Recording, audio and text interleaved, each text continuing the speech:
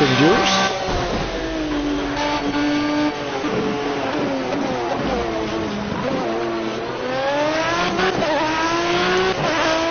Hey, Nick. Welcome back. Thanks for joining me today.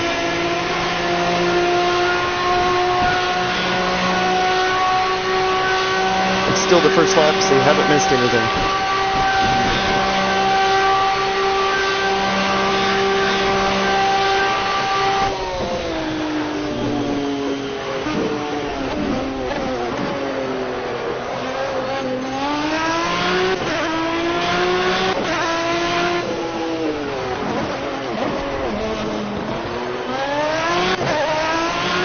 Hey, Vic, good to see you. Thanks for joining.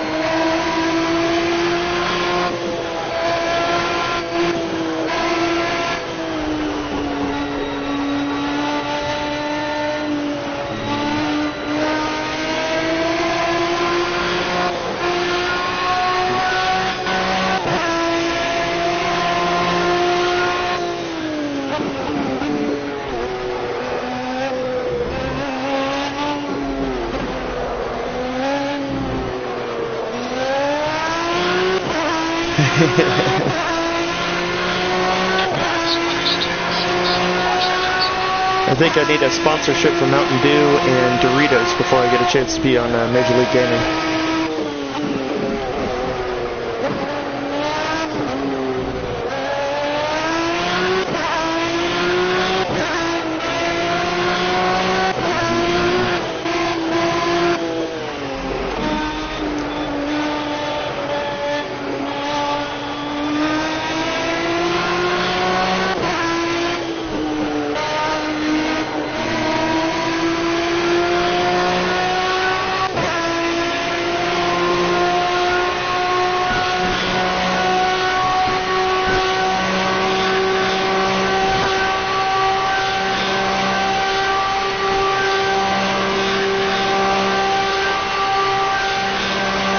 Thanks, Vic.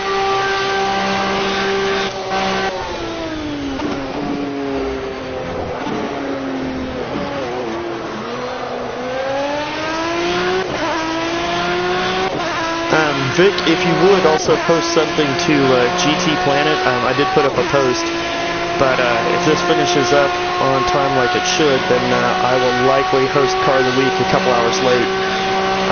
Or Baron can run it before then, if he's down for it.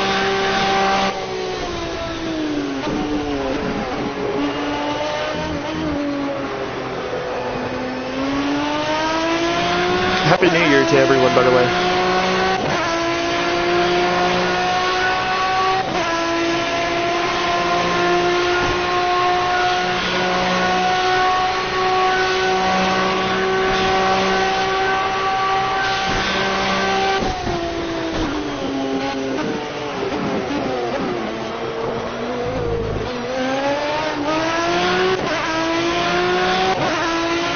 Doritos.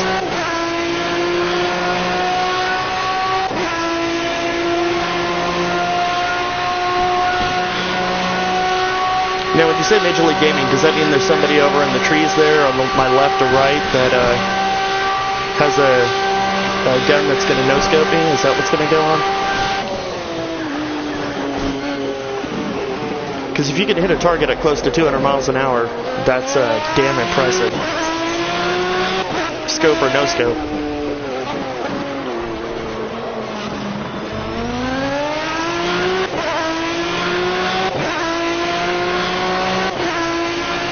Thank you. Appreciate it, Vic.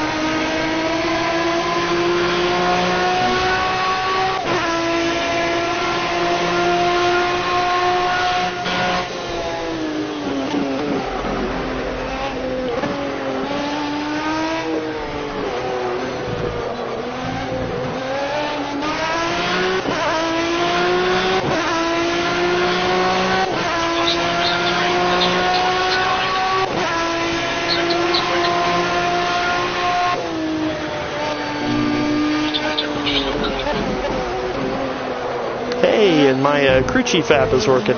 Excellent.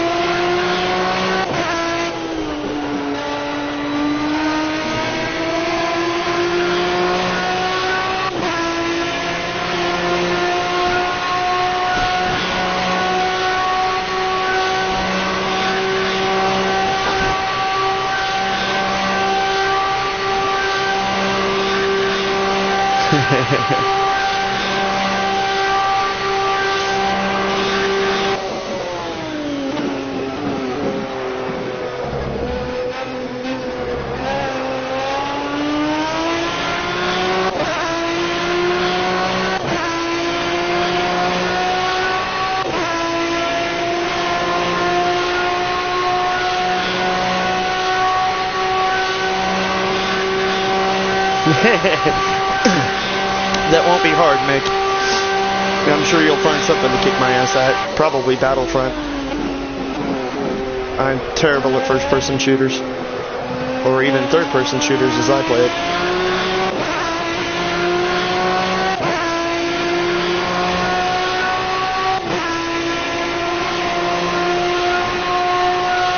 As Vic can attest, kicking my ass is not really difficult nor a major accomplishment.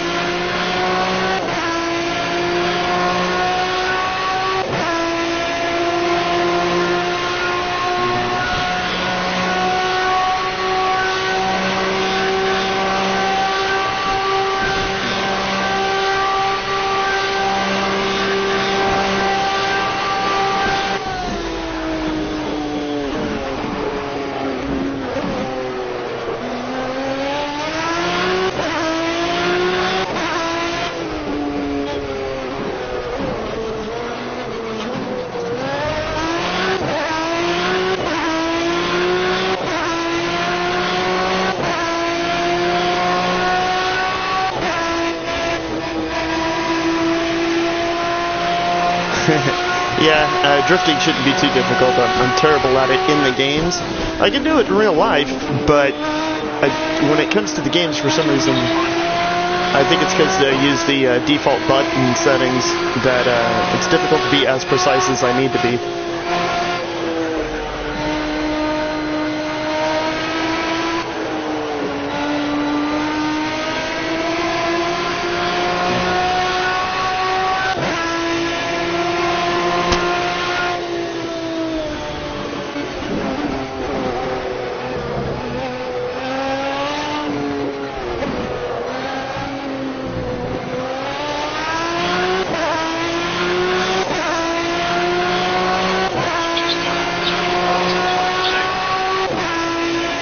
That I don't doubt, but I also don't embarrass easy, so...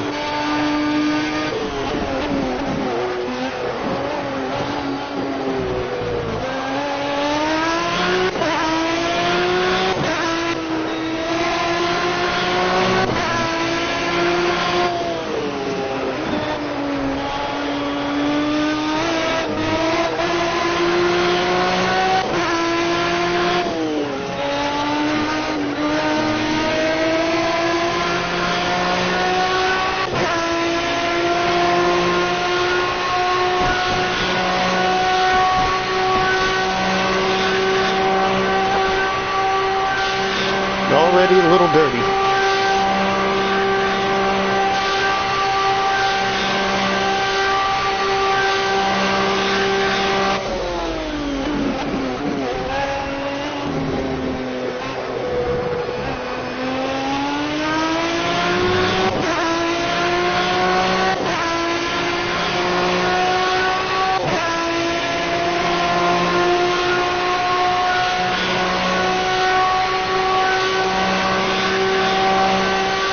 Hey, Nero, good to see you.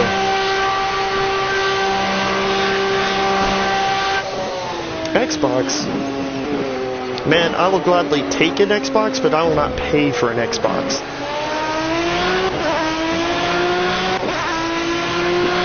I am somewhat of a PlayStation fanboy. At least I am with my dollars. Jared, good to see you. Did I fix this head? Is it looking off? I hope so. For some reason, when I saved the settings last night, it didn't save it until I had ended the game and called it a night. Happy New Year. Happy New Year to everyone. I don't know about you guys, but 2015 was pretty damn good, so there's a high bar set for this year.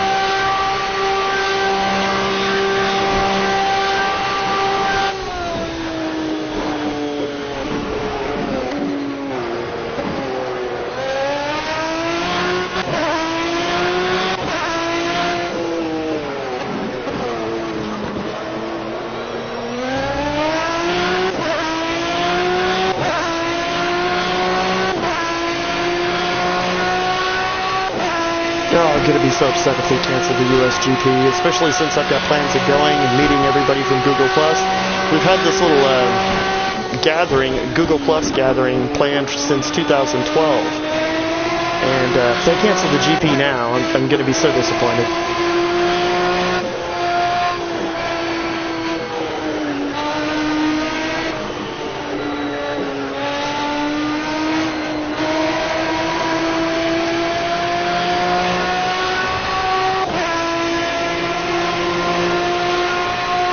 That being said, with every day that they don't pay that entrance fee, it makes me worry more and more, especially with the German GP being canceled. If I'm not mistaken, that's still on the calendar this year, as though something might change, but I honestly don't expect it.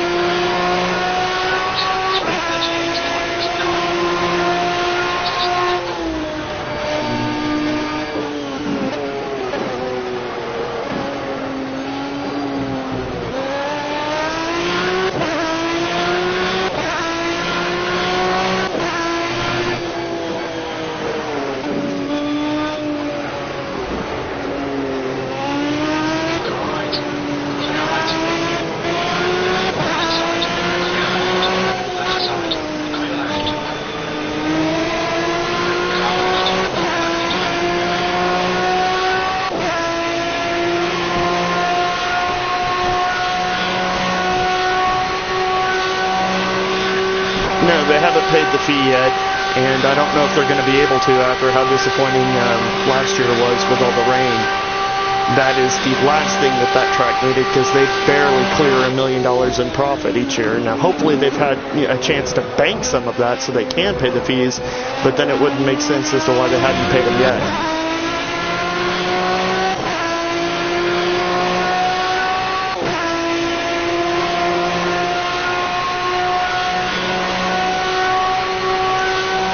What drift events do you watch, Mick? Like D1 or what?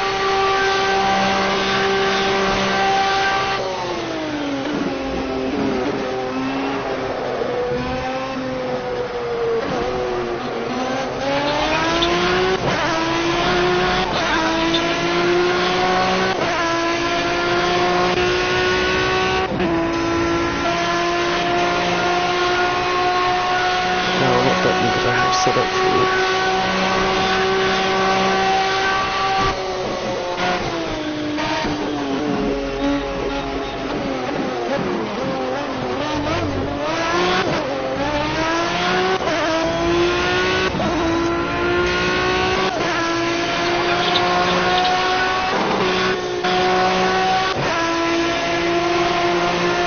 I thought I had a button set up to cycle through the hut, but I guess not.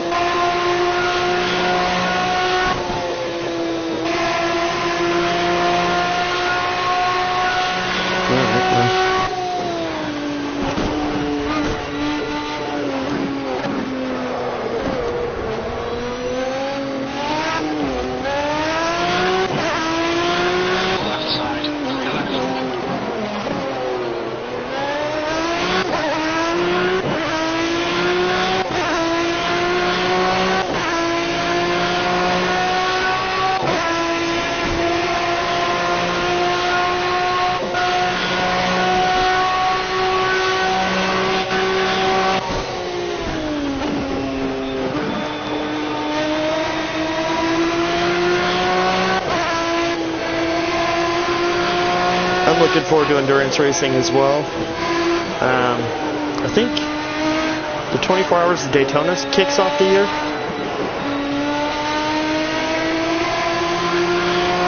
I might be wrong on that one. It may be... I don't think it's the Nürburgring.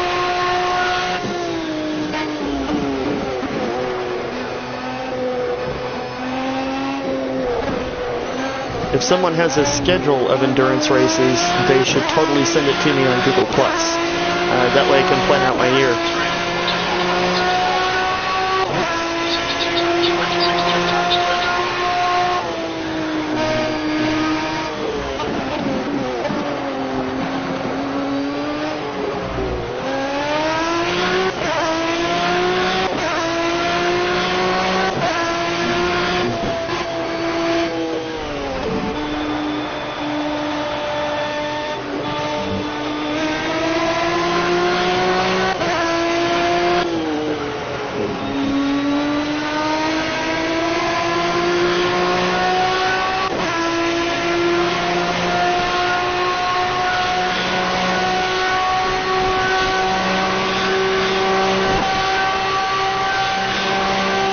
I watched I listened to the coverage from the Radio Le Mans, and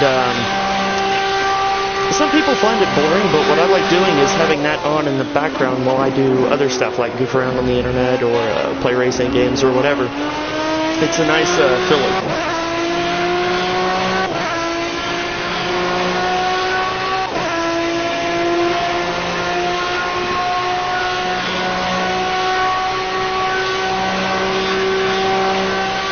A lot of people find last year's Formula One racing to be boring as well, but I found it just depends on what you focus on.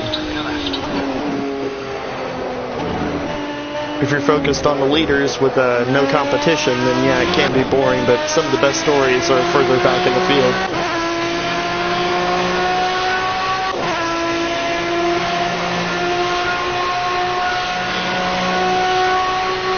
Forgot about Dubai. Hell, I forgot about Dre.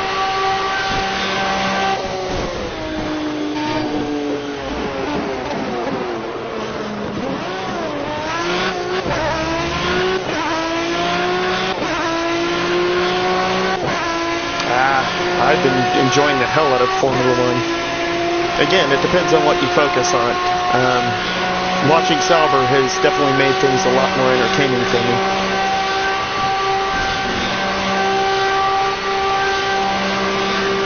Although probably a little bit more worrisome for my family, because there are times I'll jump out of my chair and start screaming. And, you know, at 4 a.m., that's not a good idea.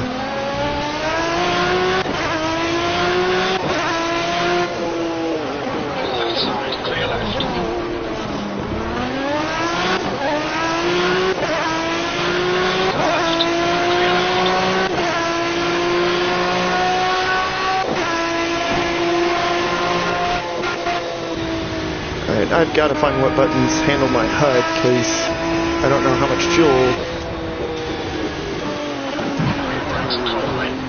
Yeah, I'm working on it.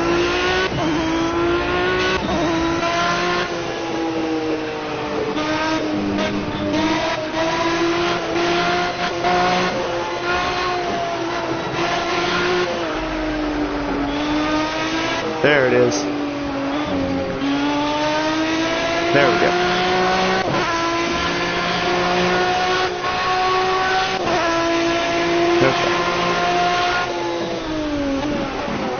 I gotta be able to keep an eye on my fuel and know when to pit.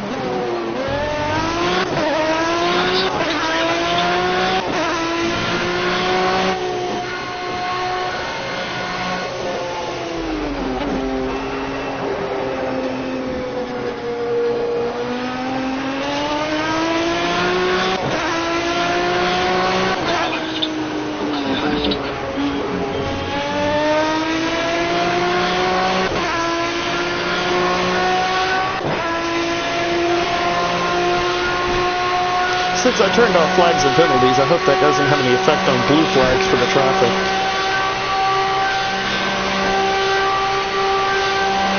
God, I love Monaco. I love the track. I love the spectacle.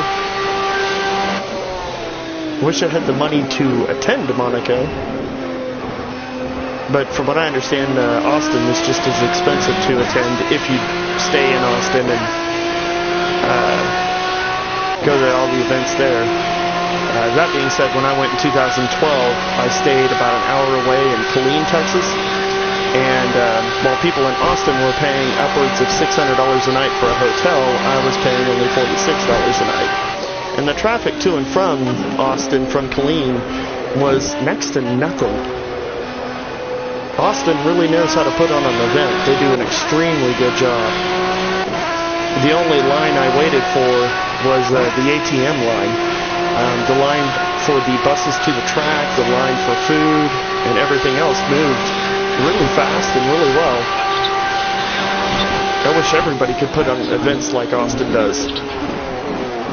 Hell, I waited in line a lot longer to see Star Wars than I did for nearly everything in Austin.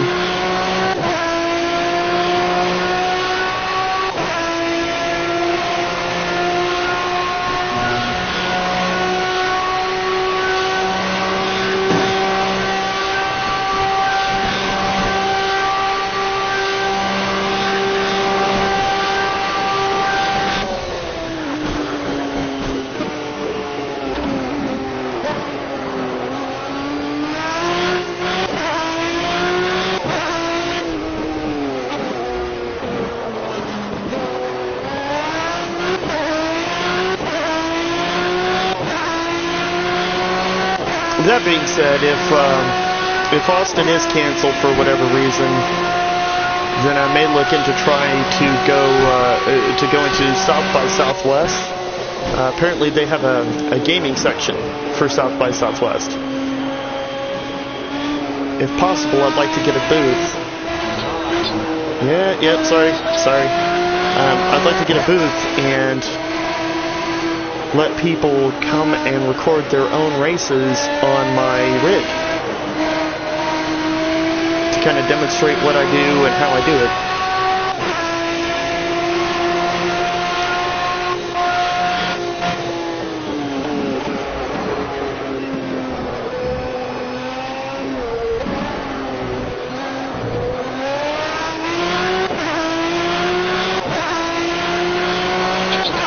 Star Wars was the shit. One thing my boss pointed out, though, what she was disappointed was that the plot seemed a little recycled from the other Star Wars series. But you know what? I'd rather have a recycled plot as it was done than a shitty movie like Episodes 1, 2, and 3. I'm so glad I can be excited about Star Wars again.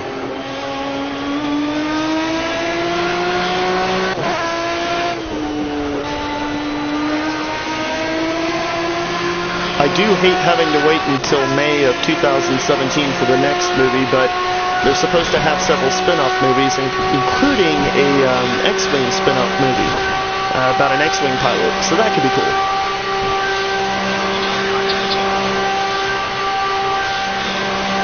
Yeah, it did work, and I'm okay with that, because again, I would rather have a recycled plot done well, like it was here, than a shitty movie like Episodes 1, 2, and 3.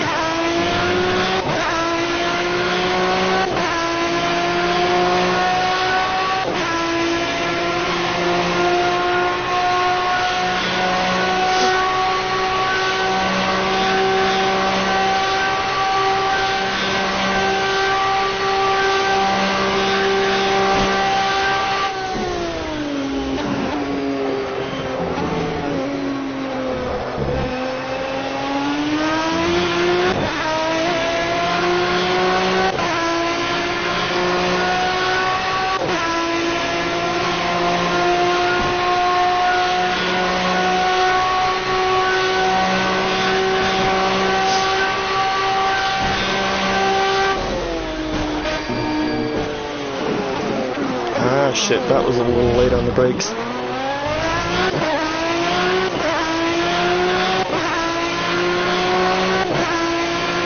Thanks for sharing the link, Vic and Jared. I really appreciate it, guys.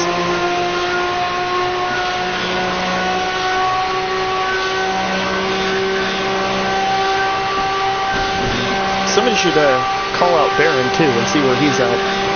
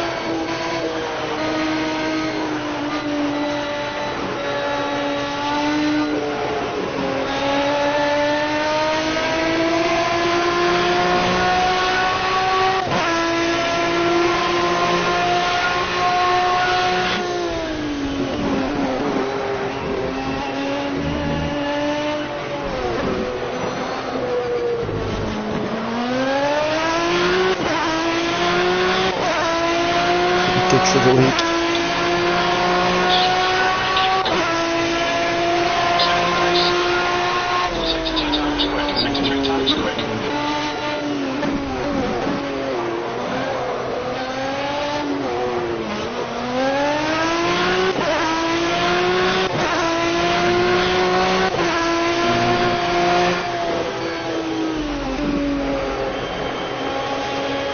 Can you guys hear the crew chief in the broadcast?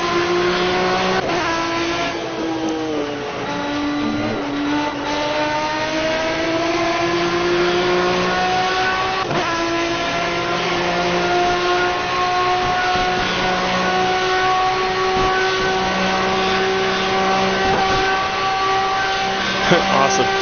I've got the swearing turned on, so if you're offended, you're welcome.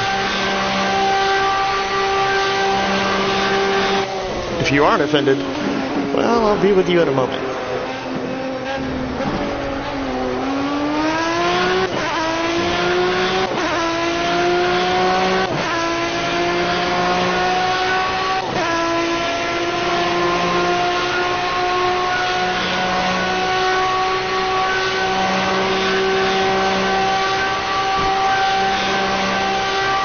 Oh, friendly reminder to everybody that does Car of the Week, today is the last day to get your votes in. And sadly, the response has been terrible this year.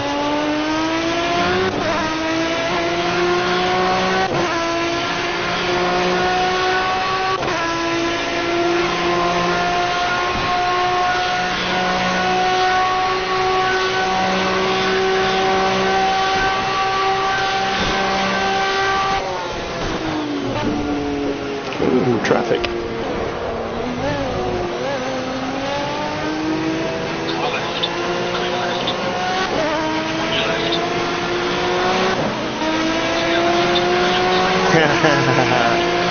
Take that, suckers.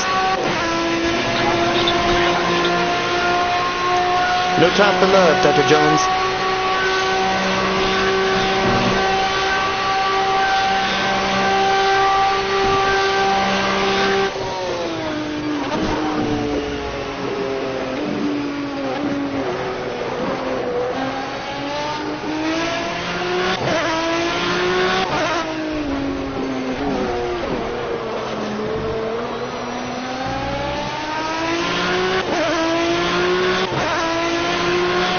Darren's here?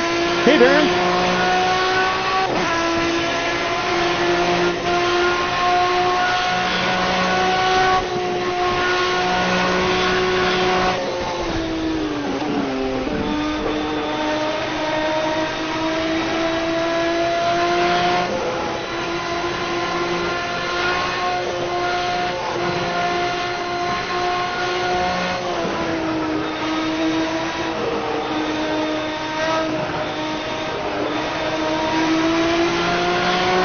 10 people watching. Hey, welcome to all my viewers. Thank you guys. Thanks everyone for joining.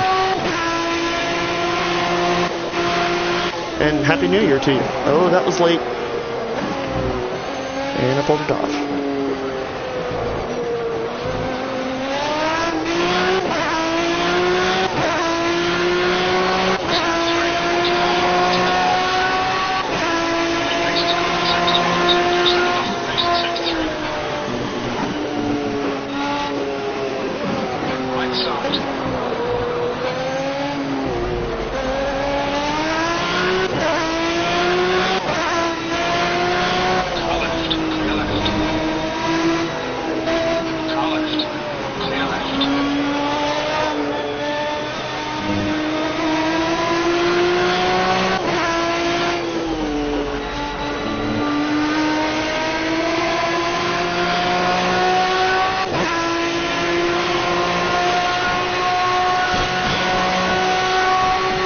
Yay, all my friends are here, yay!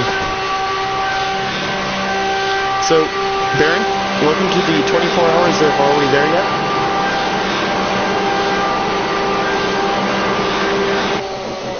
Car left, clear left.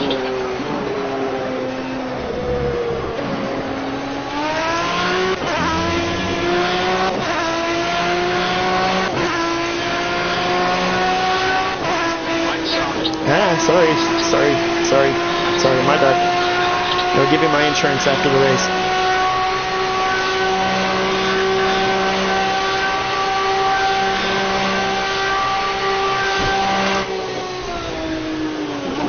Alright, so now that everyone's here, I think it's time for a sing-along. Ready? 99 bottles of beer on the wall, 99 bottles of beer. Totally fucking with you.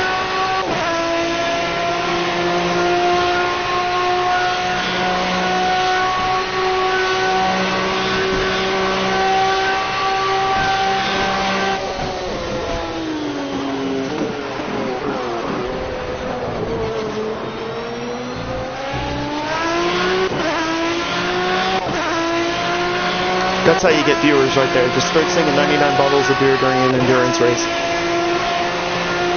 Probably also why I'm not an endurance racer. I don't know of any team that would tolerate that shit on the radio.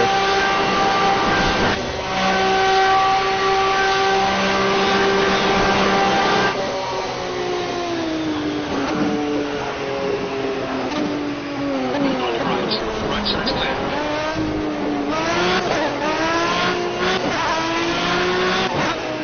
On your left, clear left.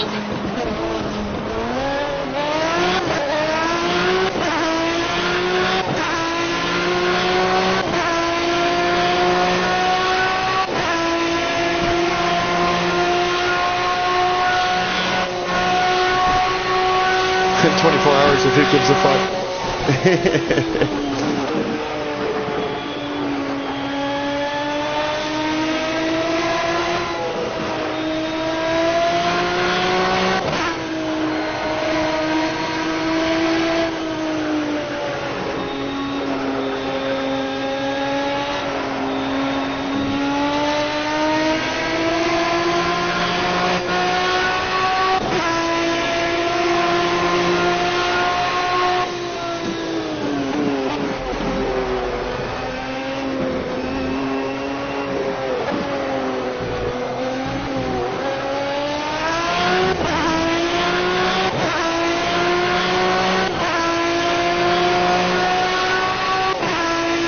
And what's funny, Mick, is that you call it the 24 hours of Who Gives a Fuck, Kill Me Please, yet you signed up for this, dude. You joined in. Now, I'm no Dr. Kevorkian, but it does seem to me that you did it to yourself. And thank you. Hopefully you enjoy the show. To anybody else that may be watching, I'm going to be doing this without the assistance of the AI.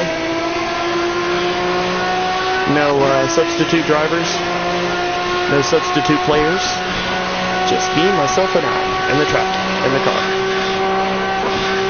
It's a very dirty car, apparently.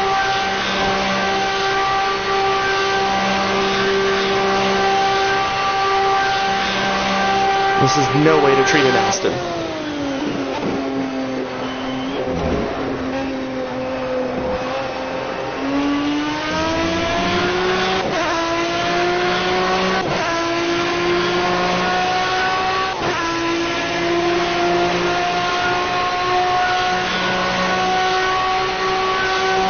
I already took 2 bottles. Great, now we have to start all over again. Oh, apparently cars are starting to pit already. I still have 23 liters, so I should be good to go for a couple more laps. Possibly 3 laps, but I'm not sure.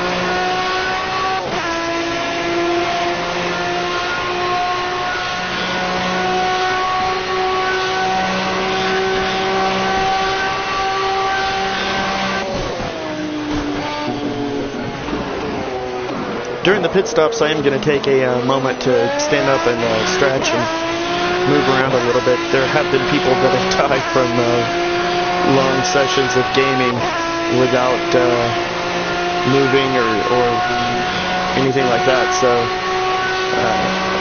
my health is a concern.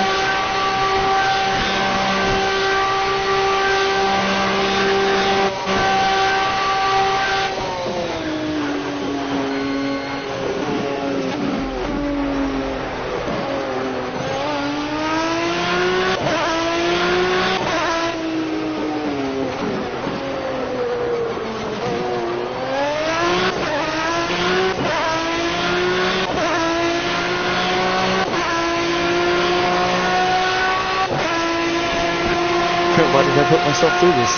This is not my beautiful house.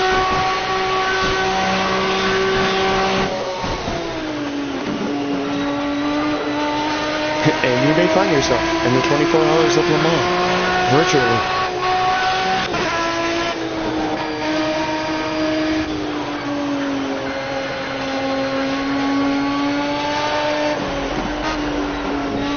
I'll tell you why I did it, because it demands to be done.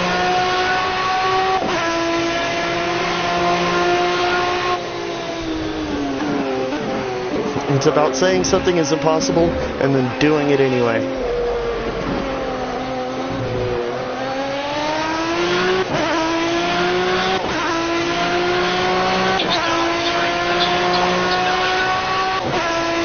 You guys may want to find a psychologist from Nick. I think he has issues or subscriptions.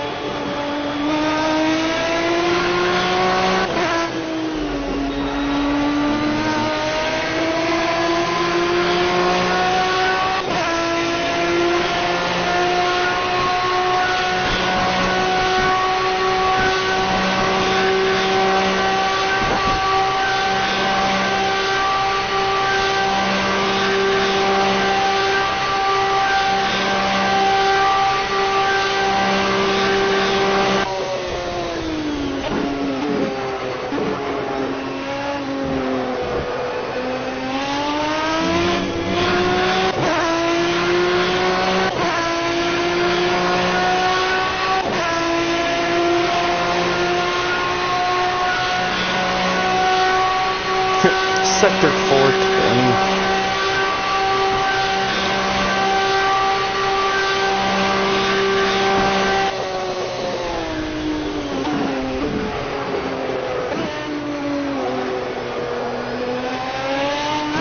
You know, I don't think I could do this with a PS3, simply because of the differences between the PS3 and the PS4's controller.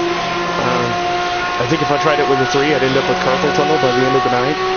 But the PS4 controller is extremely comfortable.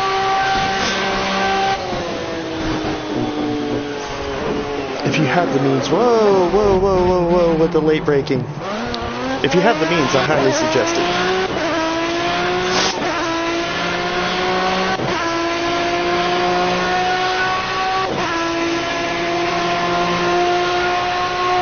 I also want to give a shout out and a special thanks to Redwood of London for making this possible. They're the company that approached me about doing the video for Mazda. And I want to thank Vic and Lewis Hamilton for helping me out with those videos. Without your help, I wouldn't be able to do stupid things like this. And I am ever appreciative for it.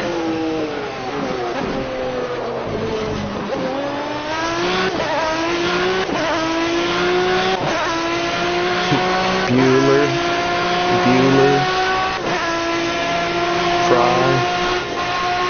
Fry.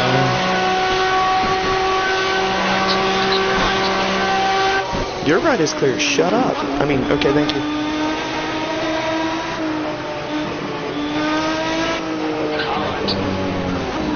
Yeah, these... I don't know what it is about this game that the McLarens do not like giving away.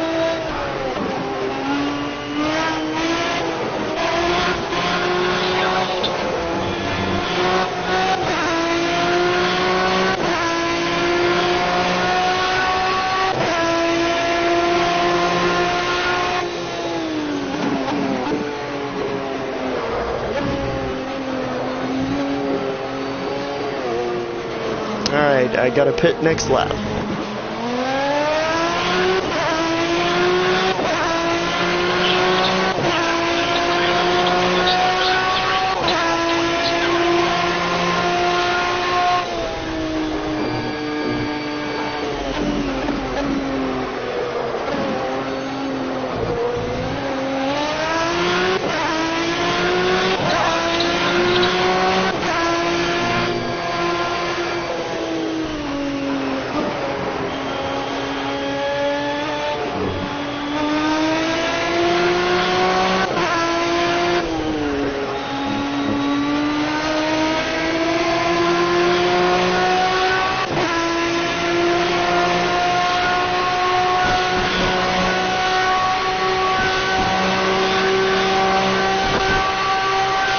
This is a PS4,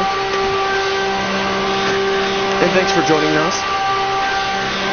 I think it's NOS. It's kind of hard to read with a blue font. But yeah, I'm playing on the PS4.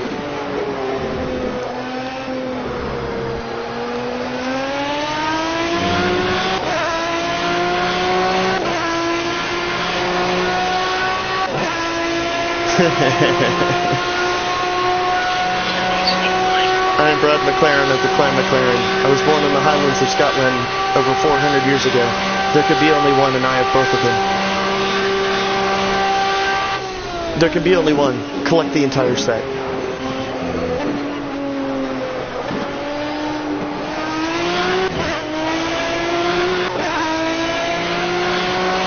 The struggle is real.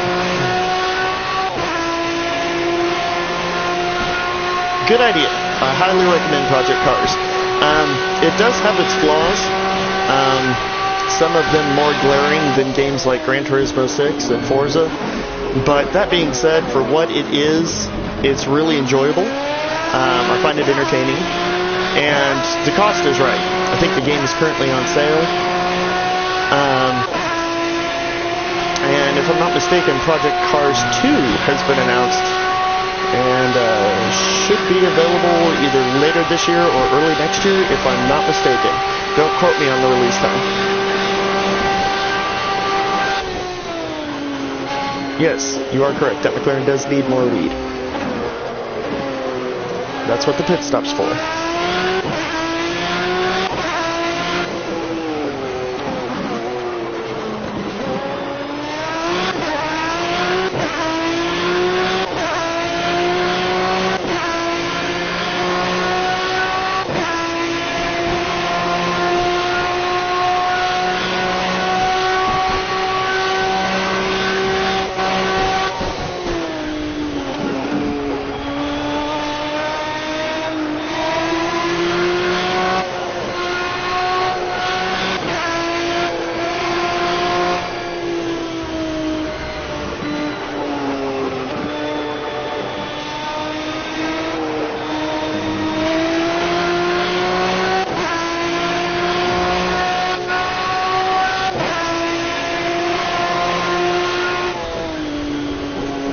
Alright, don't screw up the pit stop like I did last night.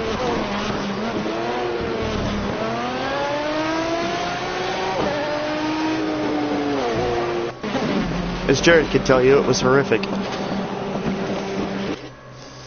Alright. Let's put the fuel all the way up. Let's go ahead and put on some new tires.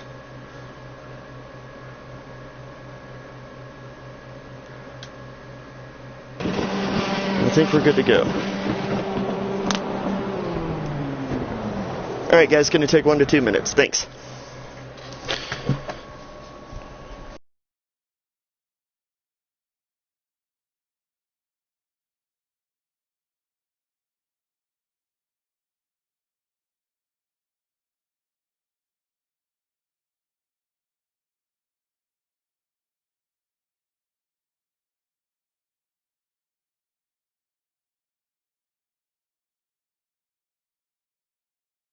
I wanted to drink during this, but a drunken 24 hours Le Mans, I may not even finish the broadcast, so forget that. I'll drink some other time.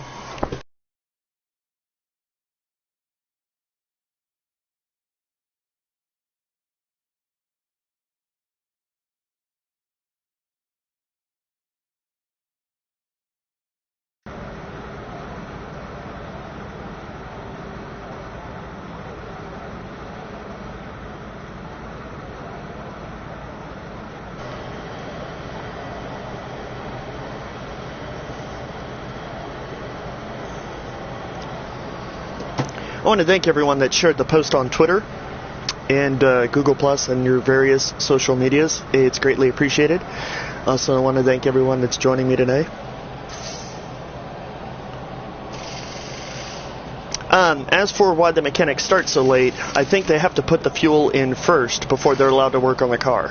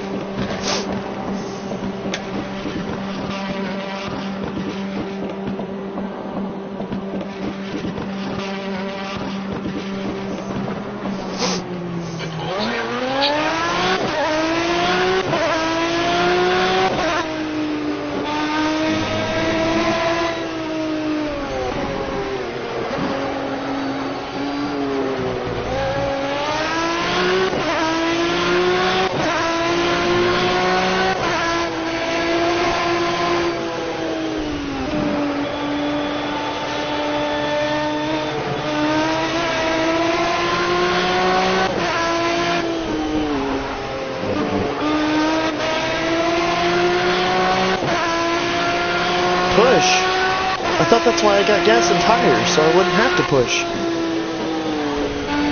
What are you doing, buddy? Hey, excuse me. No, wait. Do you have any Grey Poupon? No? Come on. Alright.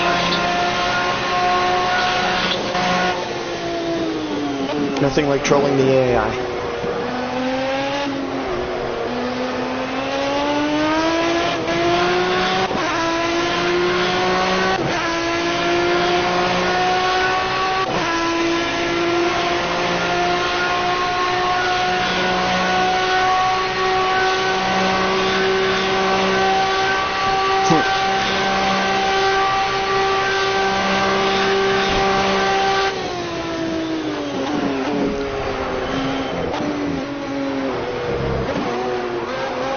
I think Nick is forgetting all about the Illuminati.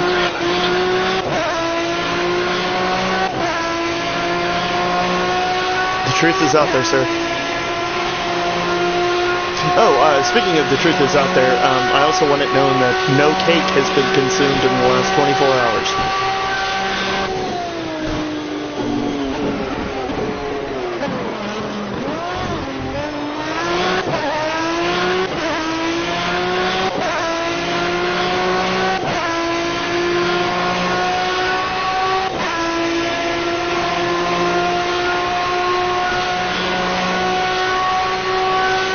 I didn't even have donuts this morning, which donuts are nothing more than an excuse to have cake for breakfast.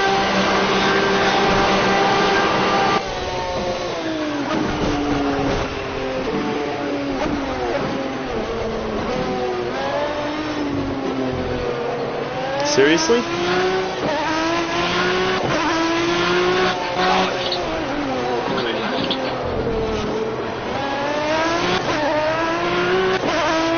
And right back at it they go.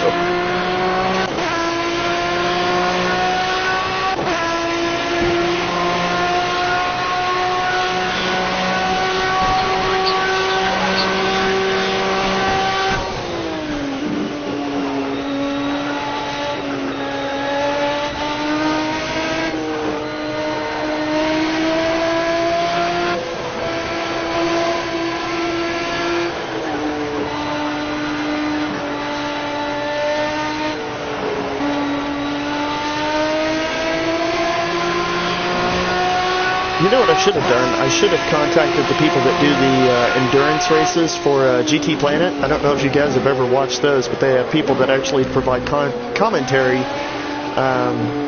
all night, like throughout the entire endurance event. I should have contacted them and and asked if they wanted to commentate this. That would have been fantastic. Cake is okay during the off season, but since I'm racing, I would not have cake. Your tires are fine, mate. Just push. Your tires are fine. Shut up. No, tires are not to go outside. Hey, you think this is easy? You get your ass out of the pit and do it yourself. It's like no driver ever.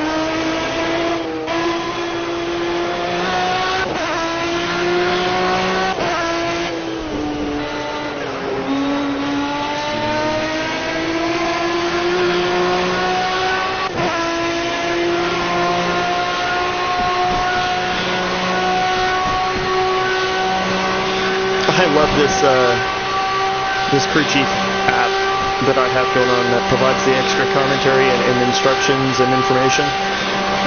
Fantastic. It's only, I think, a little over $5.50 in the Google store, the Android store.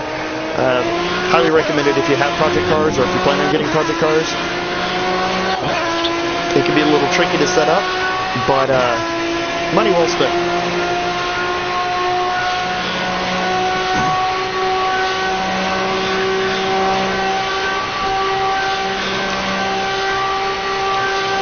What shape on my car looks very familiar? Are you talking about the airbox that looks like a triangle for Illuminati?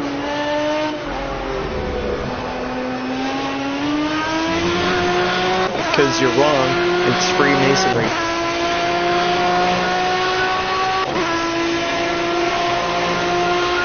The Illuminati is just for amateurs, for people that pretend.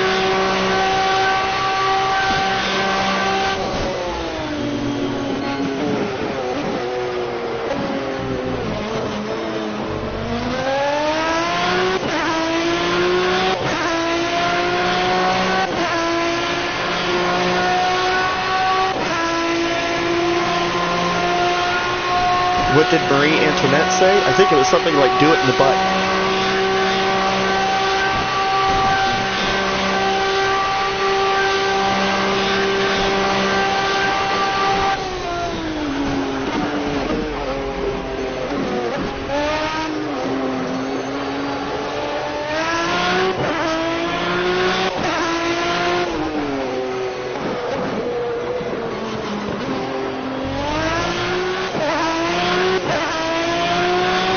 Thanks, Simply Dave. That being said, though, I am just getting started, so welcome to the broadcast. I appreciate you joining us. The fun and shenanigans are just beginning.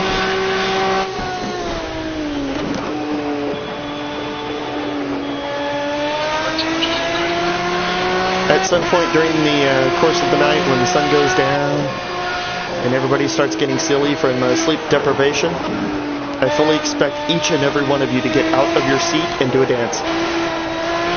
Extra points to those that put it up online.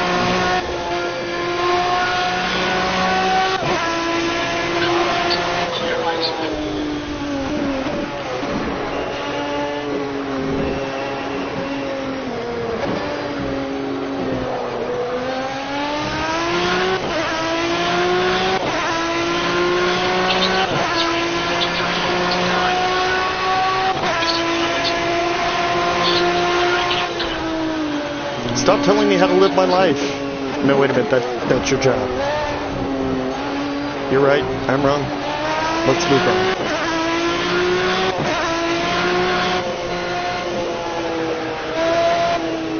Car left. Clear left.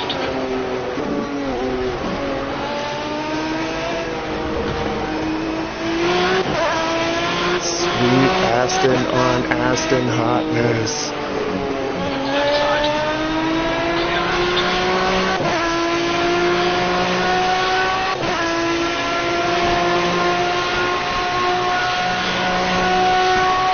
8 hours, you couldn't stop me from doing 12. I don't care what the rules say. Rules be damned.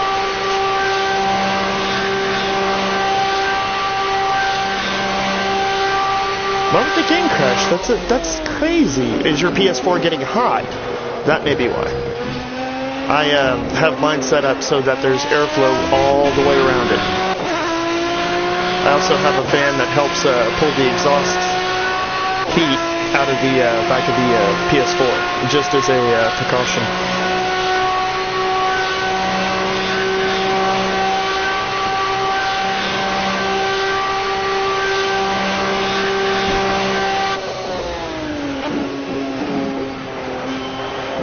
Also, make sure that you have the game fully updated. If it's not updated, then that may explain part of it. I don't think Project Cars has Ted Thomas like GT6 does. Yeah, I do the same with my PS3 as well. Anything to prolong the life of that, but I've already gone through one PS3, and that's because the drive failed, the Blu-ray drive.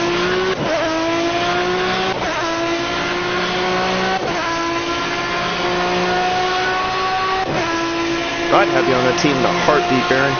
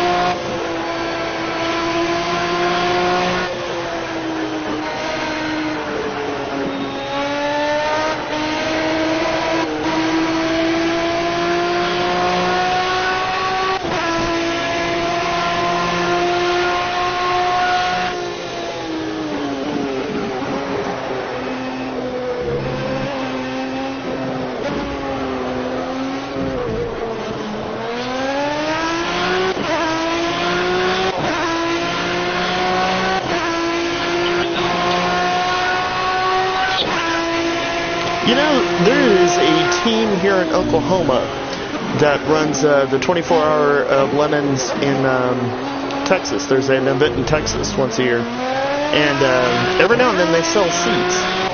You still have to pay for your expenses while at the track and provide your own equipment like a race suit and a helmet or whatnot.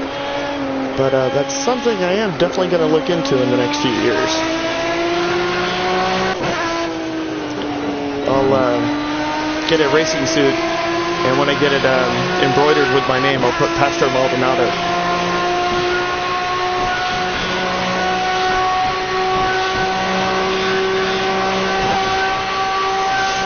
It's a fantastic series. I really like the 24 Hours of Lemons.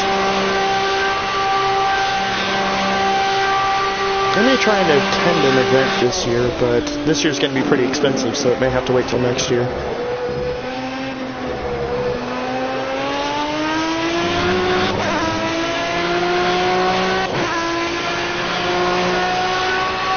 Yeah, they have crap car events in Howlett.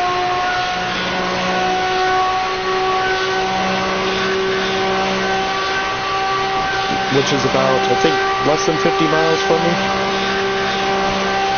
Maybe a little more, I don't know.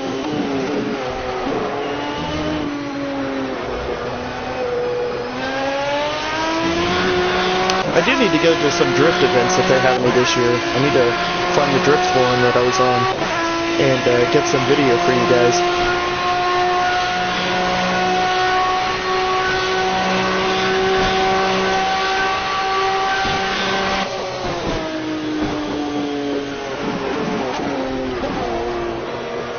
I've got ride-along videos somewhere in my computer of a previous event a couple of years ago. I got to ride along in an S14 during a drift event, but it was kind of a crappy camera. It was one of those flip cameras. If I find the footage, I'll definitely post it up for you.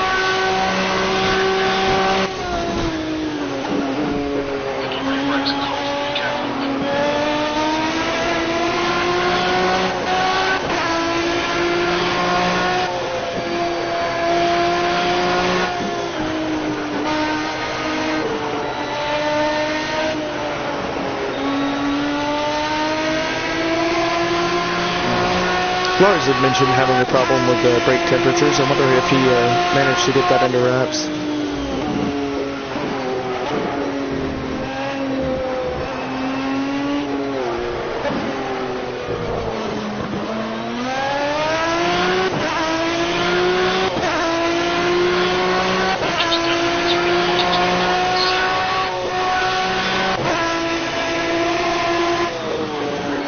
Was that Nero in the Z06? I think it may have been.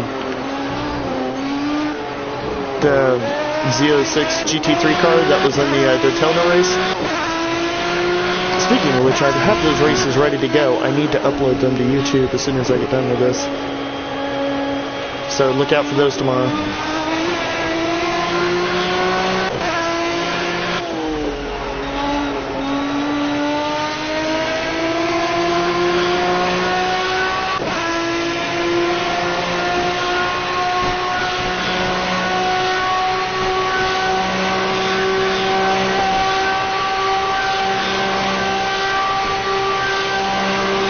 Penalties are off.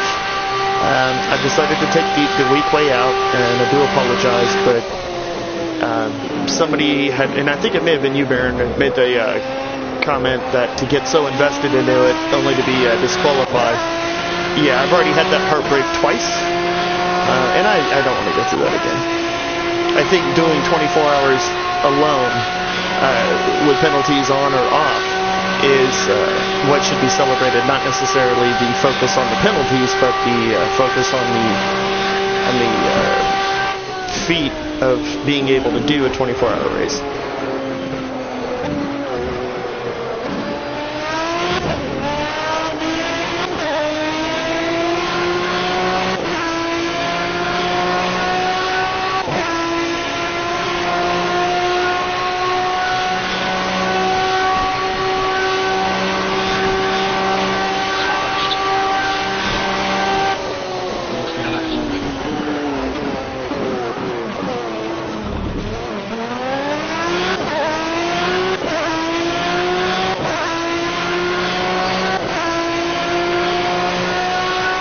You didn't pit a single time, huh? Did you lose, or did you run out of gas on the last lap? Or did you just have the fuel economy to pull it off? Because those NASCARs are pretty, the NASCAR stock cars are pretty thirsty. It's that America, you know, fucking up the planet. Because America.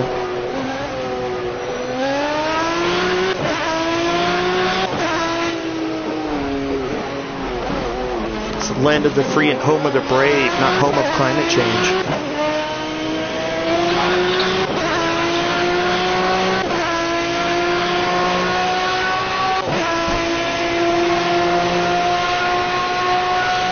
I agree entirely, Vic. Passing is another entirely. That's why I'm also being a little conservative in my passing here. I'd rather take those extra few seconds than get damage on the car. Rule number 1 of racing is don't break the damn car. Chip Ganassi said it best. He said if you hit a car in a race, it's your fault. If a car hits you in a race, it's your fault.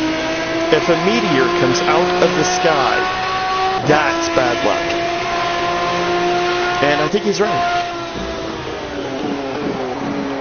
Especially as someone who's vested in Brabham GP, or not GP, but Brabham's Le Mans attempt this year. Now I have a vested interest.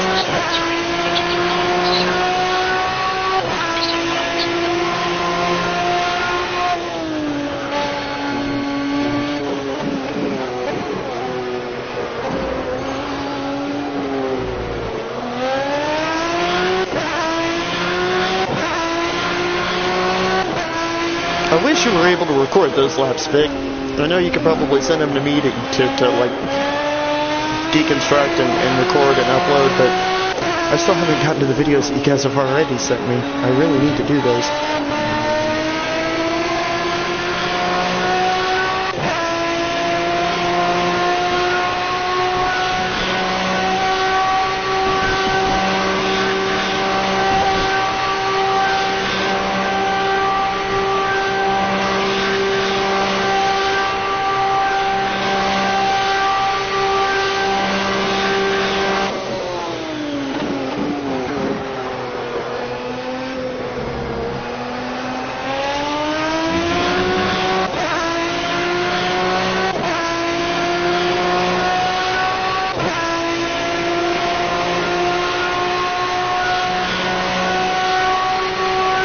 I've got the NASCAR one saved and they're ready to upload, as a matter of fact. They've even been edited and rendered and whatnot. I just haven't gotten to it yet.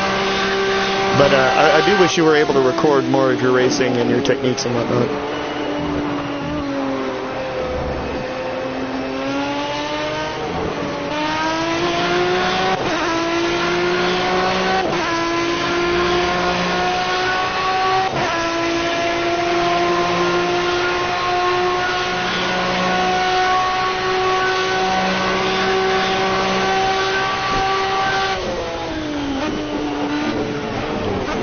Yeah, I think so.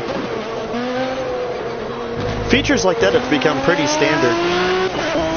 There you go, bumper cam.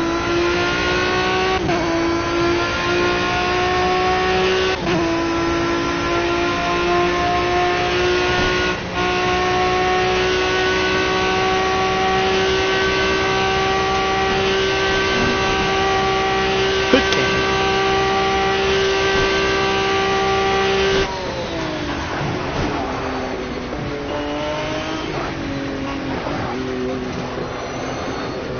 I don't like this view because I can't tell what the rear end of the car is doing.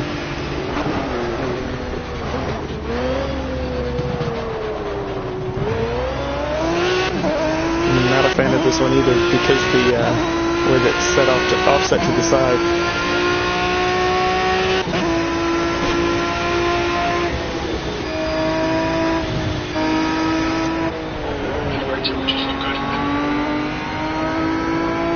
I'm an excellent race car driver. I'm not wearing my underwear.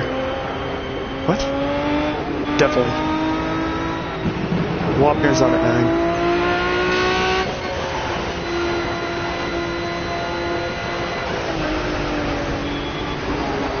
Left side. Going left.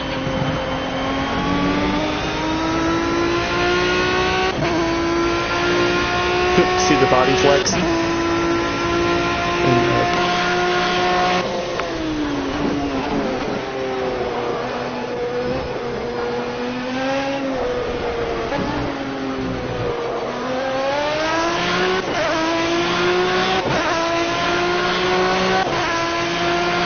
Commando. It's from Rain Man. Can I drive? I'm an excellent driver. I'm not wearing any underwear.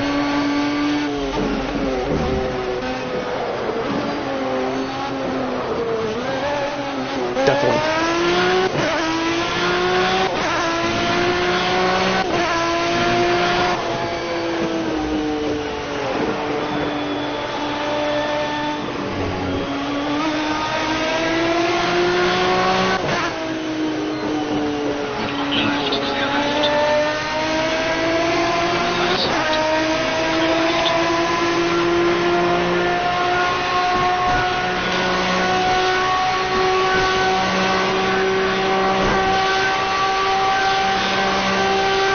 Hi, McLaren man.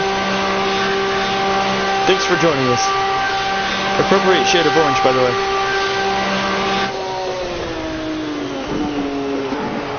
Now, please don't tell me that I've misspelled my last name. I'm pretty sure that my parents and the state and federal government knows how to spell my last name better than I do. And while my IDs say this, I'm going with it. There is family heritage there. I'm sure somewhere down the line, Bruce and I came from the same clan. But that is far removed.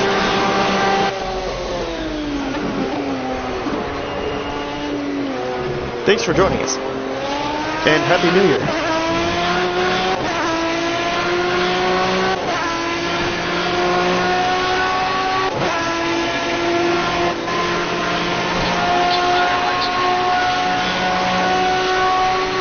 See, that's ridiculous because there's so many different spellings of your name.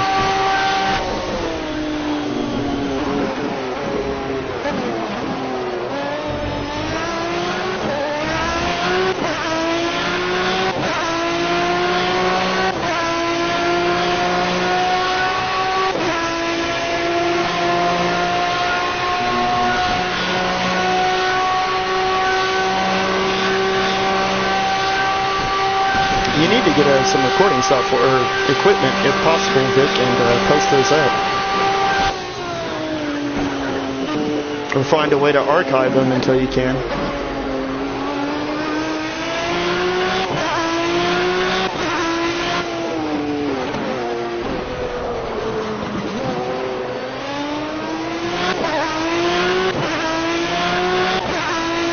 It is a Scottish thing. If it's not Scottish, it's crap.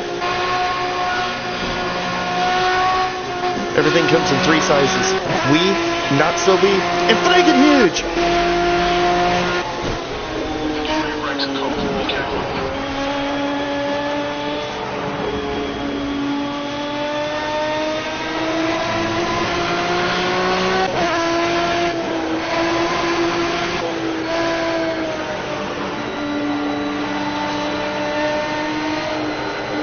That was like butter.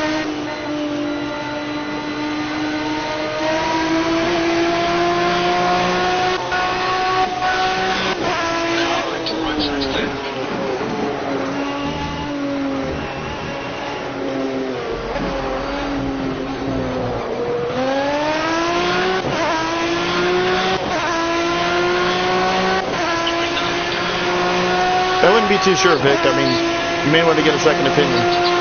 I know a guy.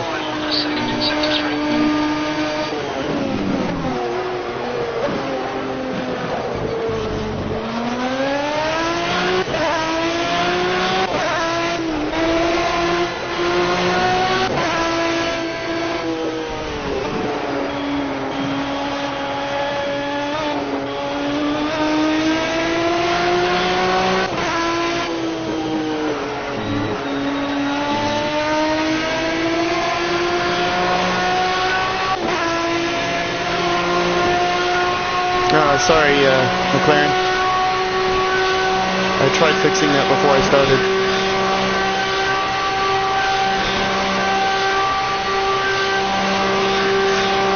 You're not Dutch, you're not much.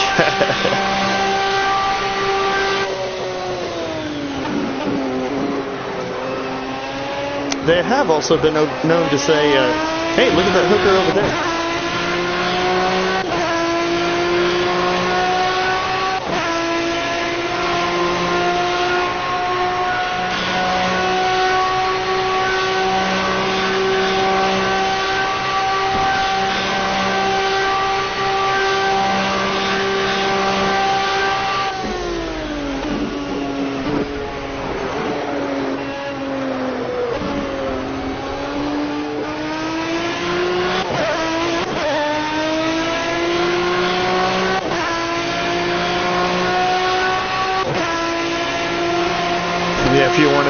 a Finn.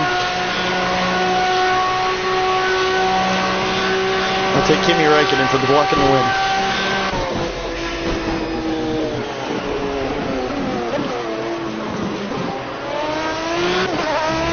Or Mika Hakkinen. Because it's just fun to say.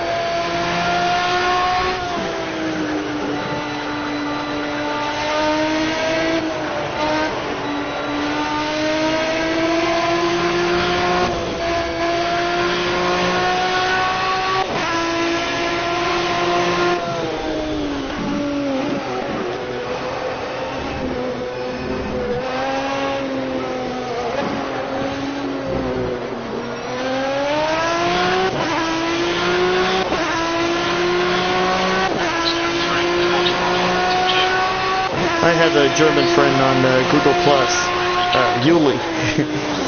He's one of those people that, if you're gonna like him, you're gonna like him. But if you hate him, you're really gonna hate him.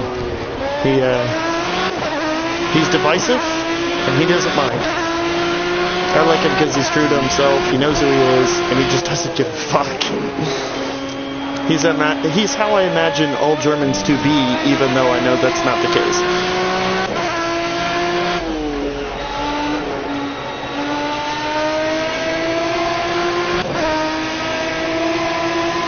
Yeah, I love Yuli.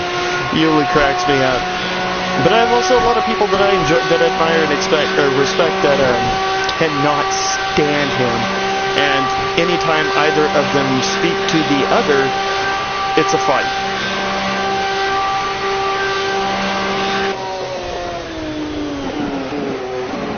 But that's what happens when you forget how to compromise, and Yuli is definitely a no-compromise kind of guy. Now, he is the kind to admit when he's wrong. And he's willing to change his opinion if he's proven wrong. He just wants to be proven wrong.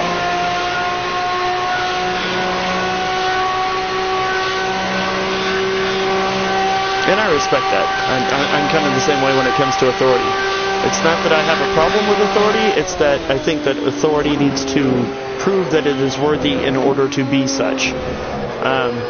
I don't respect somebody just because of the badge or just because of their title. I respect the person and their voice and their actions, depending on whether or not they should be respected. I mean, there's some people that are just wrong, and that's all there is to it.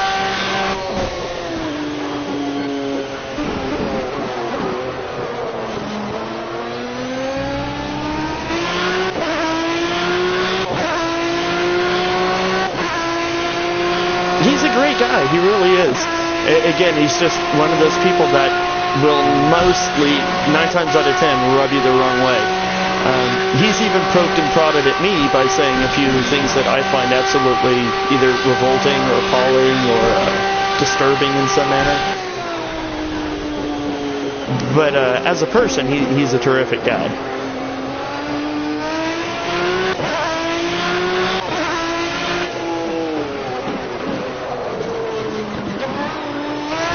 And he's definitely not without heart. I mean, I've seen a few posts that are very warm and endearing.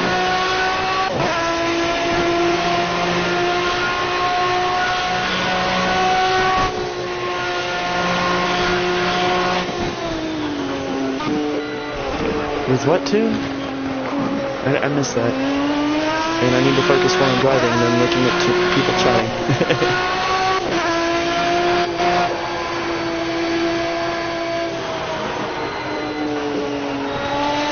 Okay, fuel is still good.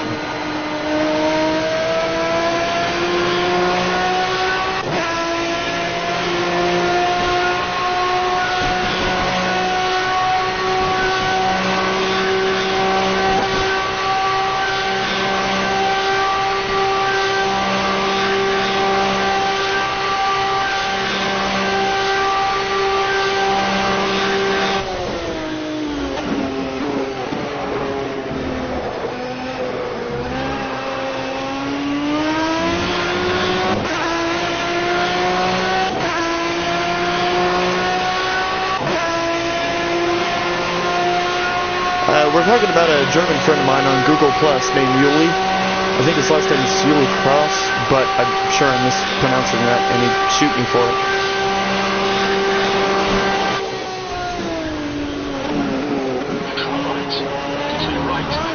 Whoa, whoa, whoa, whoa, whoa, what are you doing? Get your shit together. This ain't Tokyo Drift.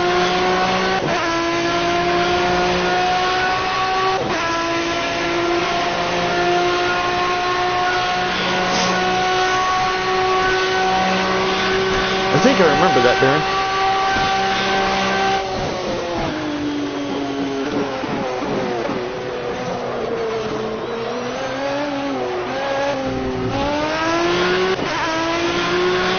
Tires are fine. What's wrong?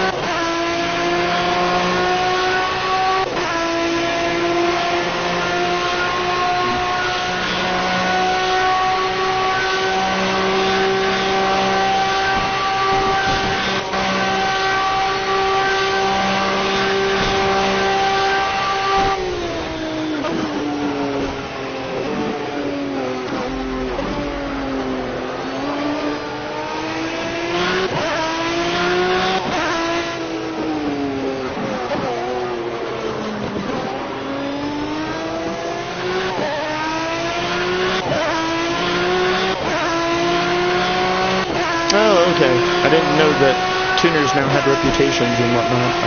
I don't really follow the tuning community on GT Planet, and there are several reasons for that. When we did GT Podcast, Barrett, Mitch, and I on GT Planet, we started to look at having a tuning segment in our show. And one of the guys who was doing our editing, I cannot remember his screen name right now for the life of me, but he submitted a tune as our first tune for us to review. And after all three of us had a week to test it out, he asked what we thought, and I was faster with a stock car. I could add the parts on and leave the parts tuning, the individual part tuning, like the suspension and whatnot, as stock, and I was still over 7 seconds faster on the course of any lap. And I think it's because when he was creating the tune, he was tuning himself rather than the car. That is to say that he wasn't aware of how to drive the car stock in an efficient and fast manner. So he tried tuning that into it and ended up making things 10 times worse. So after the show, we came back to him and we're like, hey, we're sorry for being jerks about this, but your tune is crap. And he went through and tested it for himself again, and came out and admitted it was completely crap, and he had no idea what he was thinking. That's also why we race stock on Car of the Week, is because I want to pit the drivers against each other and not tunes. I don't want somebody to get beat just from the choice of a setting as opposed to the skill of the next driver.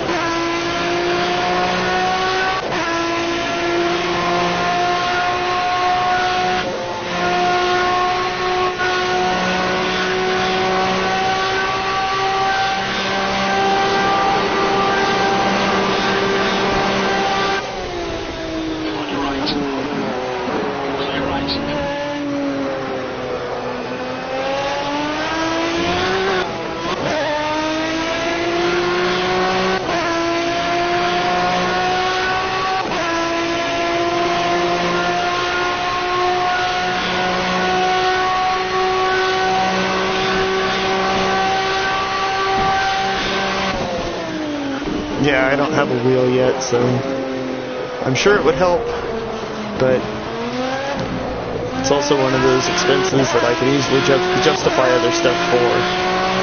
That being said, I'm hoping to get the VR headset for GT Sport when that comes out.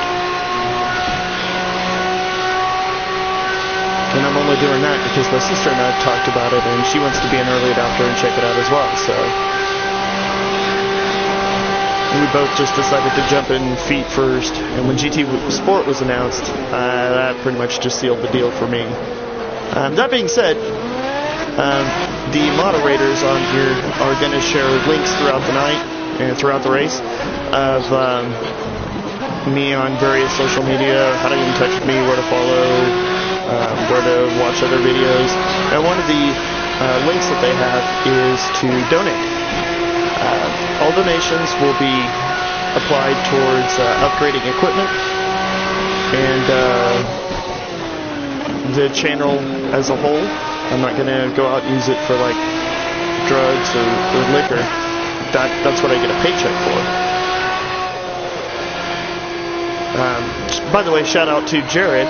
His donation is actually going to help ensure that I have some place to archive my previous footage and older footage.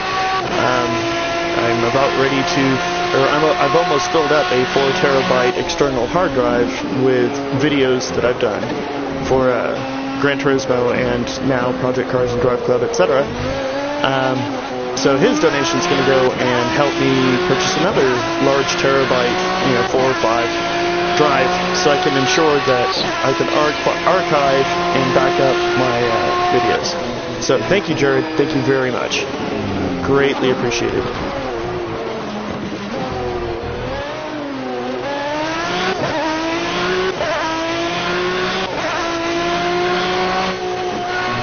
No, I didn't go to weed. It was hookers. I mean, wait.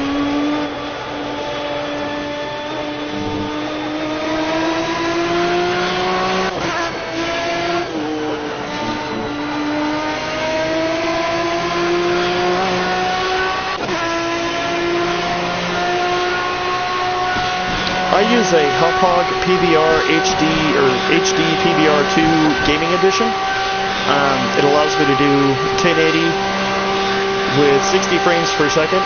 The only thing I do not like about it is that it doesn't have USB 3.0. I think it would be a better piece of equipment if it did. But that being said, the Elgato, I don't believe, does 60 frames per second, or maybe the new one does. But the Elgato was also a more expensive option. Best Buy most recently had the Hauppauge for $129, and I haven't seen the Elgato for anything less than $179. And from what I understand, the Elgato software, their capture software, isn't updated regularly and can be a little bit tricky to use for first-timers.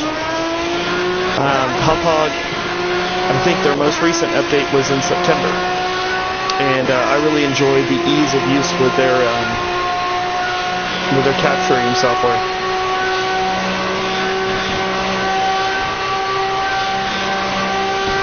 I've also heard a lot of good things about AverMedia, but from what I understand, AverMedia's capture software can be a pain.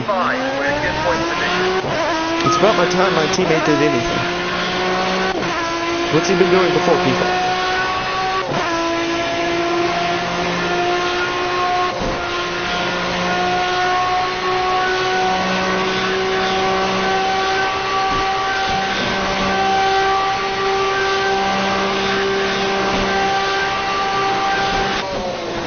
One thing I also recommend, with regardless of what capturing equipment you do end up getting, do some research and get some good editing software.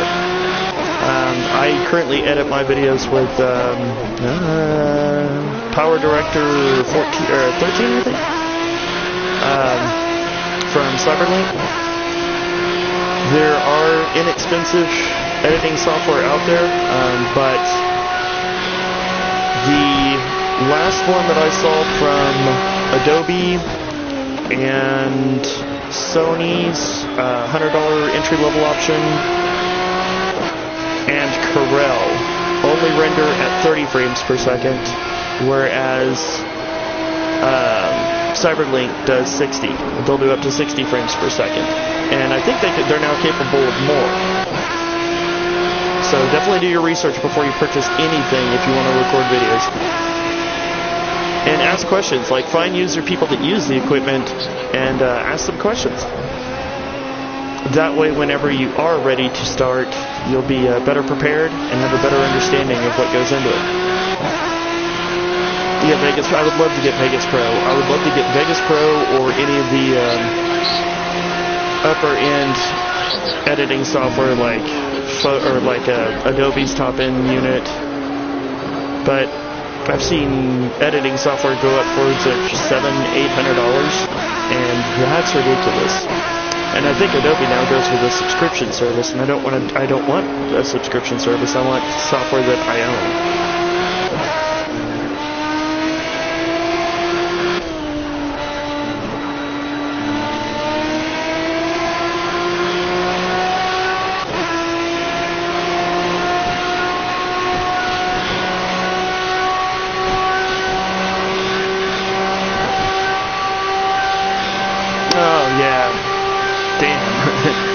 Next time you do something like that, if you can, get a second copy.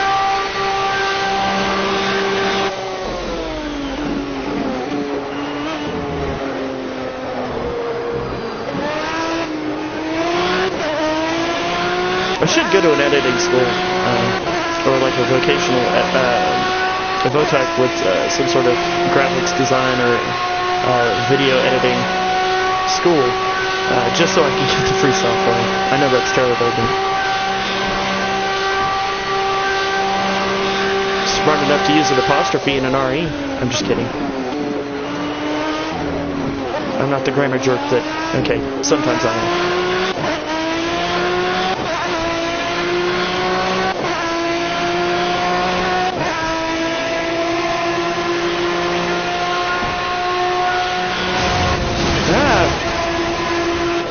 Why would they deny your... Are you kidding me? Why would they deny your sponsorship for that? That's stupid.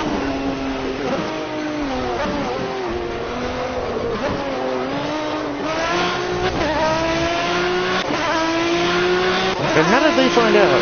Somebody needs to punch them in the throat and shame them. Which is what you have us for.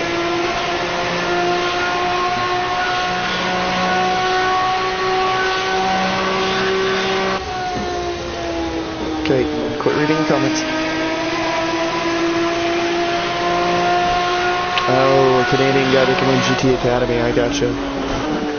Yeah, the heart attacks could preclude you from GT Academy.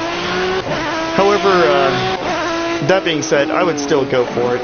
If I made the cut, I would still go for it. Well, I would go for it if I were in your position. I myself don't focus too much on GT Academy because I honestly think that winning would be the worst thing that could happen. I say that because it'd be difficult for me to... I could leave my job for a week to participate in GT Academy. That's no problem. I could get the vacation time and everything. The problem is putting my life on hold here, going to I guess it's Abu Dhabi now, and then finding out that I wasn't good enough to make the cut. I think that would be more heartbreaking psychologically. And I couldn't put my job in that situation where I would quit my job just to go, just for my chance. If it were a guaranteed sponsorship thing, then yeah, no big deal. But just for a chance, a 1 in 10, 1 in 12 chance, I don't think I'd be comfortable taking that gamble. Baron is actually one of the quickest Canadians on GT6.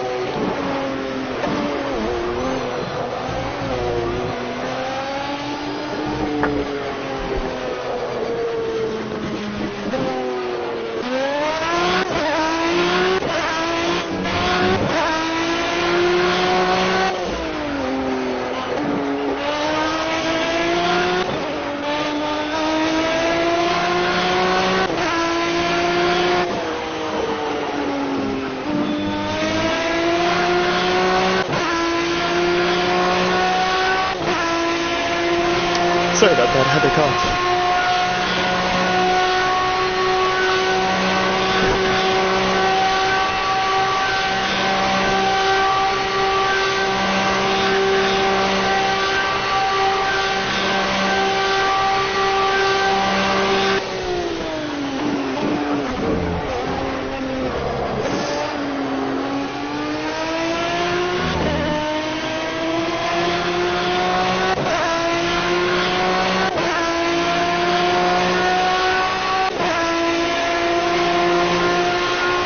Don't give up, Barrett, or not Barrett, Baron. There is a girl I follow on Google Plus, Anna Marie, and I don't remember her last name, but her and one other lady that I follow handle sponsorship deals for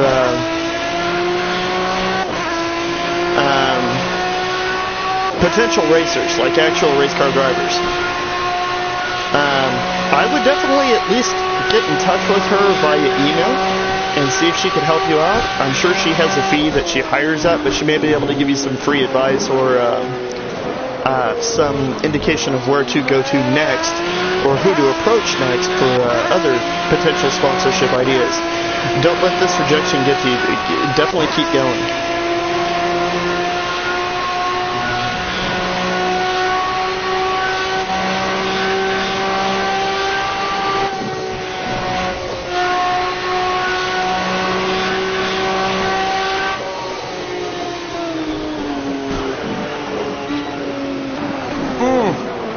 Didn't break soon enough. It'll polish out. It'll buff, don't worry.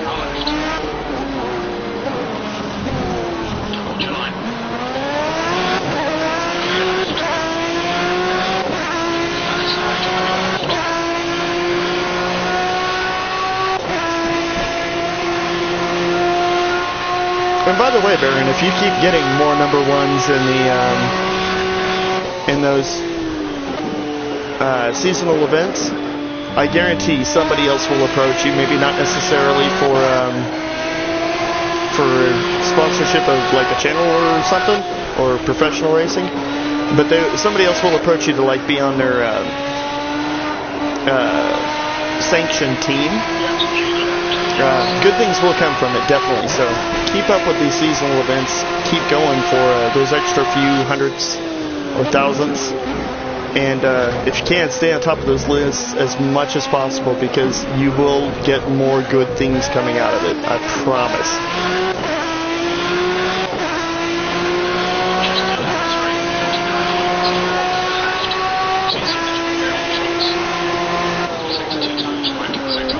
Oh, shit. Yeah, I just noticed that. And I can't turn around and go backwards, and I've only got 1 gallon left. Oh, this is going to be terrible. Or 1 liter left. I don't know if I can limp it around. Oh, shit, this is terrible.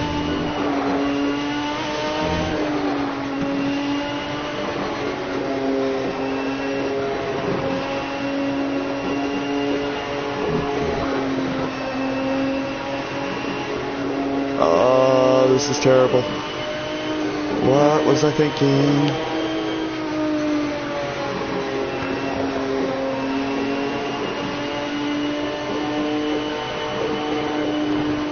What was I thinking?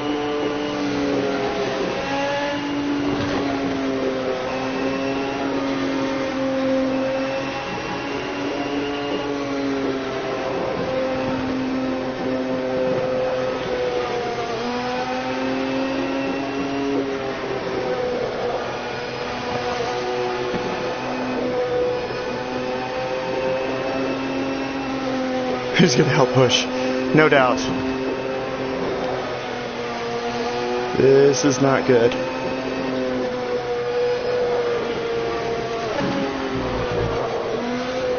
I don't think I'll lose position from it in the race unless I absolutely run out.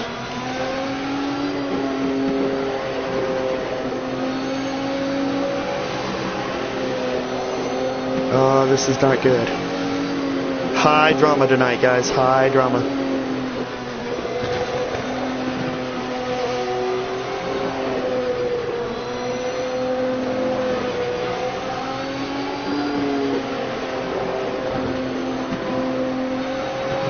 Not good. I should have been paying attention. I knew I was getting close. I didn't realize that I completely forgot to pit. And I'm pretty sure if I turn around and go reverse, I'll be disqualified. So, I'm just hoping I can limp it. If I can limp it, I should be good because I think my competition pits before me. And if not, I'll eventually catch up with them throughout the course of the night. So I'm not worried about losing track position so much as I am running out of fuel or being disqualified. Oh shit, I've got a long way to go too. And 0.4 of a liter left. Oh, this is terrible. 0.3 of a liter. I don't think I'm going to make it. I may have to restart the race. This is freaking terrible. That being said, I'm only 28 laps into it, so less than 2 hours, so. Oh, this is awful.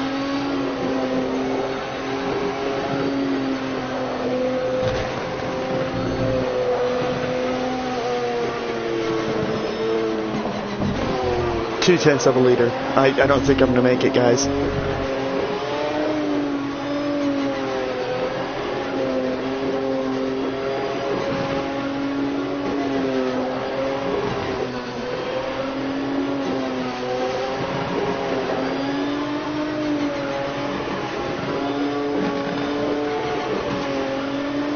Oh, this is not good.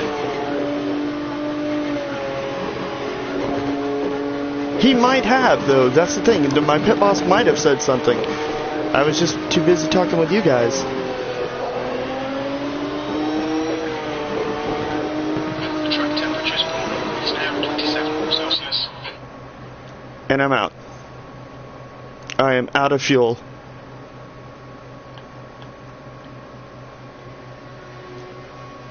Hit me? No? Somebody want to give me a push?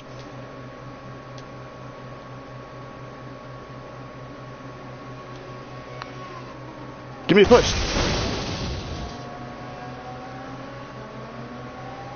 I didn't really help out as much as I had hoped. Suspension damage. It's probably alright.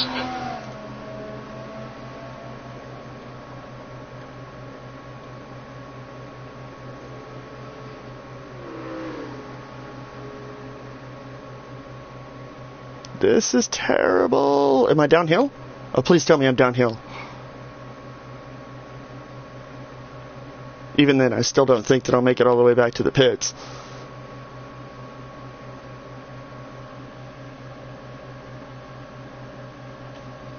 Oh, that's no big deal. Yeah, I can restart. I don't know if the marshals are going to come and get me.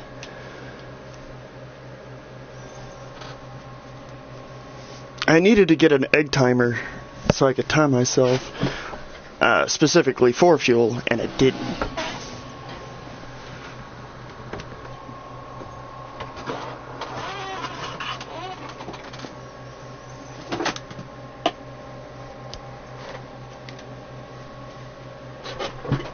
Is the game just going to let it go on forever?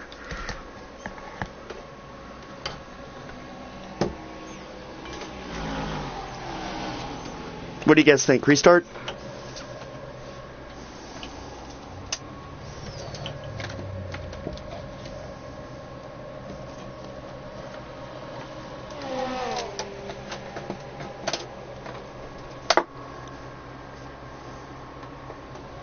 Alright, let's give it a restart. I am going to take 2 minutes, 2 or 3 minutes, just to get everything resituated. Now to P5, looking good for some championship points.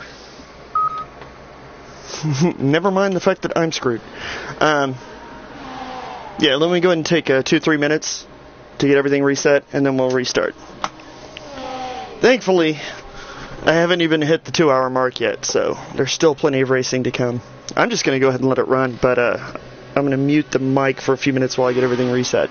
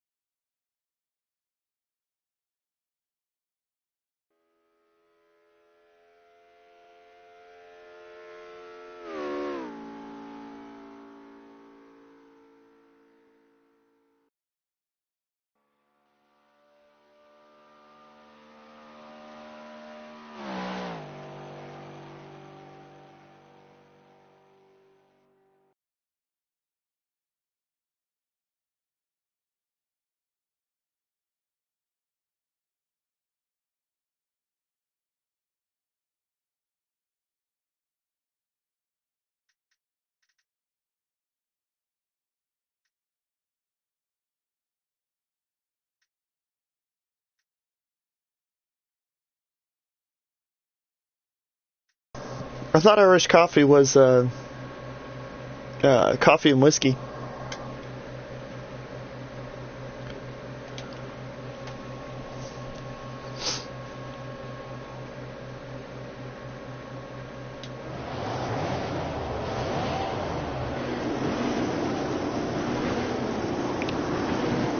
You're in pole.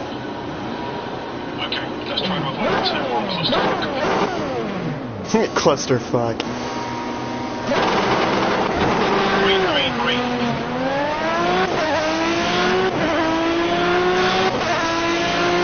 Behold the power of Aston Martin. Ah, behold me cutting the track. Way to go, McFly. Ah, forgot to turn off the light. That was brilliant.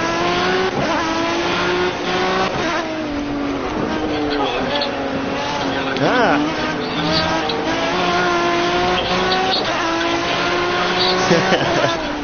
I love this crew chief app.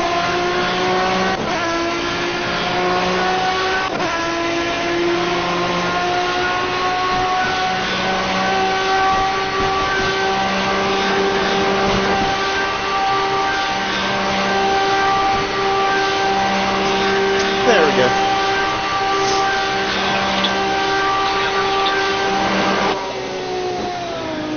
Car left. Clear left. Cold tires.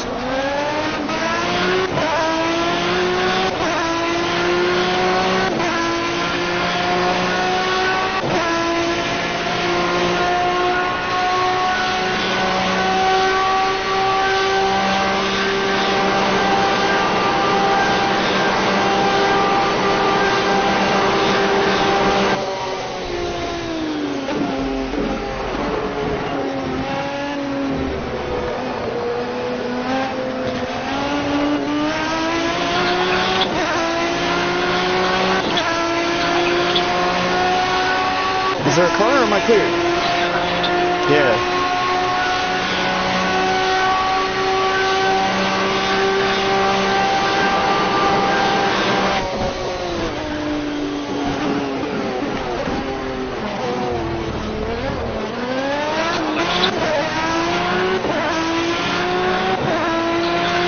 Take that, Audi.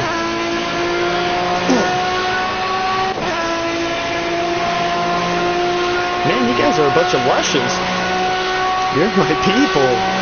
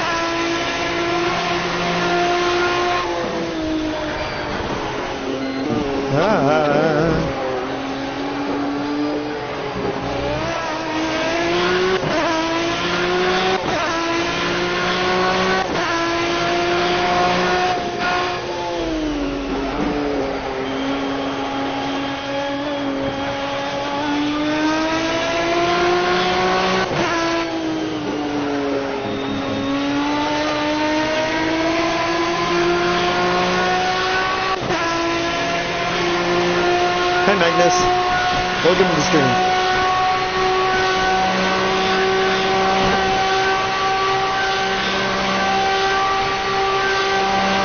I just had to restart because on my first attempt, about 2 hours in, I ran out of fuel because I was busy talking to everyone else and just didn't pay attention.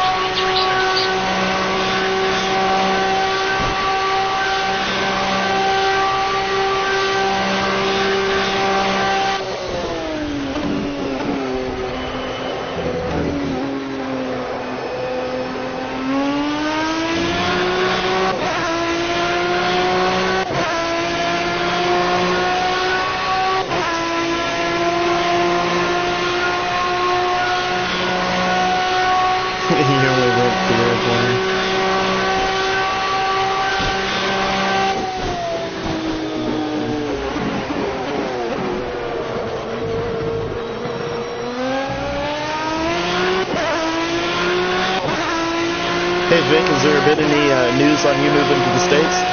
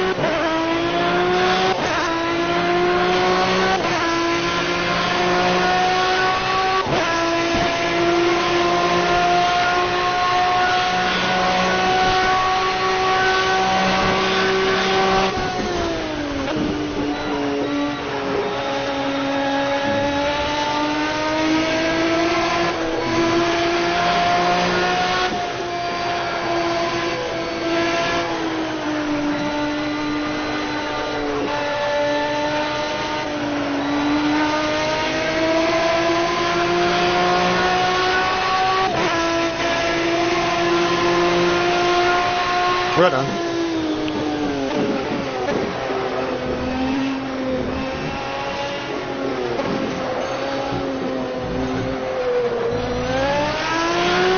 Well, I hope the result, be it moving here or not, is positive for you and the family.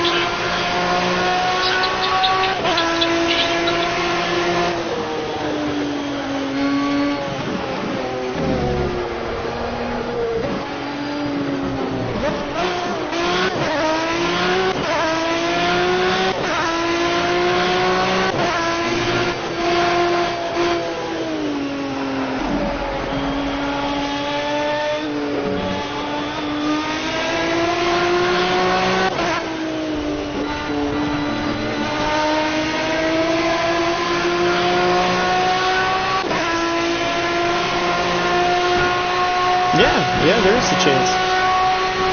I don't know how good of a chance, but I'd certainly do my part.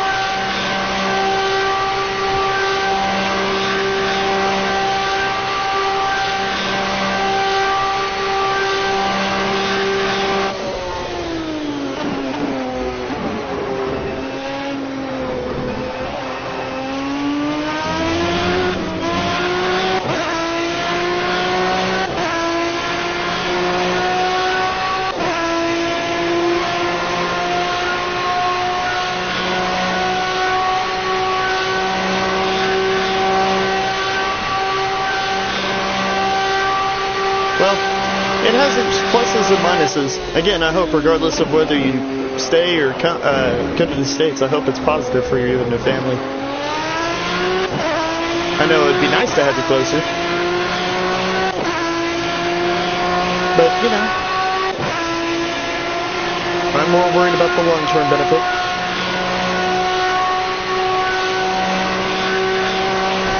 You should convince her to bring you if she comes to visit ahead of time.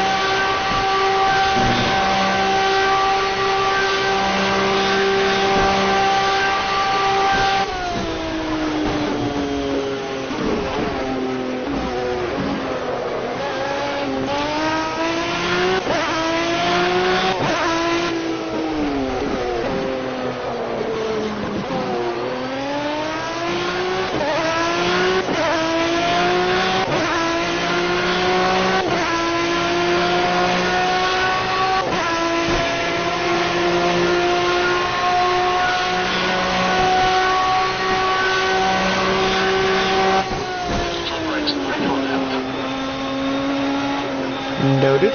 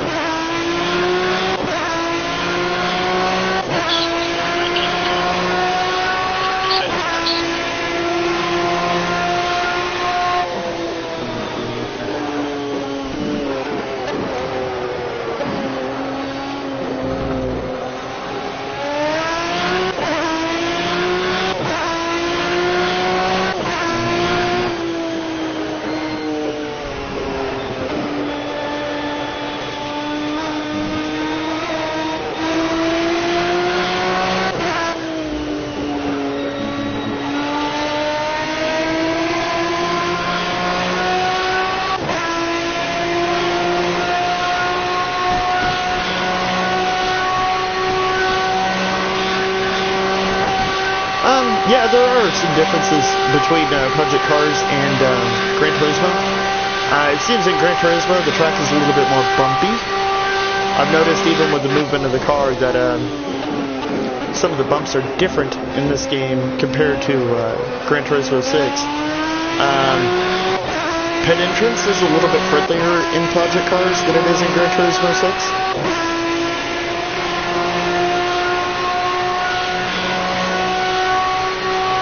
But you're also looking at two different pieces of hardware as well. I'm using a PlayStation 4 for this now, and of course a PlayStation 3 for Gran Turismo 6.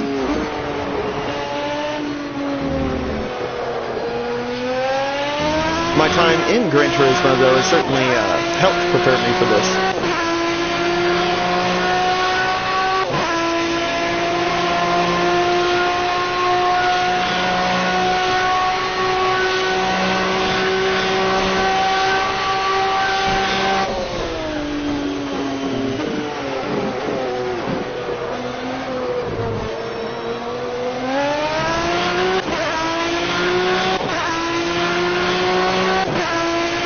I definitely recommend it. Like, you have no reason not to go out and get this game.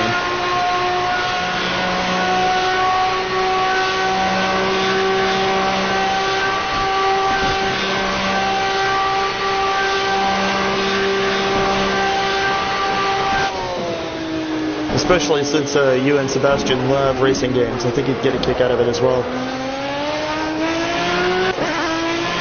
Speaking of which, if he's in earshot, hi Sebastian.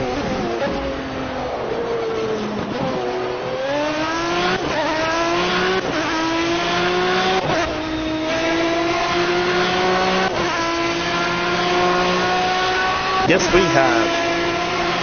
I haven't played Project Cars version of Spa yet, because of the way that the changes in elevation are handled. I am really not looking forward to Eau Rouge.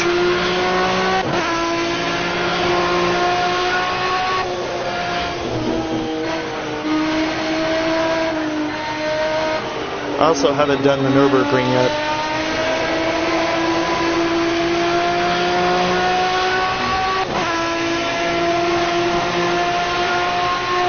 I do know that this also has the 24 hours of the Nürburgring as an endurance option.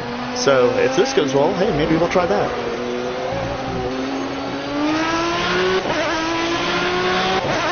Yay! Hi, Sebastian. What do you mean I'm now in the lead? Oh. Well, I'm trying. I am, if anything, consistent.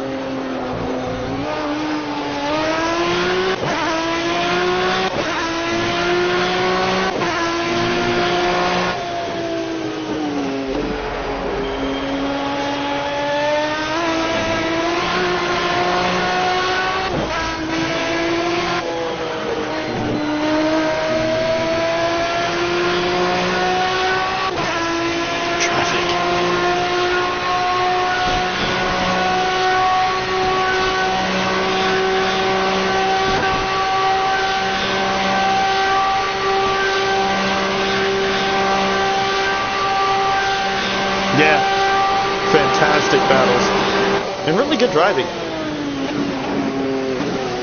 Left side, clear left. Those are the races that I love the most, the ones that are nice, close, and competitive. Clear left. The ones where you can physically feel and see the difference of a few hundred revs.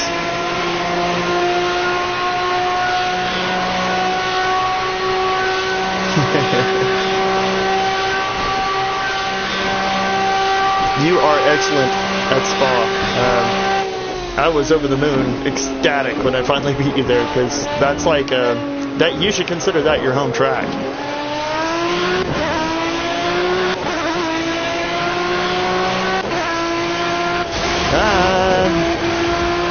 I own that wall now. I kissed it.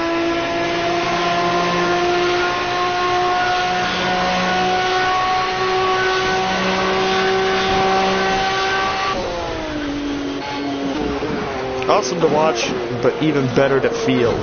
Nothing like having a bunch of good laps.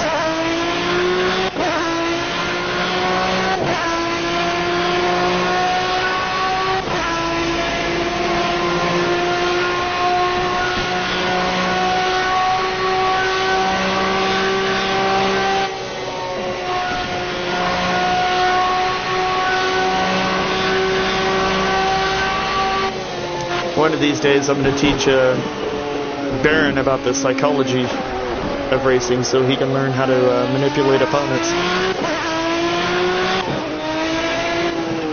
Car left, clear left.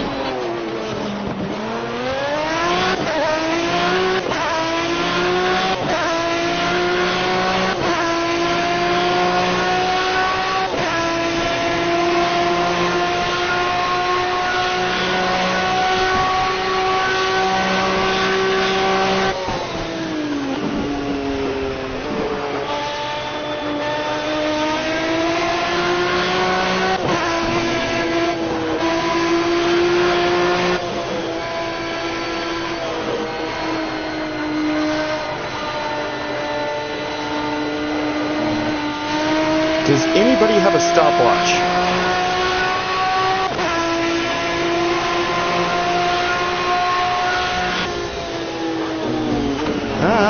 Paying attention to Twitch. Mowing the lawn, mowing the lawn.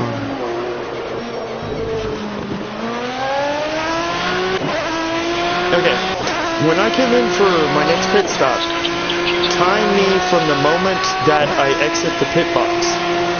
I need to see roughly how long I can go in between stops.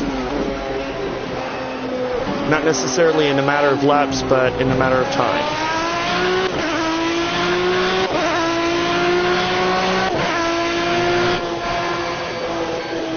So I guess start the stopwatch when I start to leave the pit box, and end the stopwatch when I officially enter pit lane. Or not pit lane, but the entrance into the pits, I should say.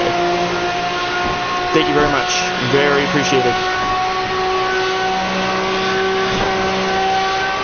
Because then, rather than watching a dial or a readout on my screen, I can focus more on driving and occasionally glance at a clock. And that'll roughly tell me if I need to pit or how long until I need to pit.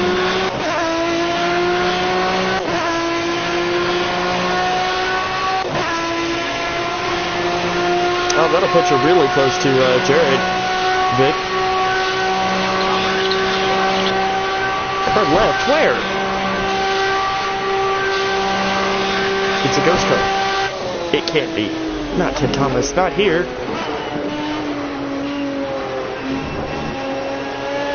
It's a completely different platform.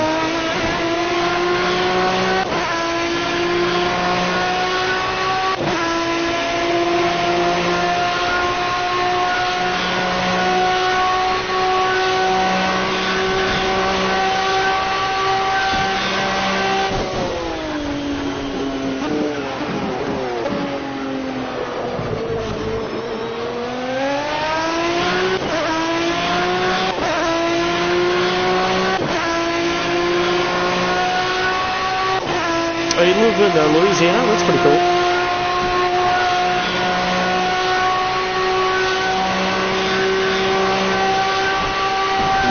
I went to a wedding once in New Orleans. Or, sorry, Nolans.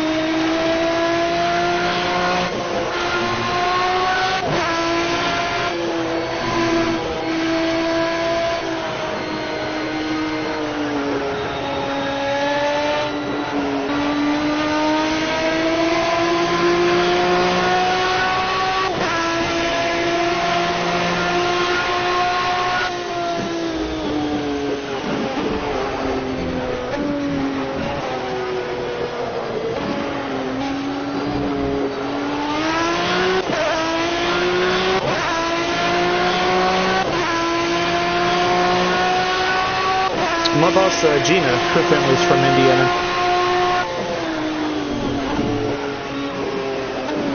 As a matter of fact, she's going to be traveling up to Indiana sometime this year. And I'm going to give her a few bucks for memorabilia. Indy 500 stuff, junk. I hate Tony George, though. That man ruined cars.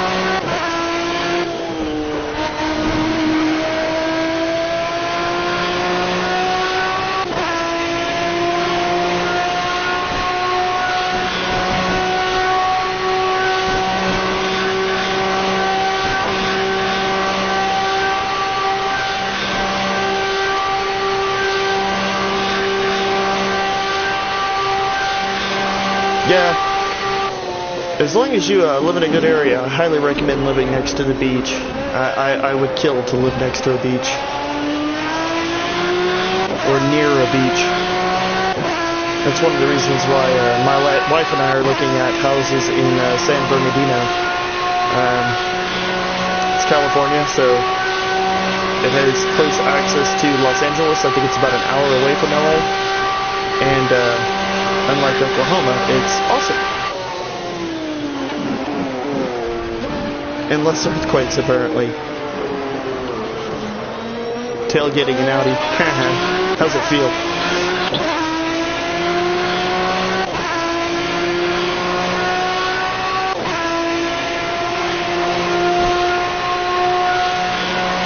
No, it doesn't.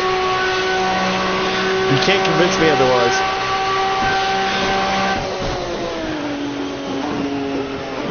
Now, on the East Coast, it may be a different story because, hurricanes. But in the West Coast, there's no place I'd rather be.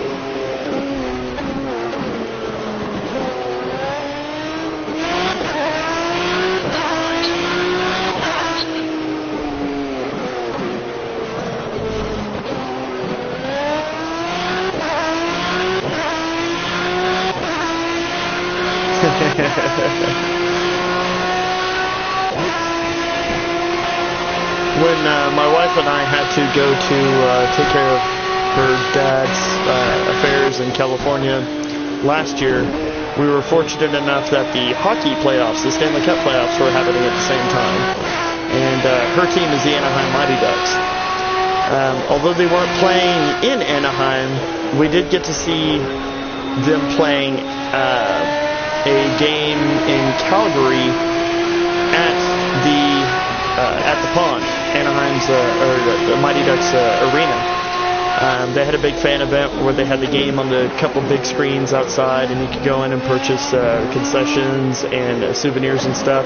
So we didn't get to see a game there, but we did get to watch a game there, I guess.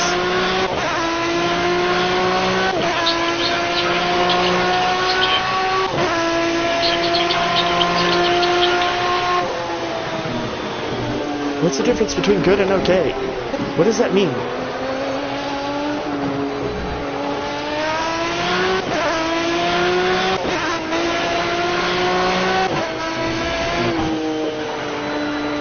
Yeah, it certainly made dealing with a tough situation a lot easier. If myself or my wife have to go through such events again, which I'm sure we will through both of our parents, then I hope it's during the Stanley Cup playoffs in an NHL city.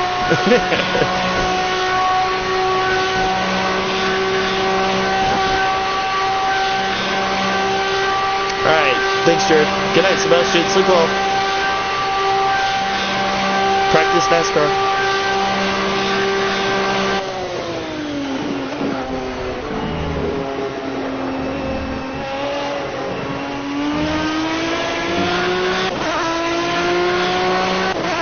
It's so awesome that we have a 5-year-old that joins us.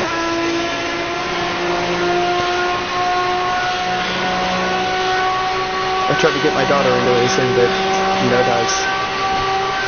And then I got her a Wii, and sadly that wasn't taken care of. So...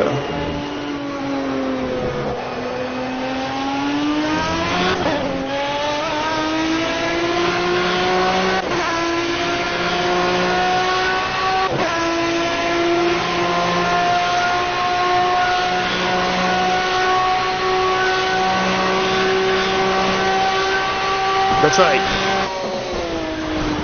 That being said, I am probably going to try to get her to play some Gran Turismo in another year or so when she's a little more responsible.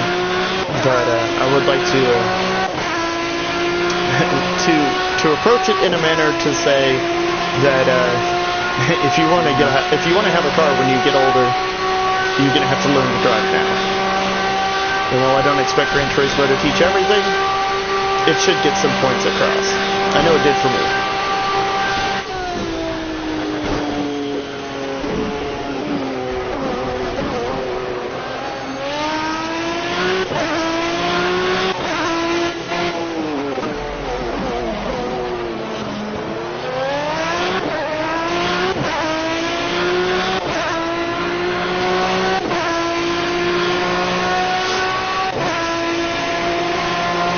I saw a meme the other day with some senior citizens and some Legos, and it says that awkward time when your birthday is now means that you can no longer play with Legos, and it showed a picture of a box that says from ages 9 to 99.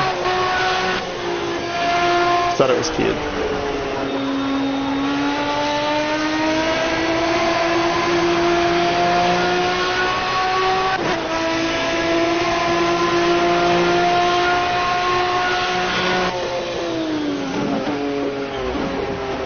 You know, so far I've been disappointed by the turnout and the amount of voting for Car of the Year. So I have only a few votes to go on. One thing interesting that I did find was that I'm not the only common denominator for the rivalry of the year. And I'll just leave that at that.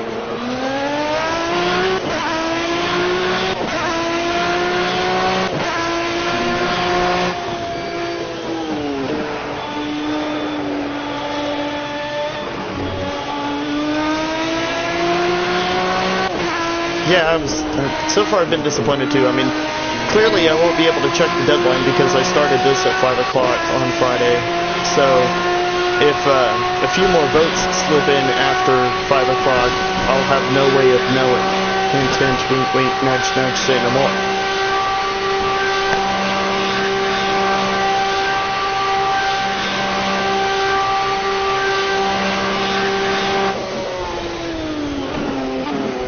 I found some of the newer people, like Obelisk and Otaku, Racing Otaku, didn't seem to understand it. They didn't seem to get it. I believe so. I don't see why I wouldn't. If it's been sent. I haven't checked all of them nor who all of them are from. I think, but the last count I had was 4 or 5 entries. And compared to last year, that wasn't much. Last year we had, I want to say at least 10 people participate. At least. 10 to 15, something like that.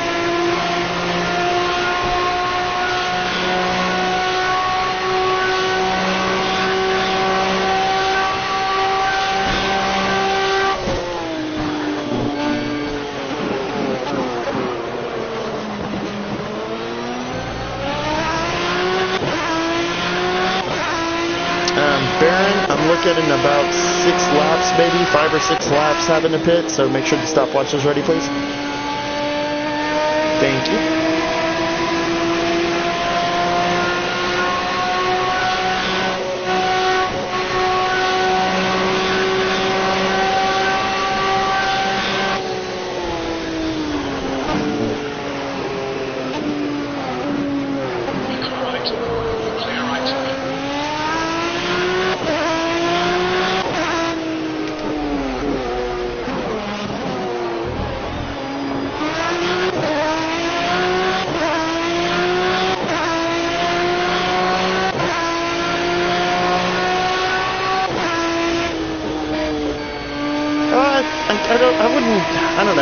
I wouldn't go as far as to say that we have a different sense of humor, but you would think that they could go back and look at last year's car of the year to get a better sense of how it worked or why it works.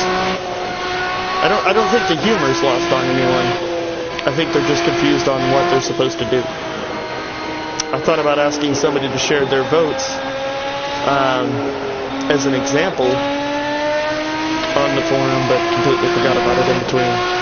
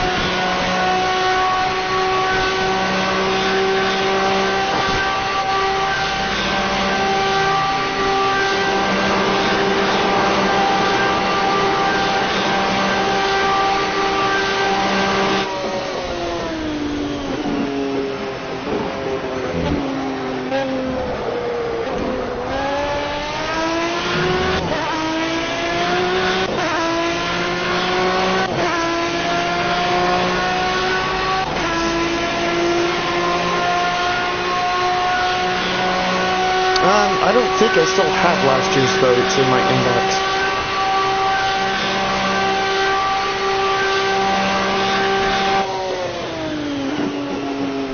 Yeah, it should be around lap 12, 13, 14, somewhere in that window.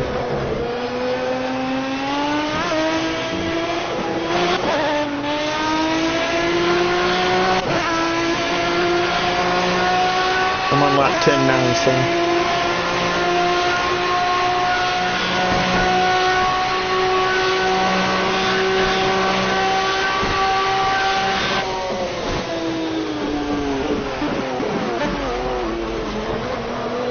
My consumption seems to be good.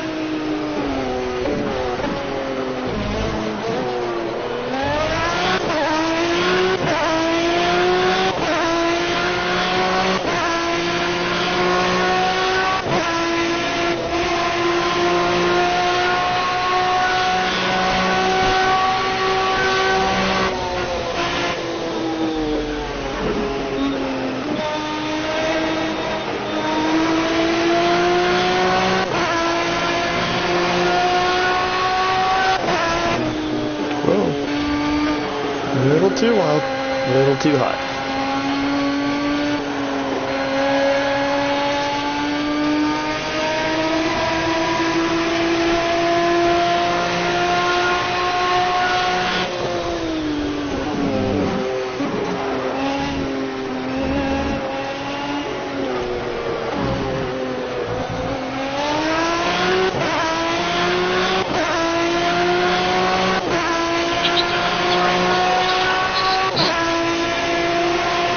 Yeah, it should be good.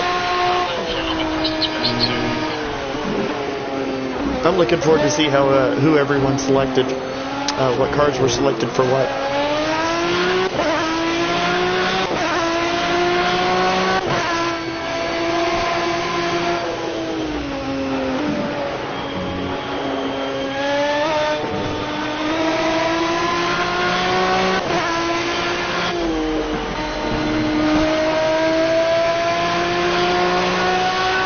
I thought about putting together a presentation for the Car of the Year Awards. I found a nifty little program called Sway that might make it attractive, but I'm not sure if I can embed something like that on GT Planet or not. I'll have to play around with it tomorrow and see what I can do.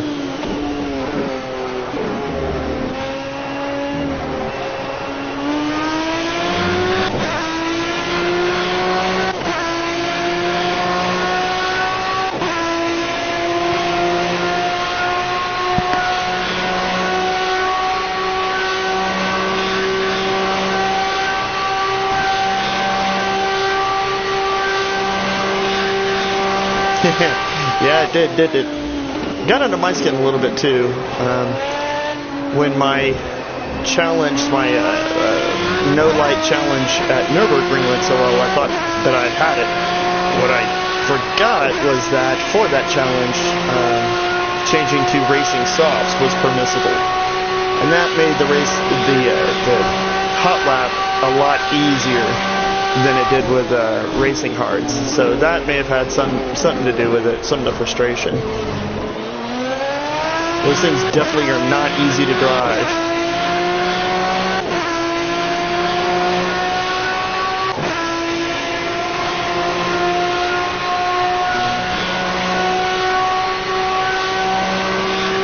I don't know how Vic managed to keep it so calm and cool unless he uses the trigger buttons as gas and brake.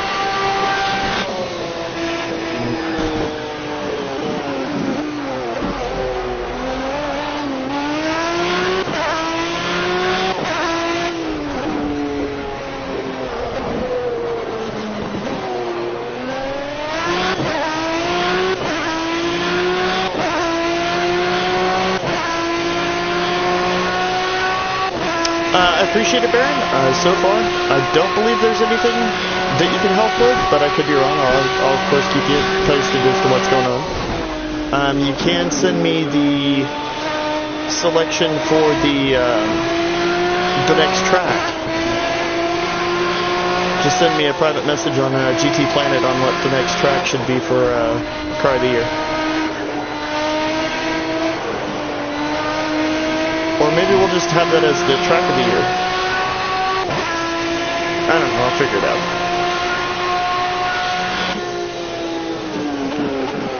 Alright. 20 liters. Lap 12, so probably at the end of next lap.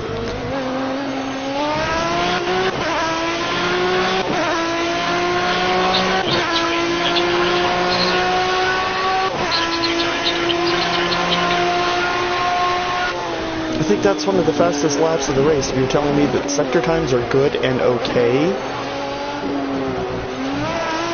what the hell is the lap delta? Damn right it is. I mean, you're welcome.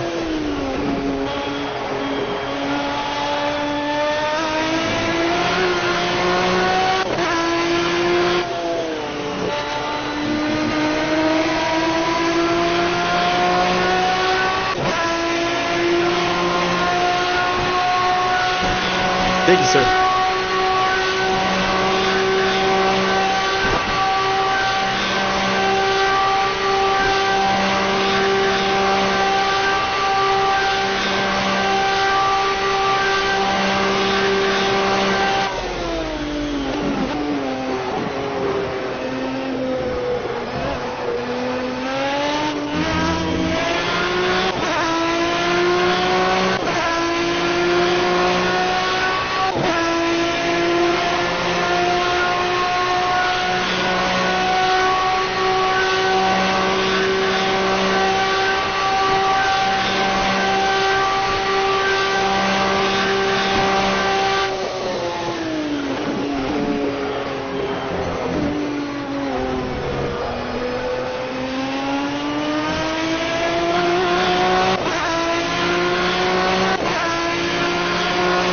Go for it.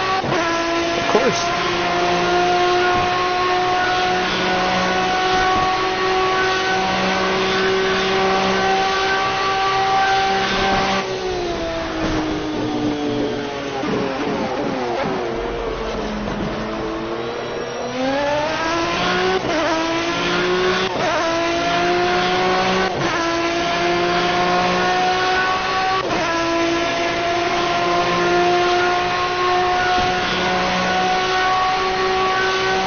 Slings, huh? Circuit to Hamlet? No, that's slings and arrows.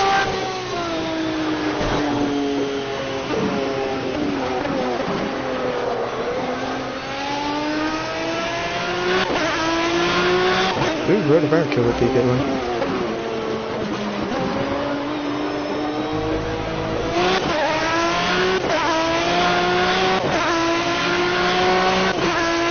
It's not a Sonoma, is it?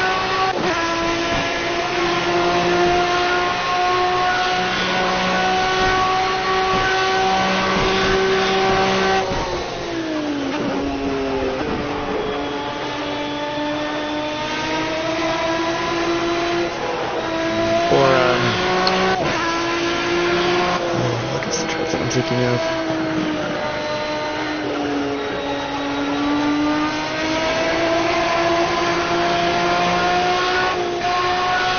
Not in North America, okay.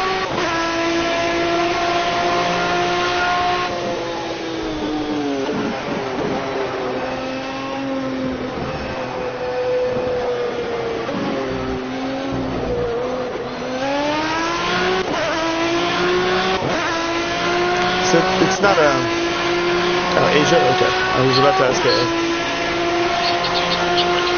times right, 33 times okay. Okay. Pit next lap. And I was about to suggest the Canadian track.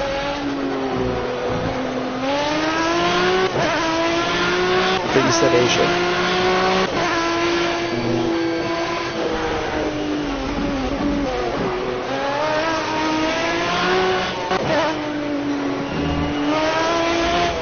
Get off the grass. But not the lead. Ha ha ha. Line left.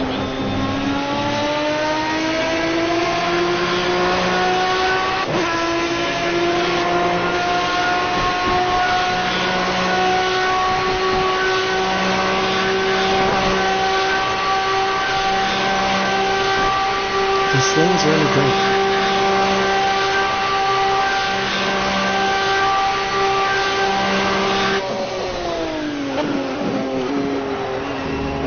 I don't know much about racing drinking culture other than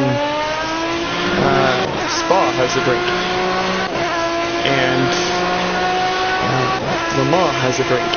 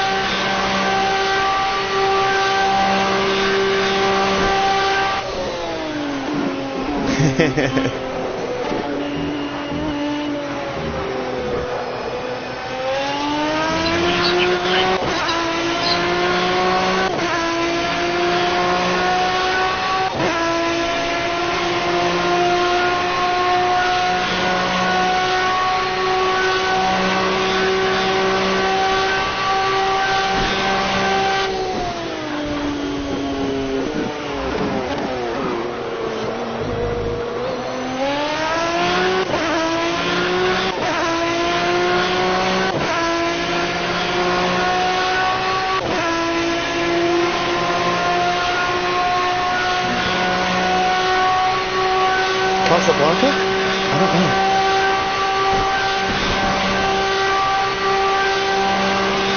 Casablanca's like Africa or something.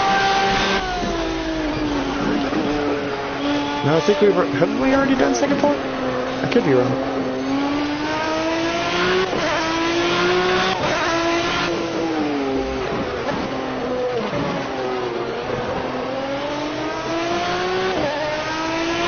Ah, it is Singapore, okay.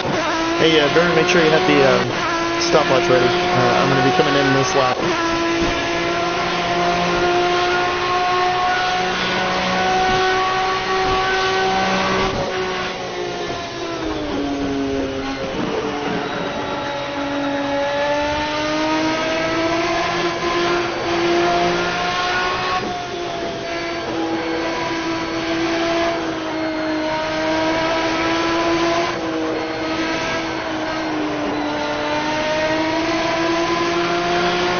Thank you very much.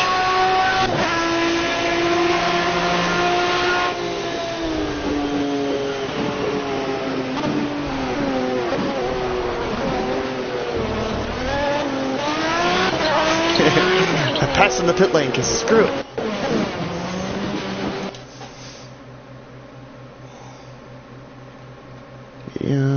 And fill fuel, and okay, I think we're good. Alright, I'm going to take another 3 minutes to stretch.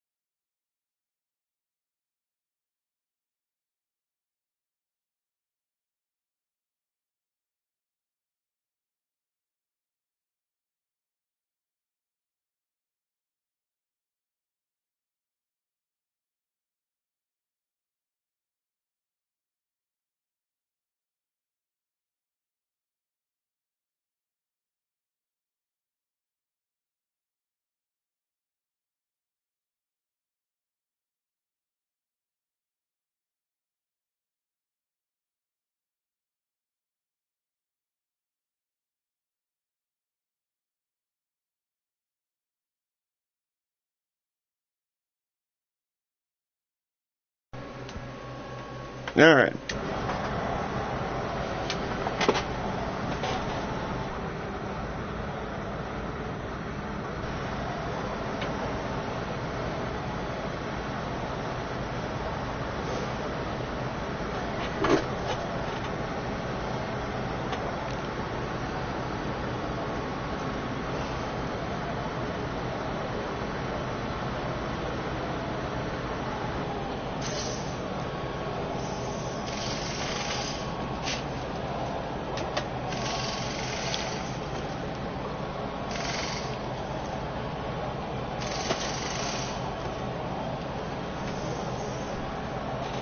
I had an abacus in my 3rd grade class.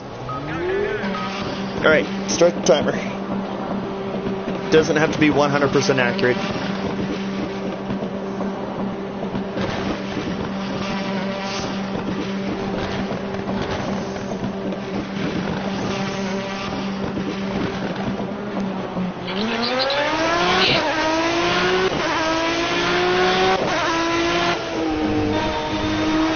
Push, I thought that's why I got tires and fuel, so I wouldn't have to push.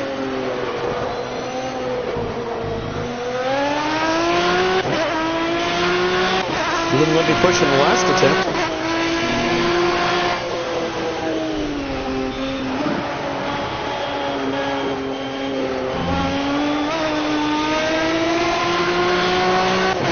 Thank you, sir.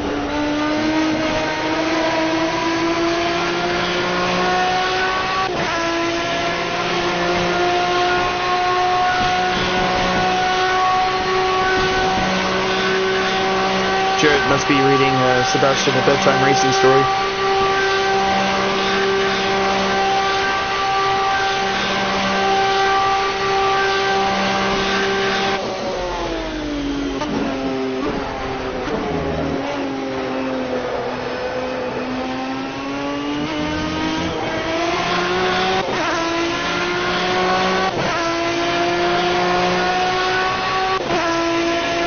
Texas Instruments calculator. I had a friend of mine in high school who found schematics to turn his into a remote control for his television, as well as various games that he could program on it, like Tetris. The car behind is better.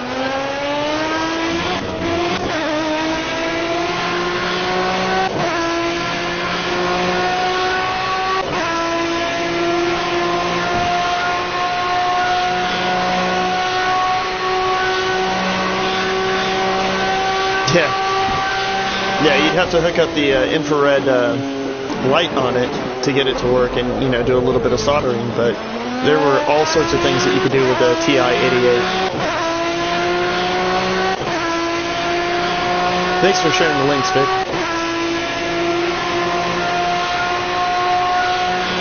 And welcome to everyone watching. Happy New Year.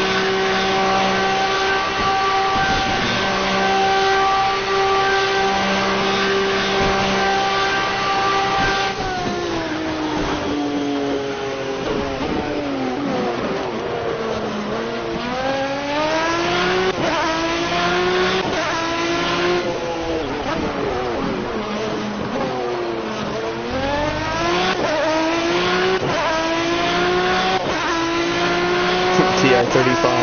That's old.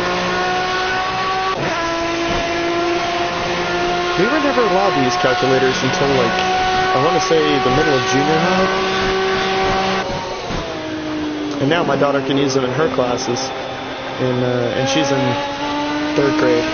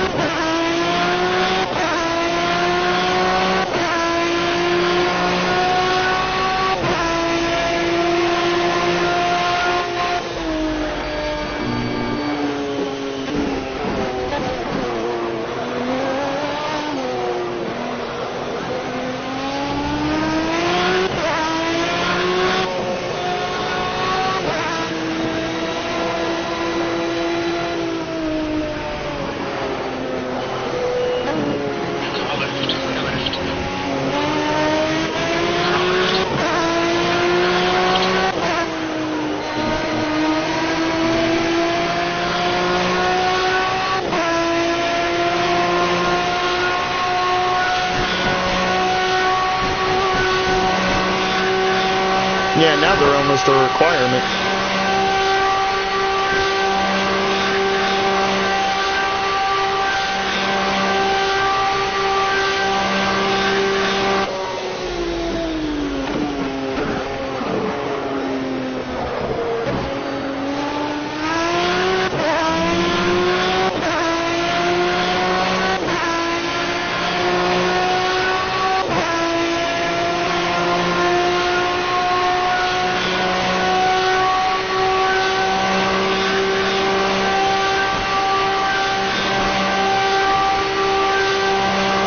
Speaking of endurance racing, I am really looking forward to seeing the 4GT return. That thing looks sharp.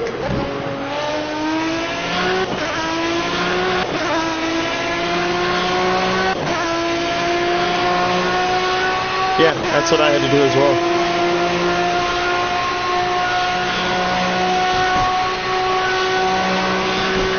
Thanks, Nero.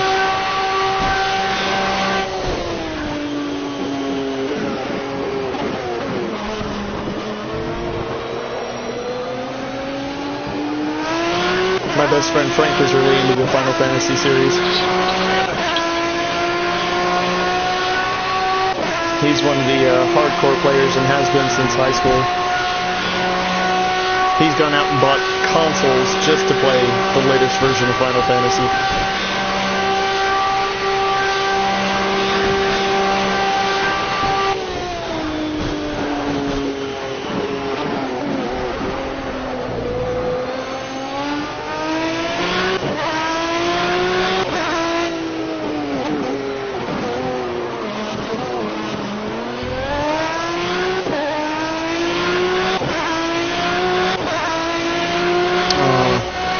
I'm sorry. It's good that you have those memories, though.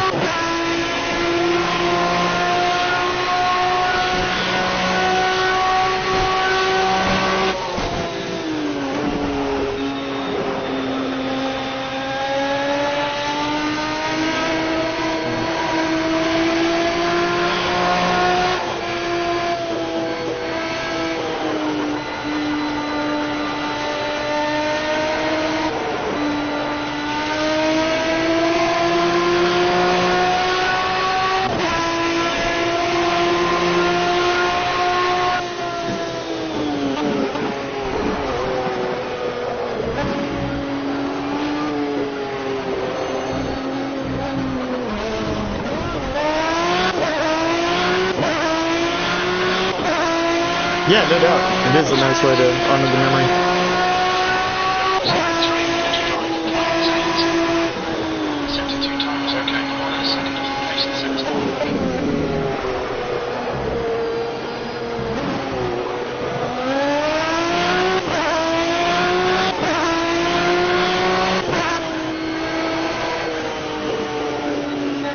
One of my fondest memories of gaming as a kid was playing Atari 2600 with my uncle when that had just come out. And I was young, but that was my introduction into gaming. I can't tell you how many hours I spent at pole position.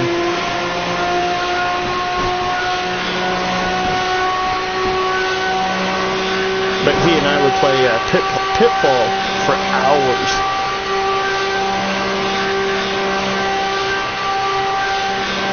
Pitfall, Pac-Man. As a matter of fact, we were one of the people to get one of the last copies of Miss Pac-Man when it had come out on the launch day.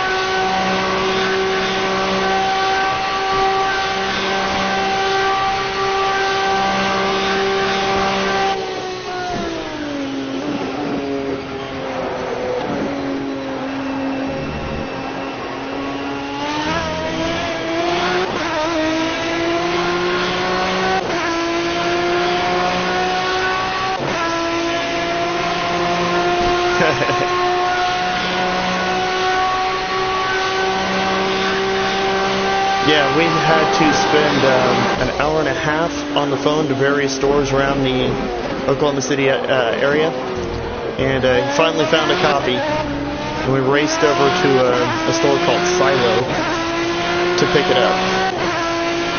Silo is what, Cons is kind of like what Silo used to be. And sure enough, the next morning there wasn't a copy to be had in the state.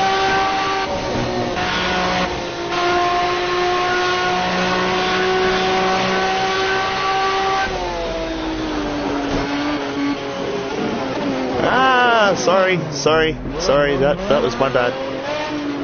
It's just a scratch. Okay, it's just a scratch, okay. Sorry.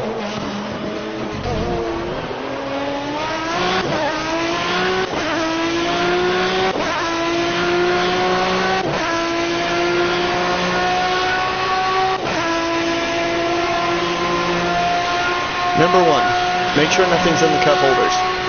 Whenever you get wrecked, those things can become projectiles. Just look good. Number 2, stop using the child seat.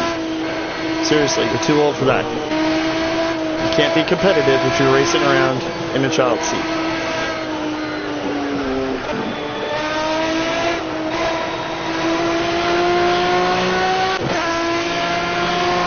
3, use your turn indicator. I mean, it's one thing to pass somebody, but you don't have to be a jerk about it. Make sure you signal when you're going to get in front of them.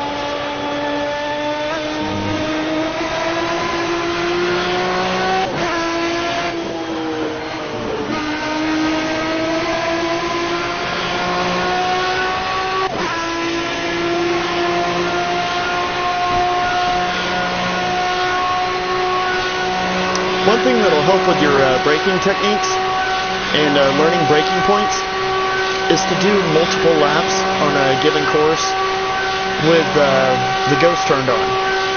It'll help you visualize where you're losing time, where you're gaining time, and I highly recommend doing 10-lap intervals with multiple layouts. For instance, 10 laps with a front-wheel drive, 10 laps with a mid-rear, 10 laps with a front-mounted rear-wheel drive.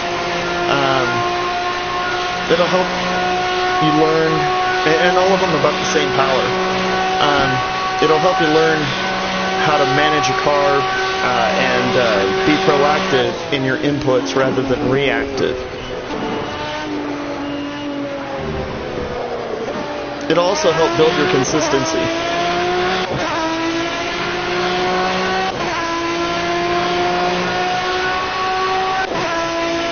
Failure is an option. I think before you experiment, you should learn what the setups do. I know Famine on GT Planet has spent an exhaustive amount of time so he can document how setups work in GT and specifically what each setting does.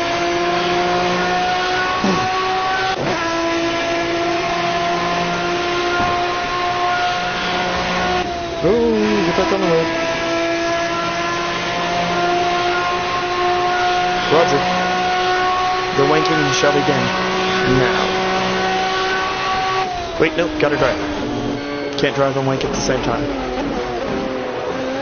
I'm not that talented.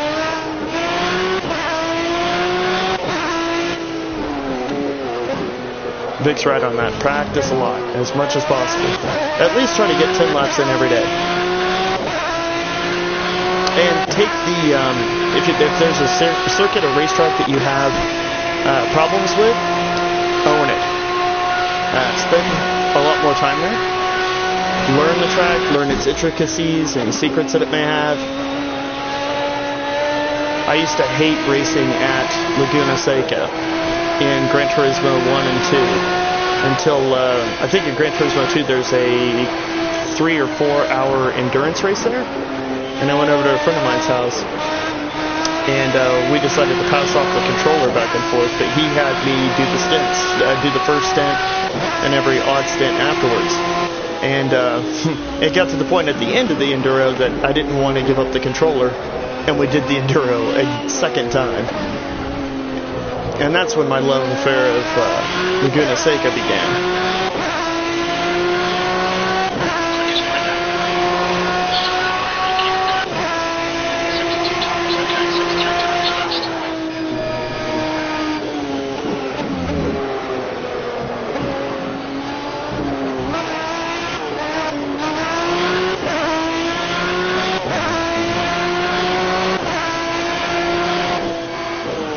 I'd also recommend understanding the relationship and the differences between wheel speed and road speed. It'll help you understand how grip is created and levels of grip available or soon to be lost.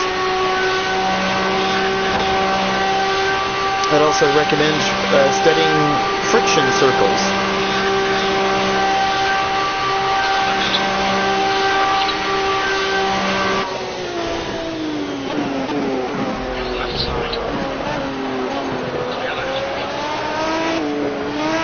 gonna take a pylon out.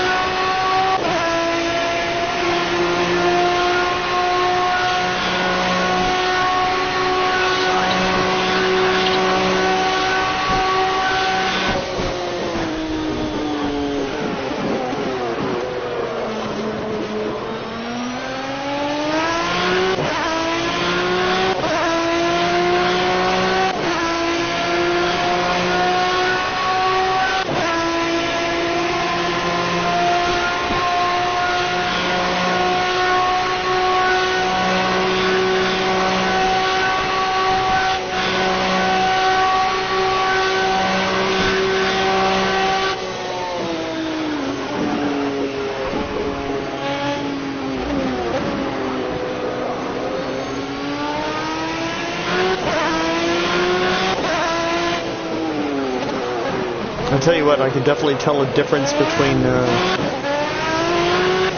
my lap times and my abilities from when I do and do not practice.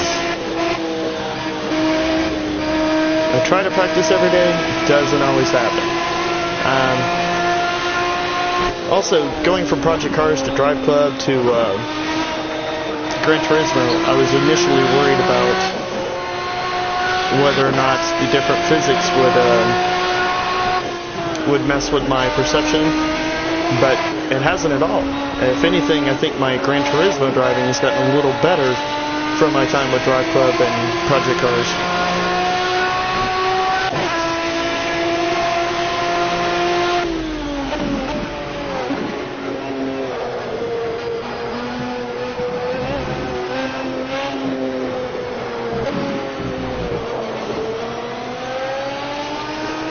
Mission 34.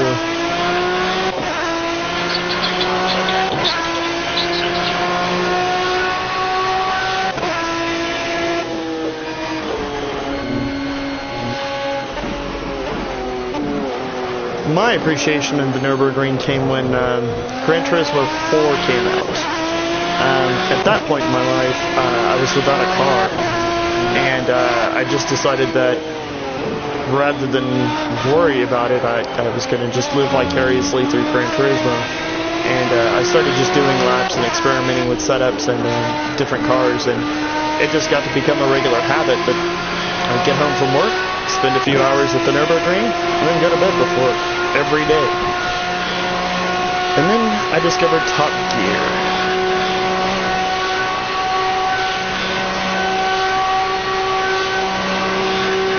Yeah, thanks, Baron. I'd like to think at least my consistency has.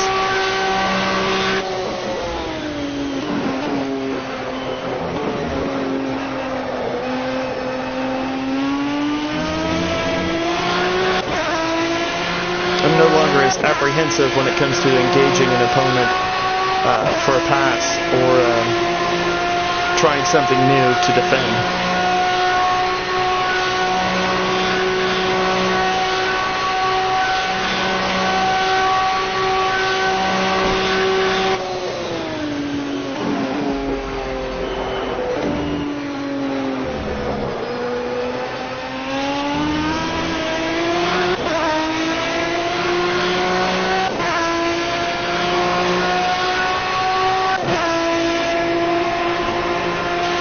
Filthy.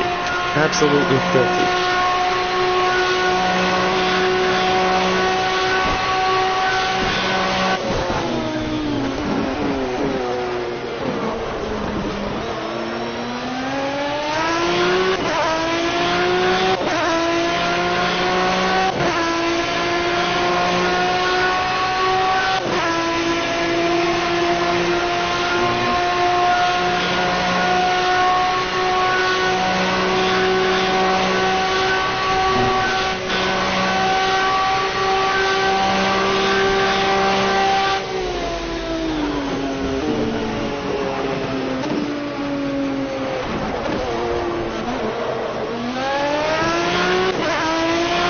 That went a lot better than I expected. I didn't think I was actually going to be able to hold that.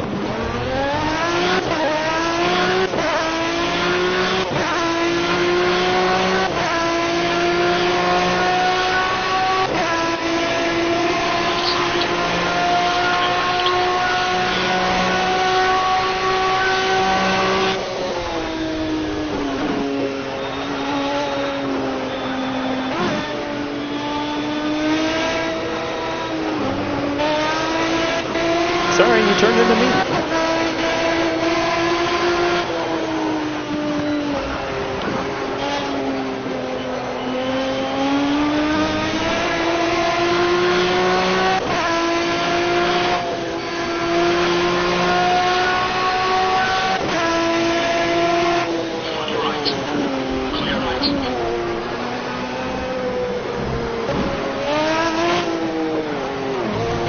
Yeah. That last one was my fault. Shouldn't have put myself in that position. Did it anyway.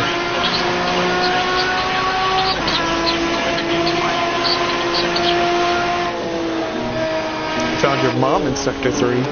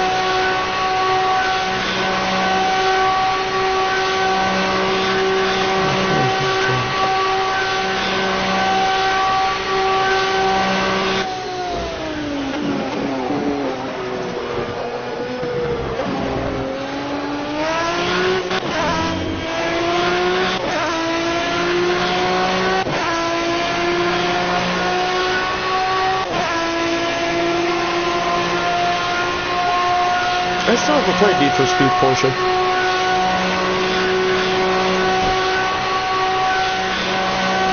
I used to be big into the Need for Speed and Test Drive series.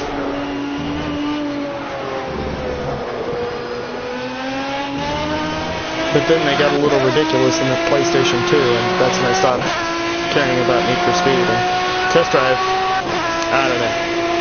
That I originally started out on the PC with Test Drive 2.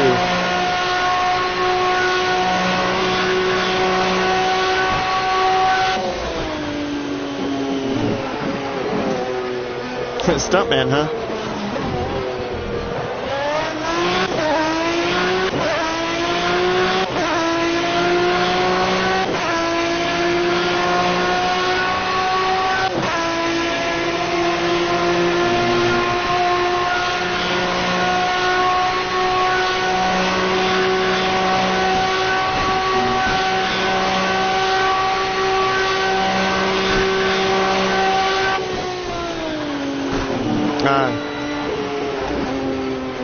And flaunting the Porsche license, I see.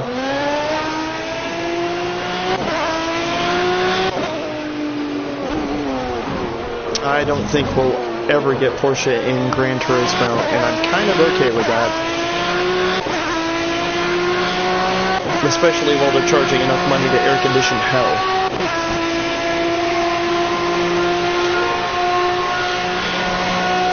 If they're going to want that kind of money, Polyphonic Digital can spend it on something better. Something like GT Academy.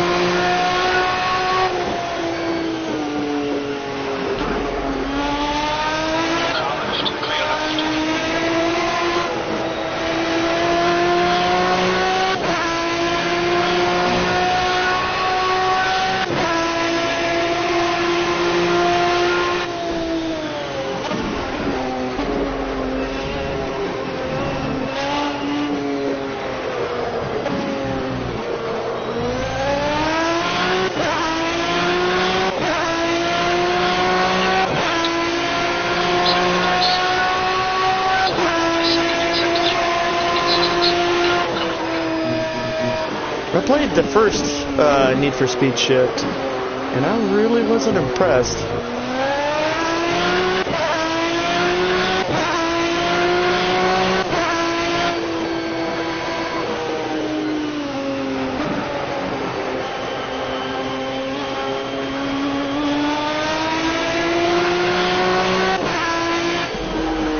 I finally had enough with Need for Speed Hot Pursuit. Purchased the game, beat it within 48 hours. And noticed that all the cars seem to drive the same once you get up to the upper levels.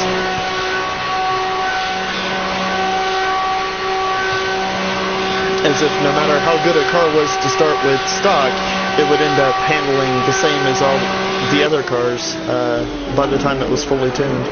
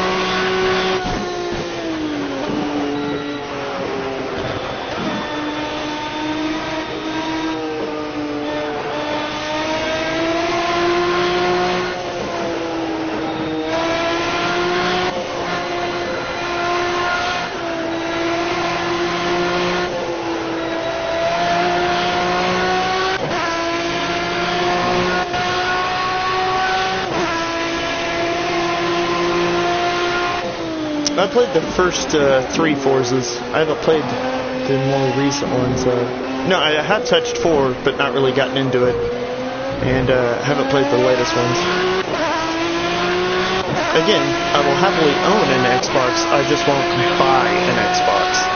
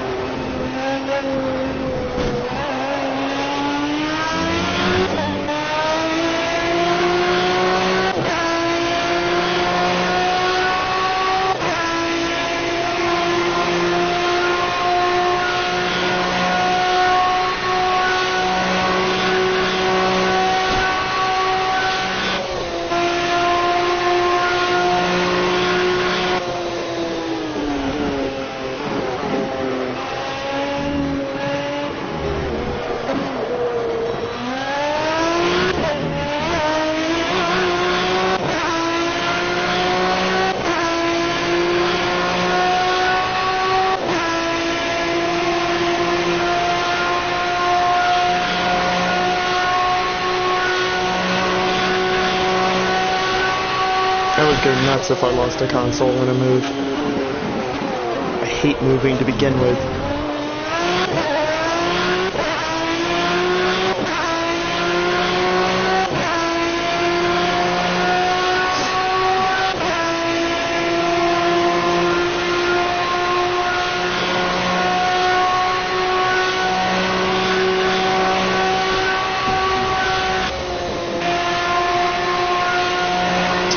I thought that Driver was damn difficult on the PlayStation 1. And then the sequel wasn't much easier.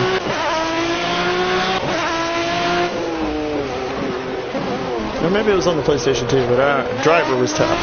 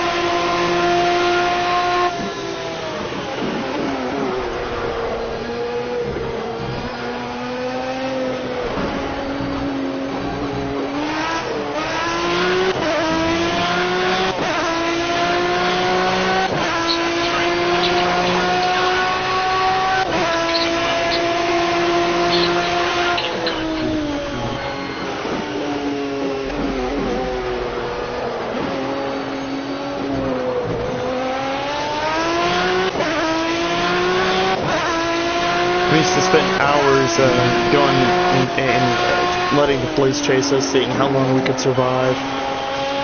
Fantastic game. I'm surprised that that's a series that didn't continue.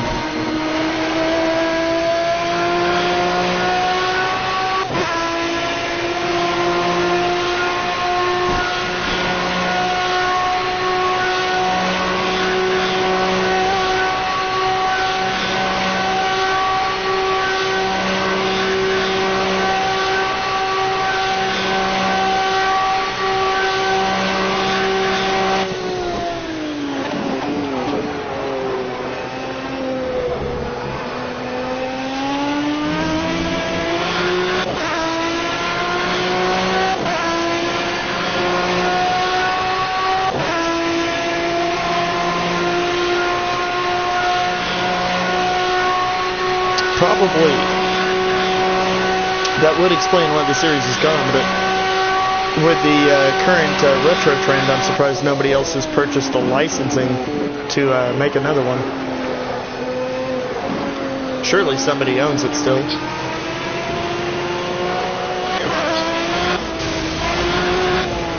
It's just a kiss. It meant nothing to me.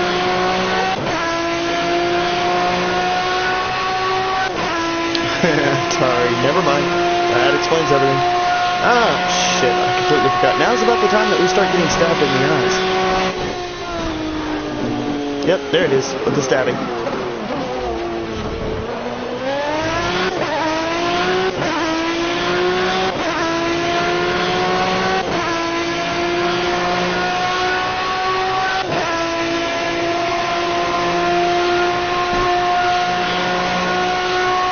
Isn't Ubisoft Canadian?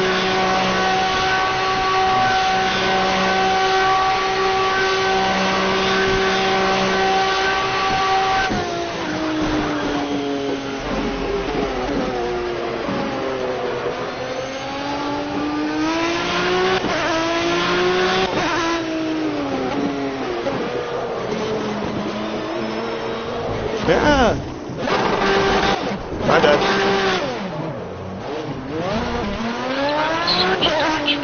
Ooh, that's bad. Okay. It's a handful to drive then. But I'll need to be pitting soon for fuel anyway, so.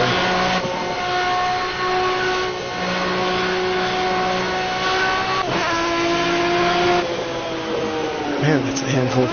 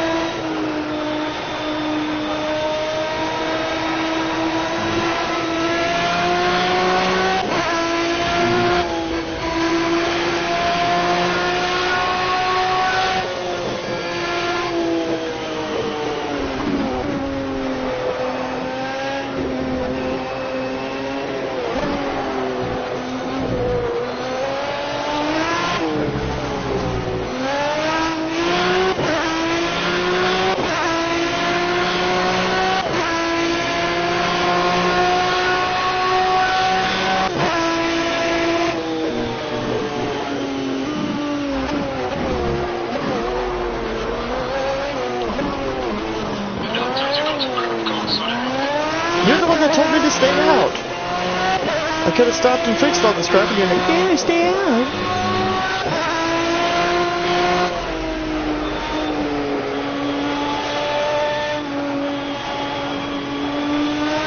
It's like telling me to walk off a knee injury.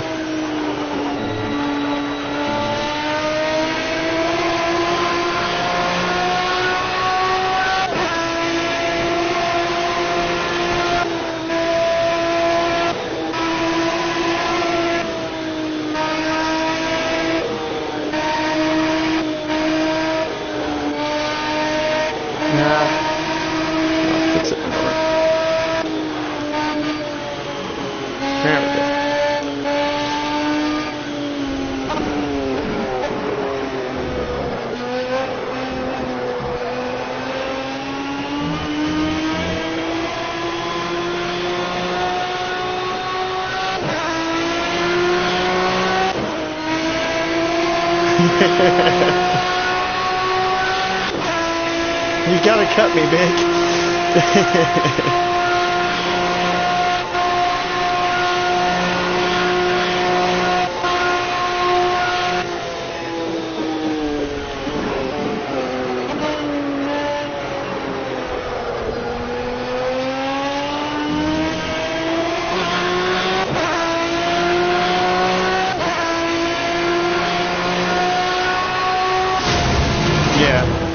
I wonder if I hit the other side, if that'll even things out.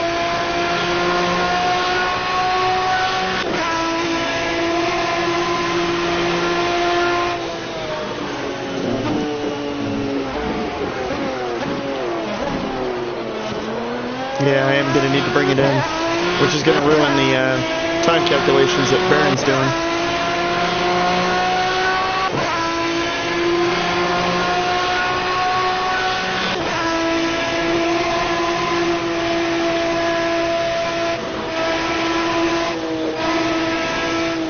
That being said, I'm losing a lot more time out on the track than I am saving it by staying out.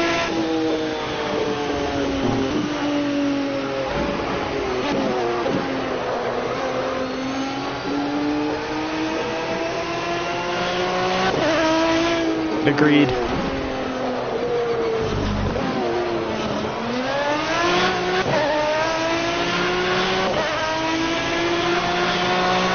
You can't come in right now. Why not? Because we're busy. Busy? What are you doing? Eating ice cream.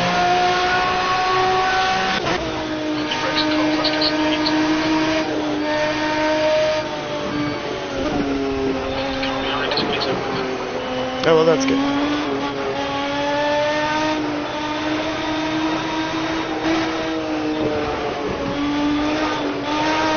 I love Days of Thunder, I don't care.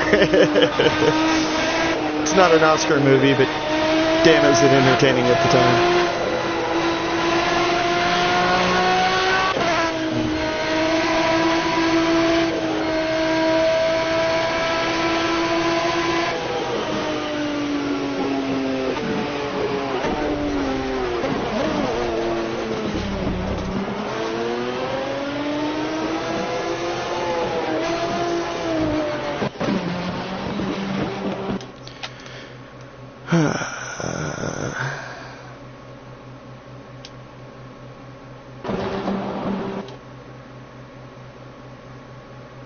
Okay, I think we're good.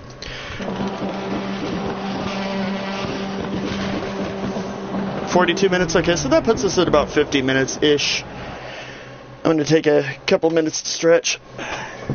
Thanks, everyone, for your patience.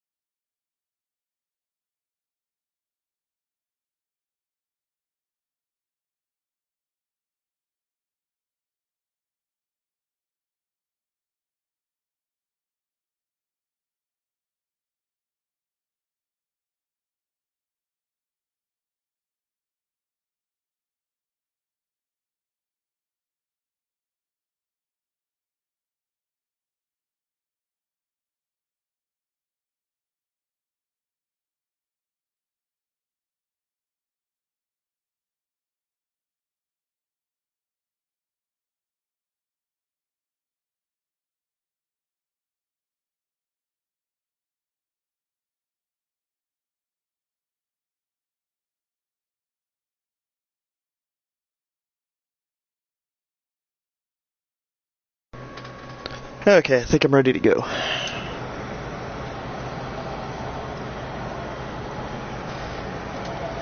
One of my non-racing friends sent me a text message, "What are you doing?" My response, "Lamar." Their response, "Oh, I didn't know you were pregnant."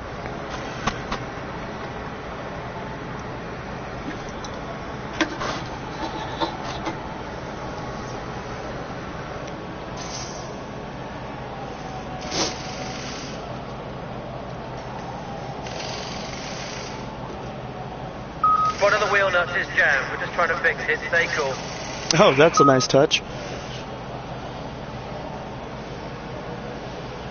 What, did you buy these wheel nuts from Sahara Force India? Yeah, mechanical failures are turned on, so anything can happen.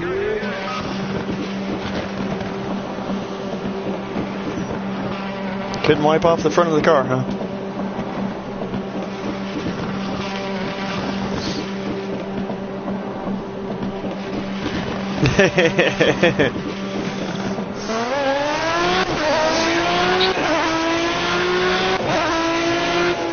It's like Immaculate Conception, only in reverse.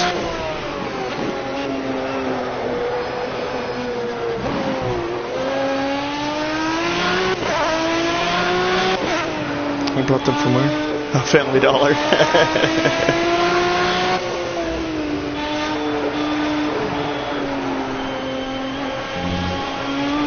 Still P1, and that's all that matters.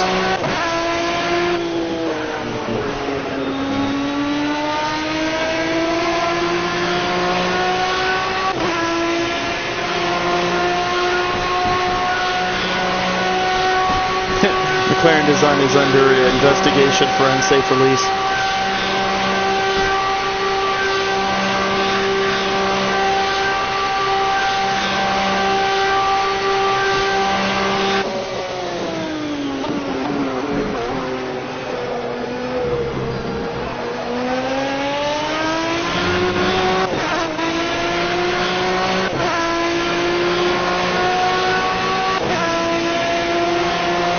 Got it, thank you.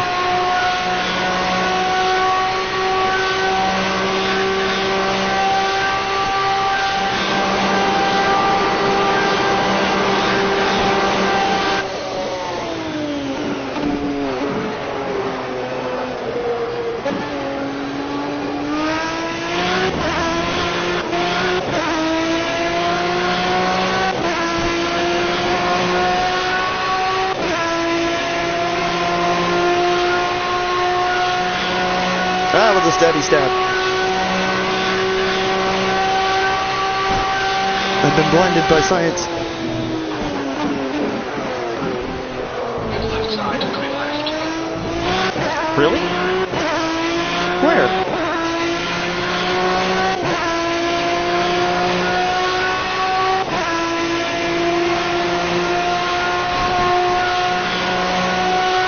Hey, that's what we're here for. Well, that to give you help.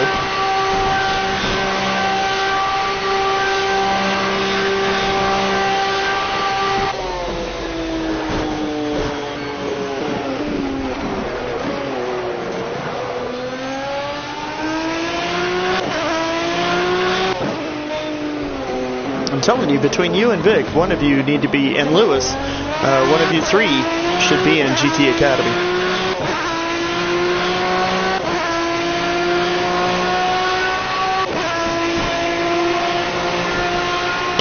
I agree with you, Vic. All too often I've had somebody say, well, what kind of car should I buy? Only to turn around and buy the exact thing I told them not to get. Your brakes are cold. Or cold brake you. I don't know what that means. If they're cold now, how are they going to be at night?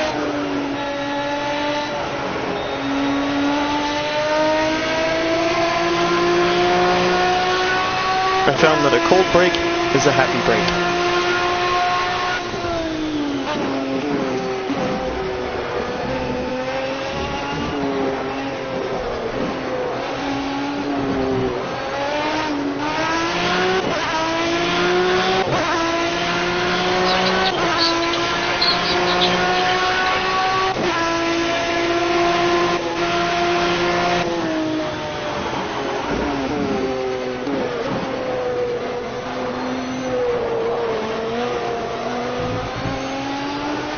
still got plenty more to teach.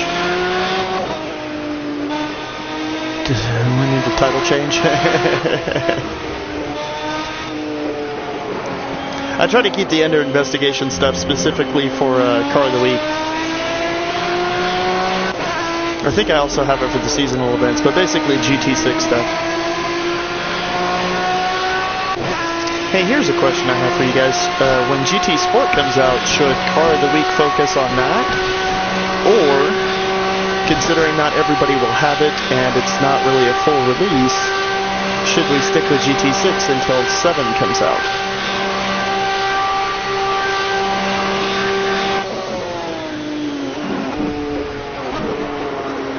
That I'm gonna let you guys decide. I'm not gonna... because I'm happy either way.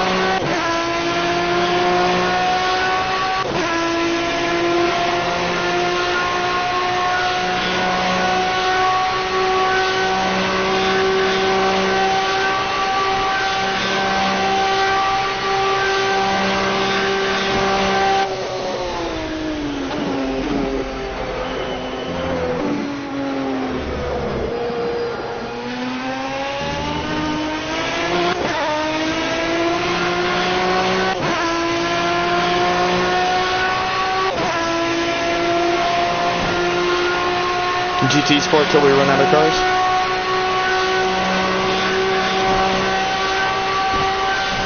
I suppose we could do both, but Car of the Week does take up an awful lot of time to begin with, so splitting it up may double the time.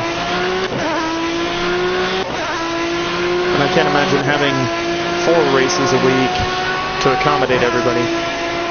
Maybe we just stick at 2 and change one to GT Sport. I don't know.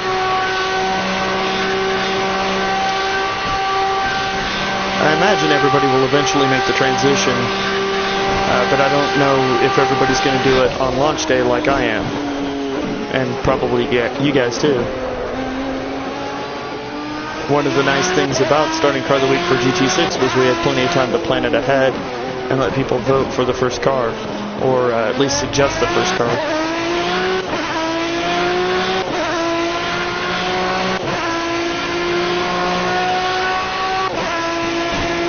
Side testing? Yeah, or, you know, we could wait an extended period like we did with GT6. When GT6 dropped, we didn't immediately start Car of the Week. We waited, I think, a month to let everybody build up their garage and build up experience with the game. And I think that's only helped.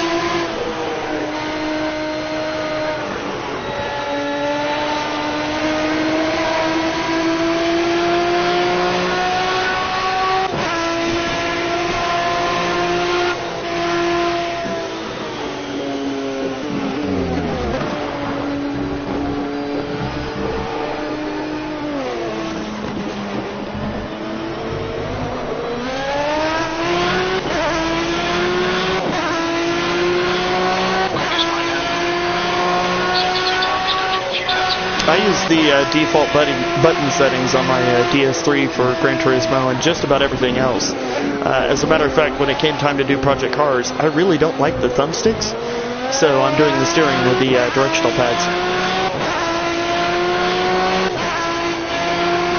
I just find the thumbsticks to be not as precise as I'm used to or what I need.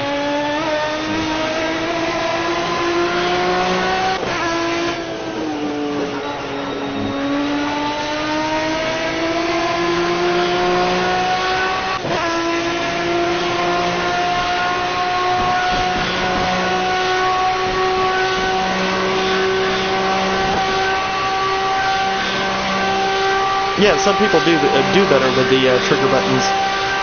As a matter of fact, I use the trigger buttons here on Project Cars and for the Formula One games.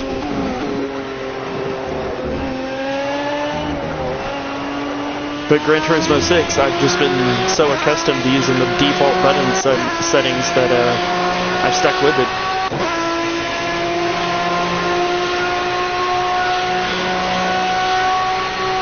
As a matter of fact, I still use automatic transmission on Gran Turismo 6. And in this. It's simply just ease of use, and that's how I'm used to playing. I'm sure I'd be as fast as Vic if I made the switch to manual. But I don't want to invest the time in it. I just want to race and have fun. Yeah, don't fix it.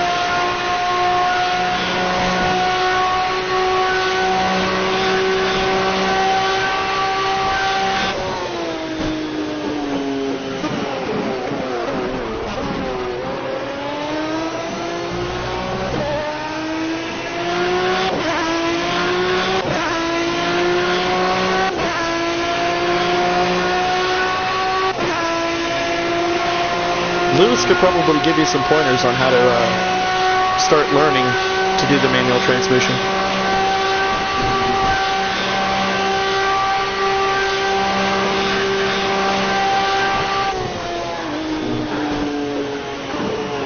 And he's one of the faster DS3 users in the UK, him and Vic. So.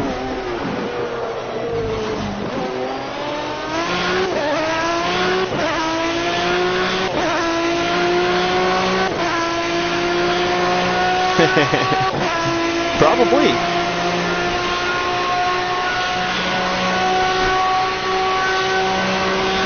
I honestly think also the internet connection difference between us and Vic is a little bit of what holds us back. If they ever get that solved, then I'm sure that the three of us would be a lot closer together. 4 if you include Lewis. 5 if you include Y.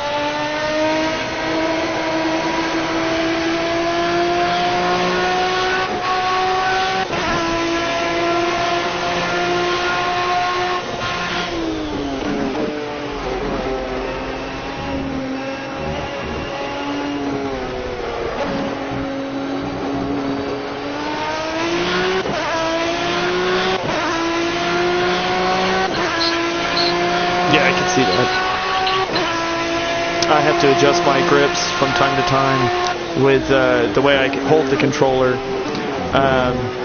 while doing this, simply because of the time. I don't want my hand to end up all distorted and screwed up by the end of the 24 hours. One thing Vic recommended to somebody else that I also recommend is soft hands, light, delicate inputs, nice, controlled, relaxed grip of the controller, as opposed to people that white knuckle it, that grip it to within an inch of their life.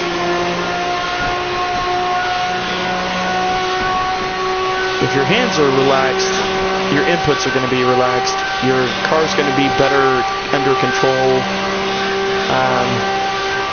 and you won't be as likely to overcorrect or panic when a problem arises. Hold it like a baby bird. Not quite, but maybe like a baby seal.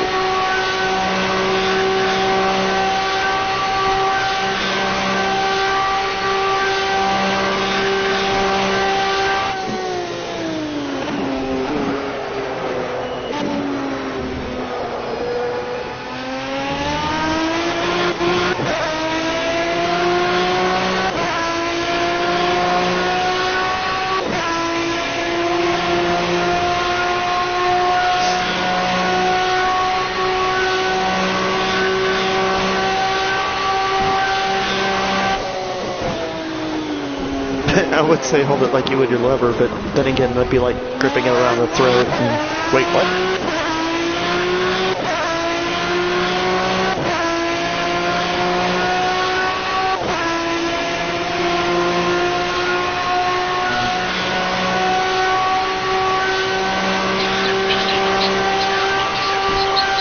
Again, doing 10-lap increments at a track like Time Trials, where you can see your ghost, will greatly help your consistency. And not only that, it'll also help you learn tracks. Some of the intricacies, where you're losing time, where you're gaining time. I highly recommend doing time trials with the ghost on.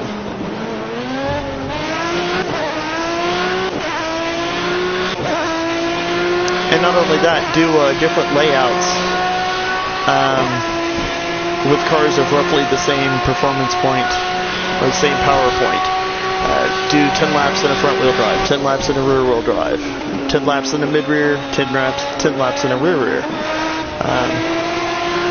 It'll help you learn how to handle the cars, how to be proactive in their control.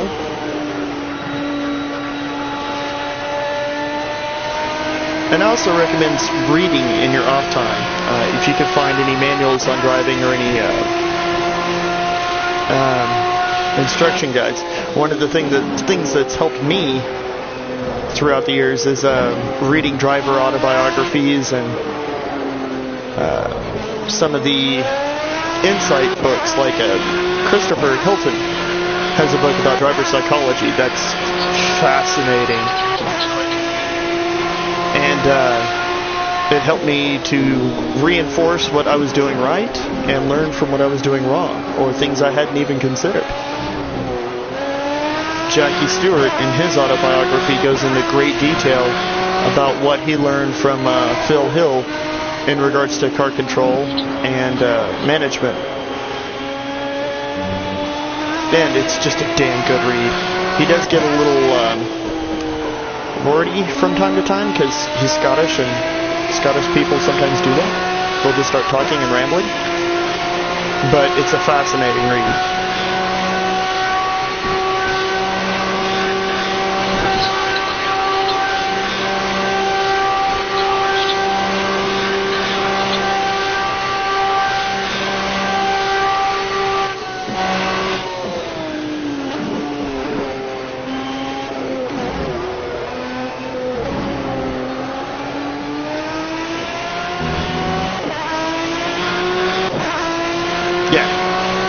Finished a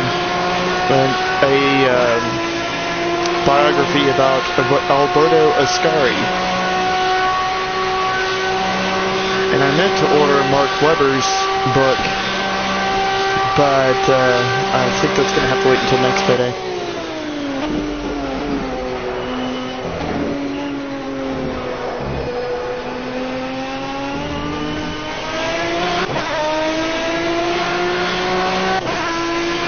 I'm really looking forward to reading that one. By whom? I do have a book, and there are many about Colin Chapman. Those are entertaining reads too. I especially enjoyed reading it after reading about John DeLorean, because the two the two books struggled together thanks to the DeLorean project and some of their dealings with each other during it.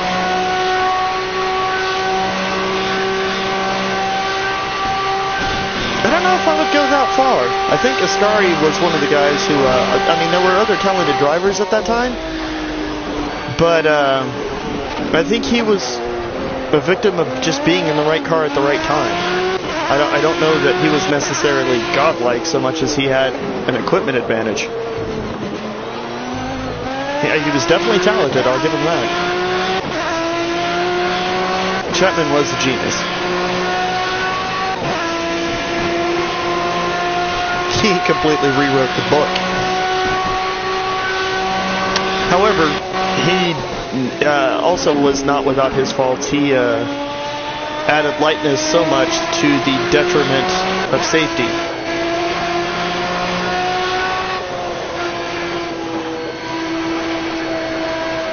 And reliability as well. He didn't understand that you had to finish in order to finish first.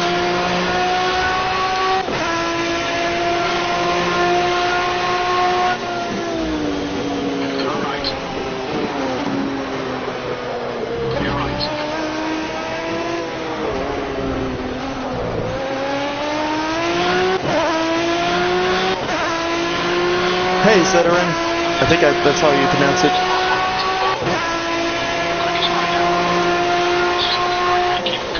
Okay, so you just bought the game. I highly recommend getting this app. It's the Crew Chief app. You can find out about it on their on the Project Cars website. It's like $5, but certainly adds to the experience and makes doing things like this a little bit more enjoyable. let me know what you think of the Logitech G27. I'd love to get a wheel, but I'm waiting for the funds and to find out what GT Sport is going to support. I don't want to get a wheel only to find out that it's not going to be included in the game.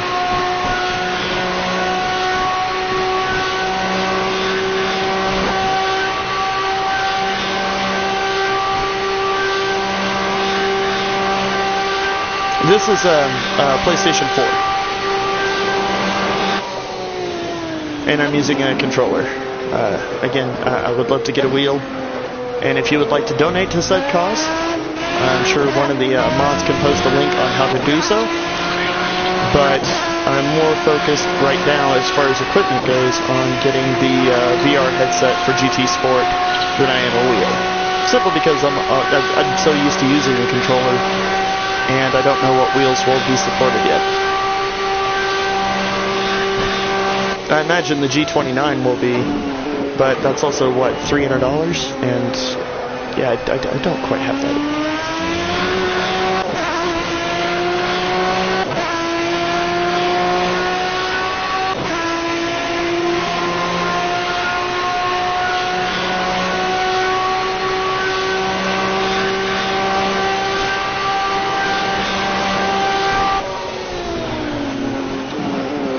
With the brightness in the eyes and the stabbing and the owl and the science. I see a red sun and I want to paint it black. Yeah, 300, that's about right. See, the VR headset's going to be about the same price. So since I'm already proficient with the controller, I can just stick with that and focus on getting the VR headset out of my own funds. If anybody wants to donate towards a wheel and pedal set, then I will happily accept those donations and report my progress and make videos and stuff like that once it's acquired. Maybe do a step-by-step on how I'm learning to transition. I've seen heel and toe videos and stuff like that I find pretty impressive.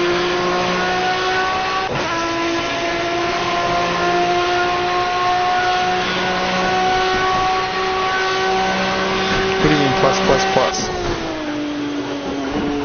Like more than 300? Because that wouldn't shock me. And I think that's for the wheel and shifter combined. I'm pretty sure you can also purchase one without the other. But I don't know if that includes pedals. I don't know how the packaging of it works.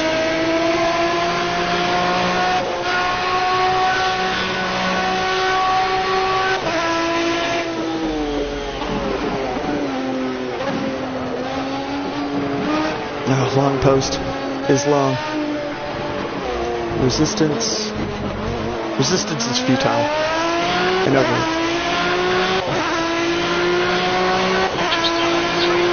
Oh, you know, I'm actually using a cheap PS2 headset that cost maybe $20.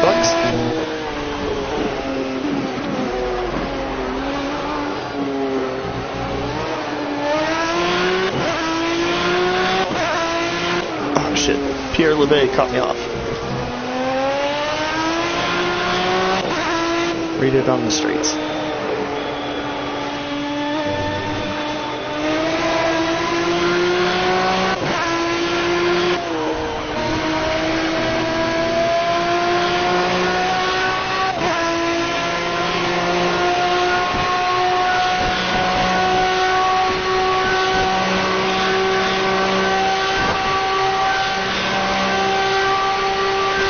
Oh, that's heartbreaking. No, you could be right. I don't know how it's bundled. I need to look into that. I know Luigi Canetti did 23 and a half hours in the 24-hour of Le Mans because his co-pilot had the flu. And his co-pilot filled in the last 30 to 45 minutes of the race. And he, of course, went on to design engines for Ferrari, as well as became the first North American dealer for Ferrari, and basically helped Ferrari determine their business model when it came to selling the cars, both home and abroad. if you enjoy the exclusivity of having a Ferrari, he's the one to thank.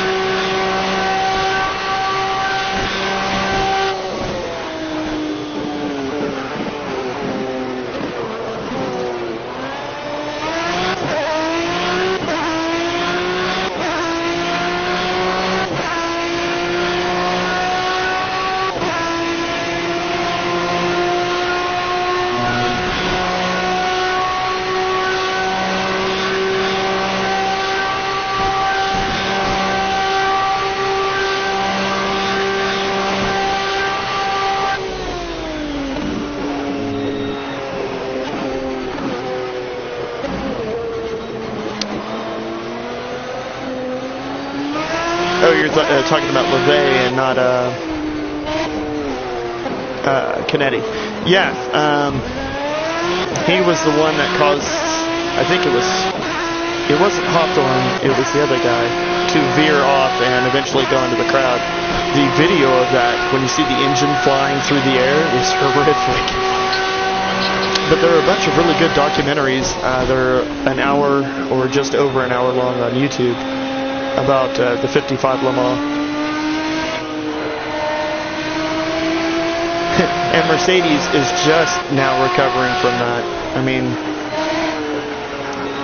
thanks to Sauber, they brought Mercedes back into motorsport where they had been, when they had previously been gone for quite some time. It's on a PS4, Ethics. I think that's how you pronounce your name, and I apologize if it's wrong. I'm trying to catch the comments on the straightaways, but yeah, this is on a PS4. Oh, it probably is low quality because I'm an American with crappy internet. I mean, not necessarily crappy, but Europe definitely has an advantage. So I do the best with what I got. And because internet is so expensive here in the States, upgrading, I think, would be double what I'm paying now. So, that being said, my mayor is trying to get in Google Fiber into the state. So, if Oklahoma City gets Google Fiber, then I'll be all over that.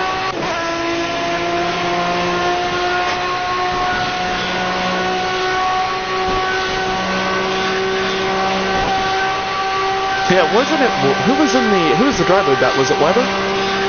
Of the CLR?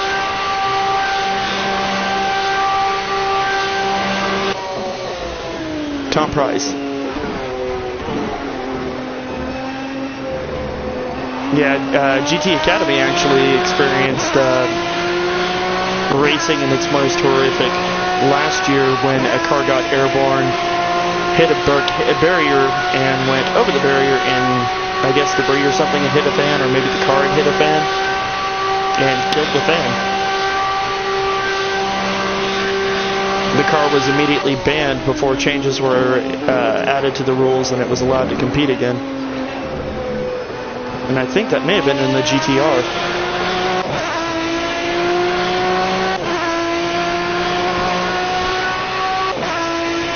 Was it Ian? Yeah. I tell you what though, he is the driver to keep your eye on. That kid is going to go far. I think he is one of the more talented, or the most talented driver that GT Academy has discovered. I keep also dropping subtle hints to Sauber in the hopes that they'll talk to Nissan.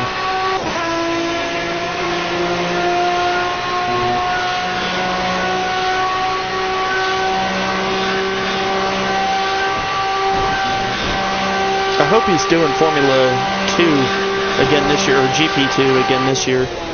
I never heard if he re-signed or if he moved up to a different level.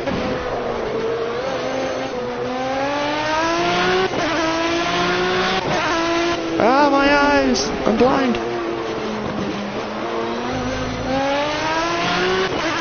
Don't let the sun go down on me.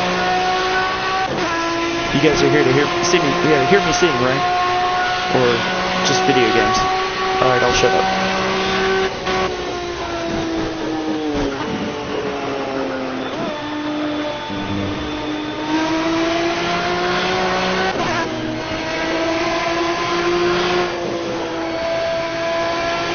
probably an hour's more worth of daylight before the lights go out and shit gets really interesting. I've got weather set to random, so we may even get some sprinkles. Your right side. Car left, clear left. The car behind is waiting. Let him pit. Damn right I am. Suspect car below the race to us. Left is really quick. Left, clear left. That was late.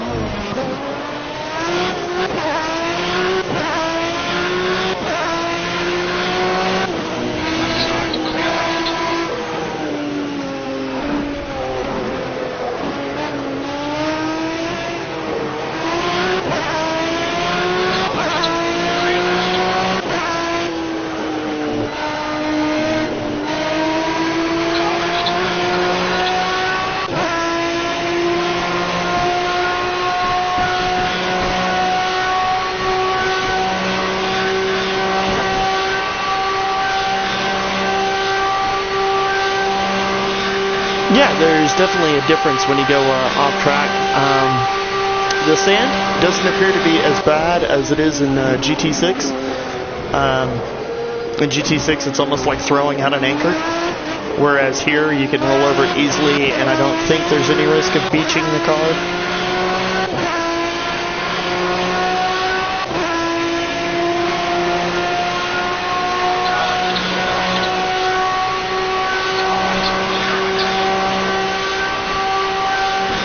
How so, Vic? Like, I don't need all the gory details, but give me the gist of what happened. I remember watching Greg Moore die in Kart on TV and being unnerved.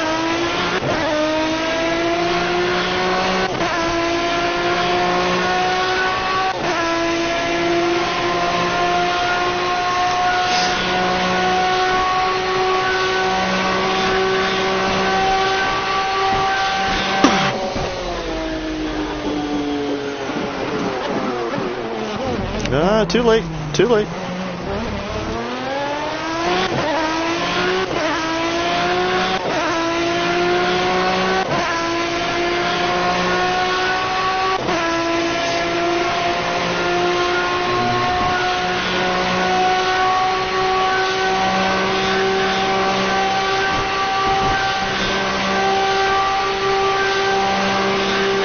And what series was it in also?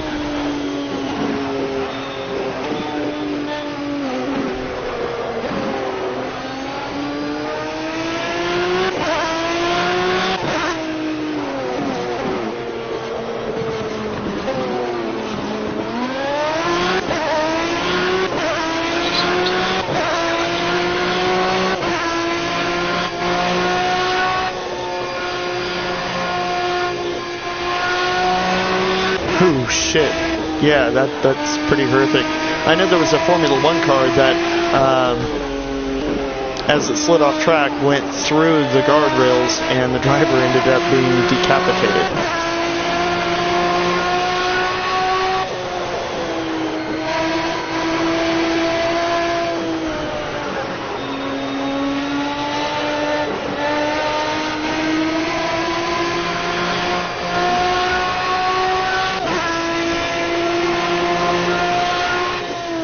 Yeah, kind of like Dan Weldon.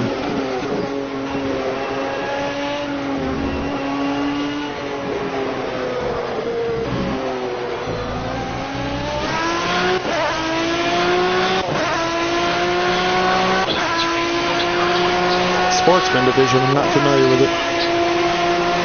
I imagine that's like kind of like a dirt track car, only without the roof. Maybe like an open cockpit style, Can-Am style.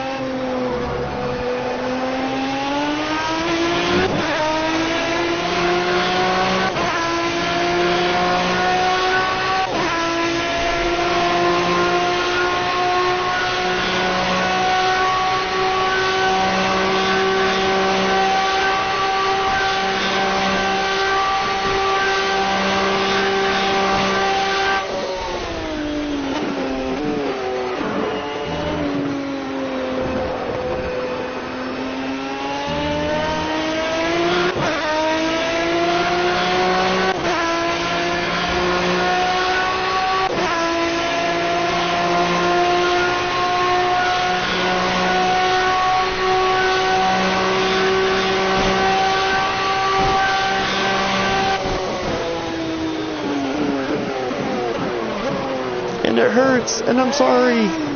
Paint it black.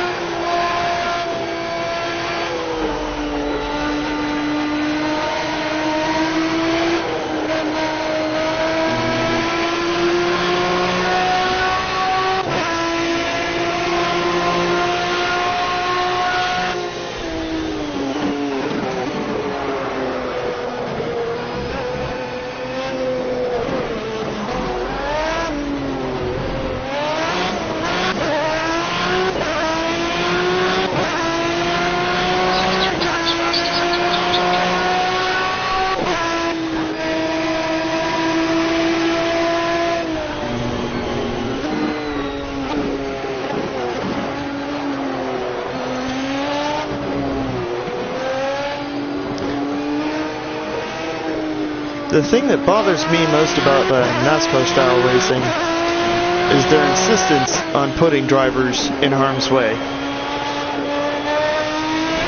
They put cars in difficult situations in large numbers, and the broadcasters almost seem to promote the idea of an accident.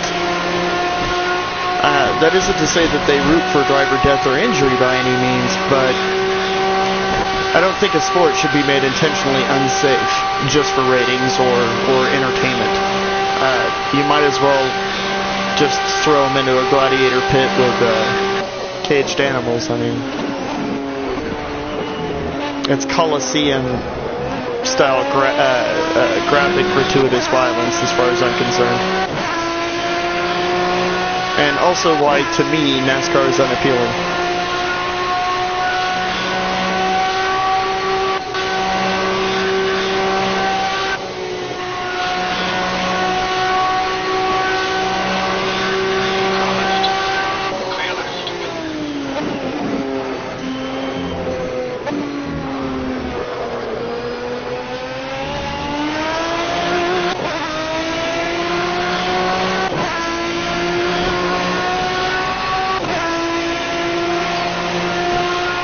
If I'm not mistaken, Alan McNish had a pretty creepy accident a couple years before his retirement at Le Mans, where his car also got airborne.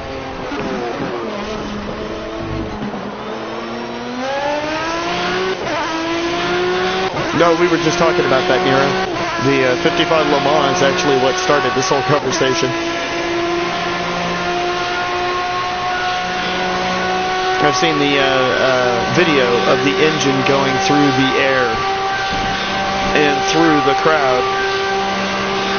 And I've also seen it in slow-mo, and that's very disturbing.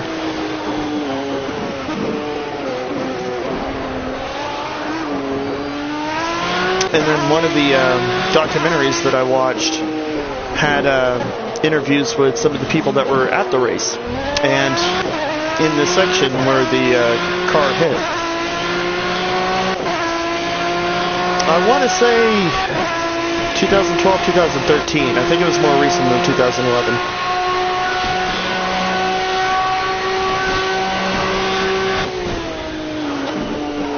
Yeah, I imagine some of the more gruesome accidents would be from Group B before that was banned, the World Rally Championships.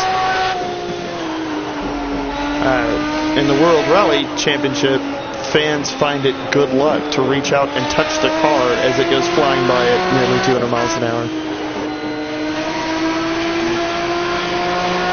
That's a level of stupid that I haven't seen in years.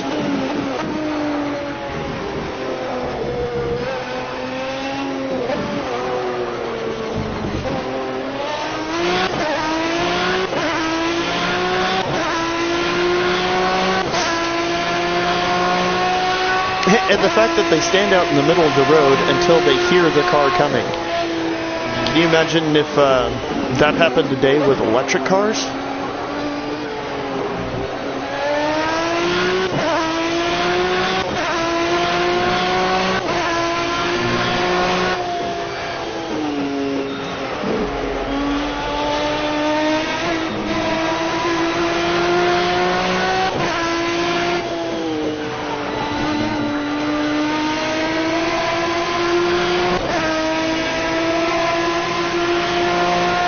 Two laps, thank you.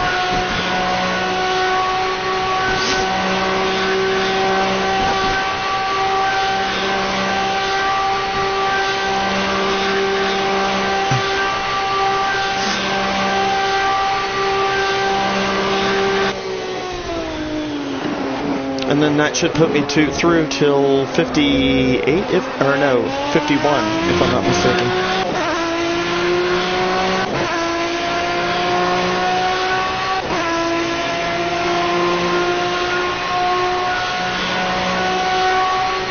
Okay, no, that's too much. Although it wouldn't shock me.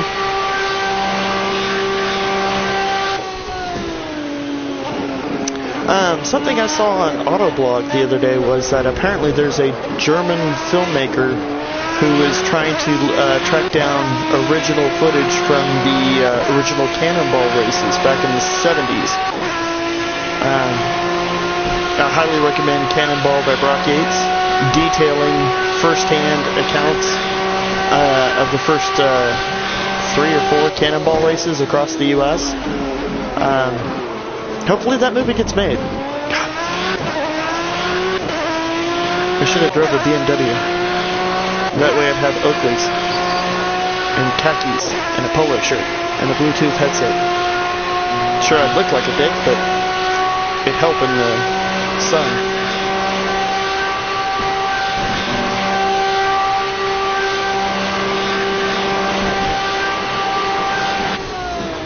'51, yeah.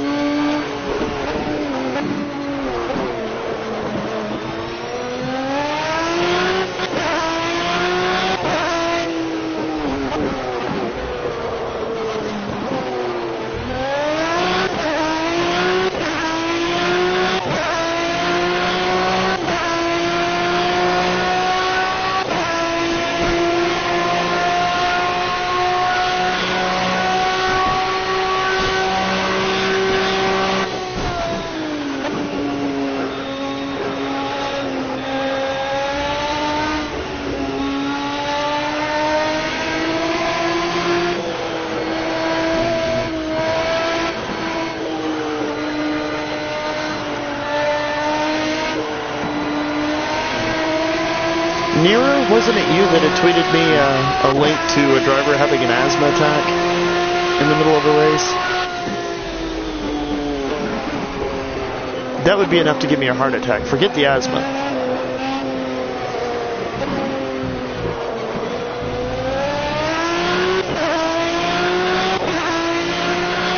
Yeah.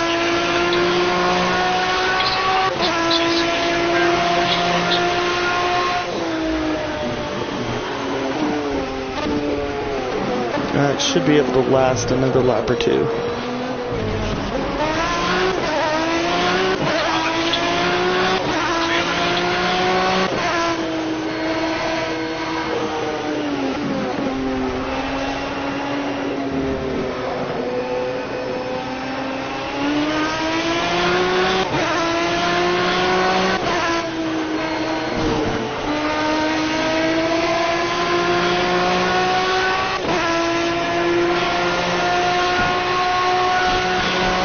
Yeah, apparently a driver had an asthma attack in the middle of a race.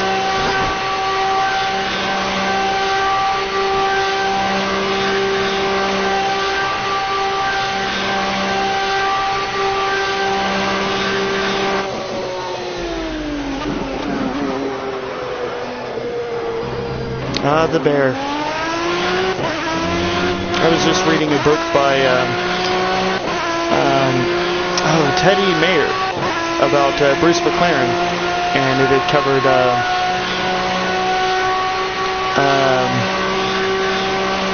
him and Denny during their Can-Am time.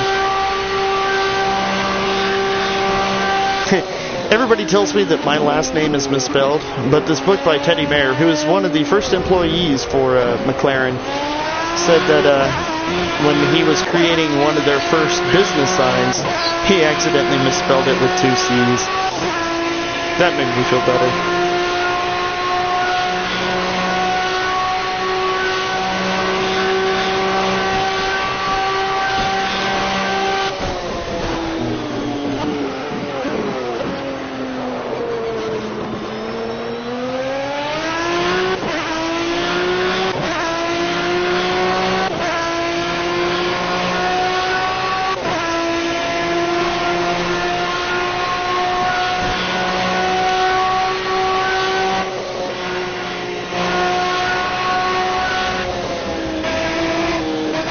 That was a little riskier than it should have been. I calculated the odds that I was doing something stupid, and then I did it anyway. Right side. Clear right.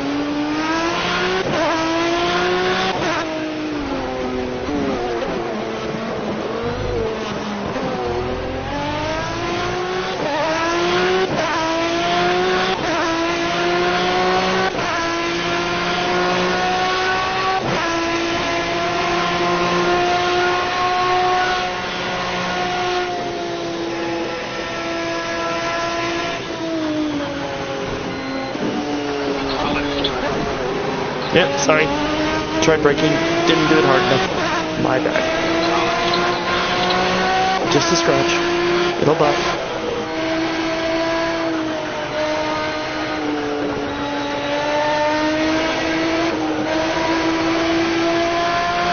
.6 liters left. I should be good for another lap.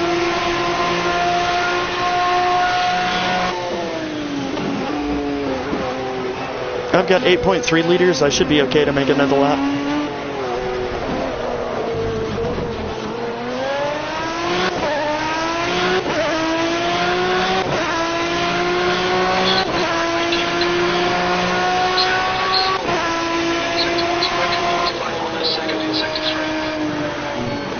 You need to find seconds.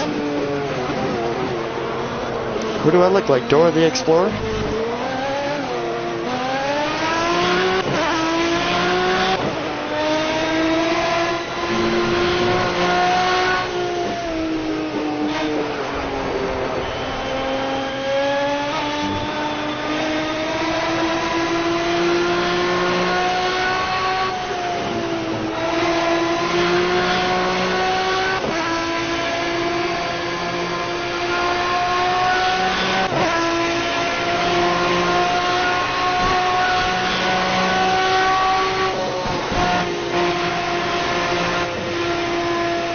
Let's just follow this guy and save some gas.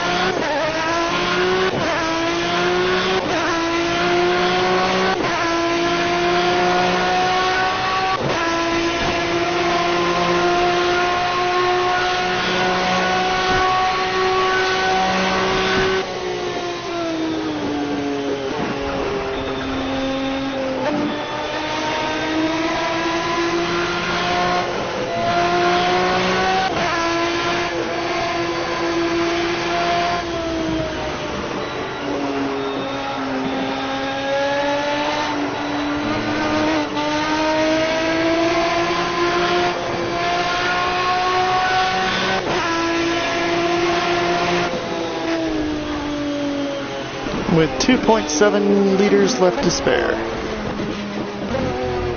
Ish.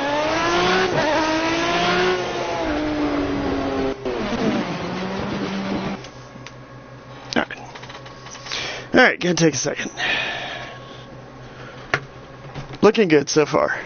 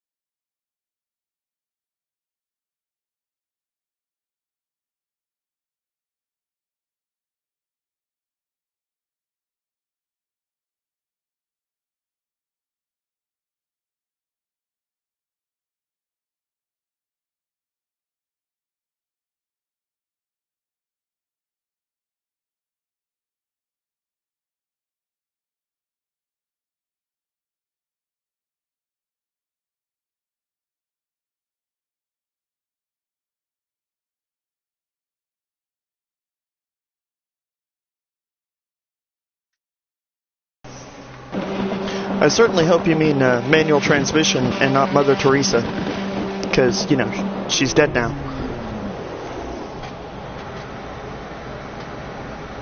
We estimate you've got 5 minutes of fuel remaining. 10 minutes of fuel remaining. That's 10 minutes. Do I have 5 minutes or 10 minutes of fuel? Make up your damn mind.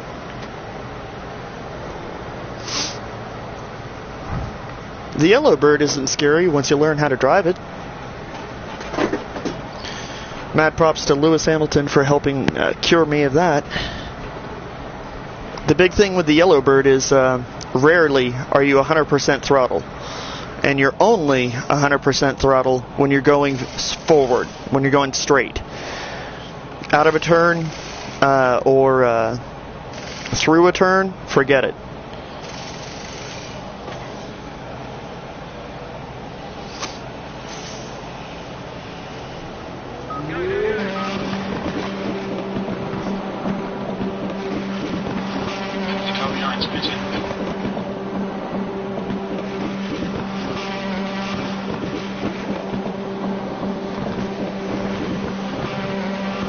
That's an awesome view.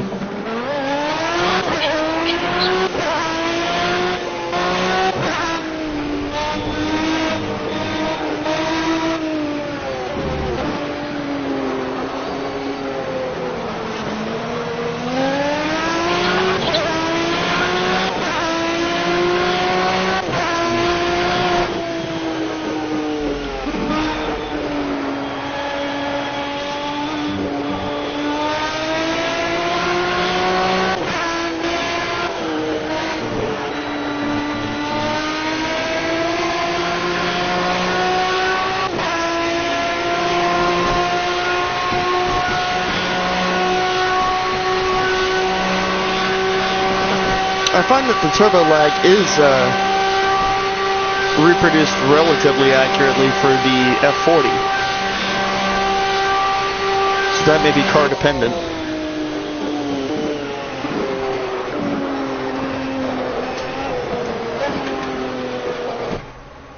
One second, guys.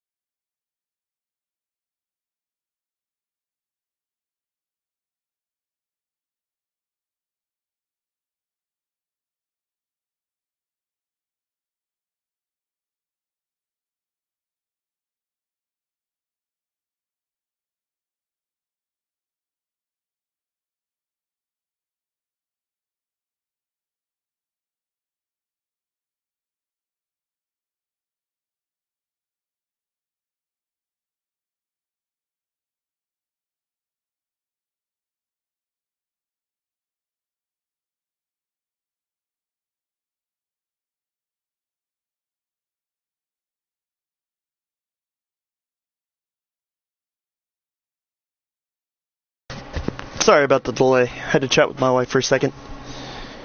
We're back. Thanks for your patience.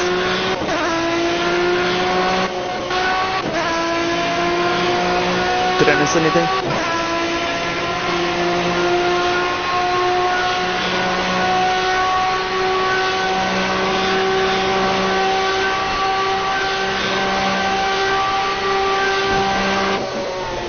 And I'm happy to report alcohol is on its way. May not be immediate, but it is in transit.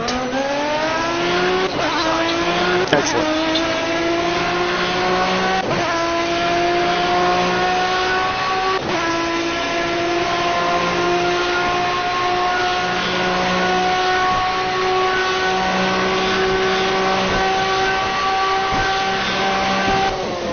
I enjoy the ring because it prepares you for just about everything. If you can pass at the ring cleanly, you can pass at Monaco.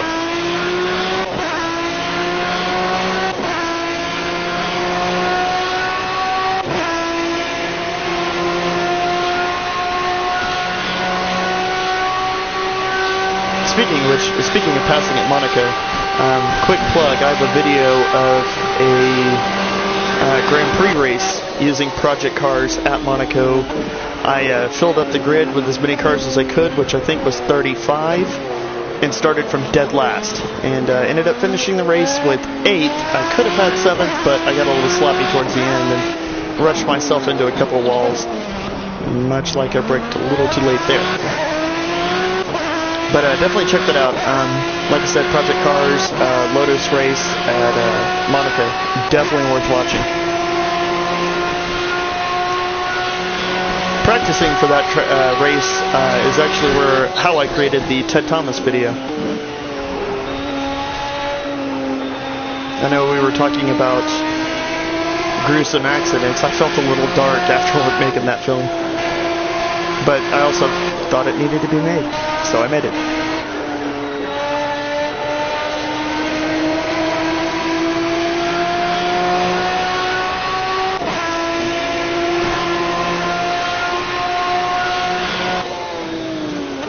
Thanks, Vic.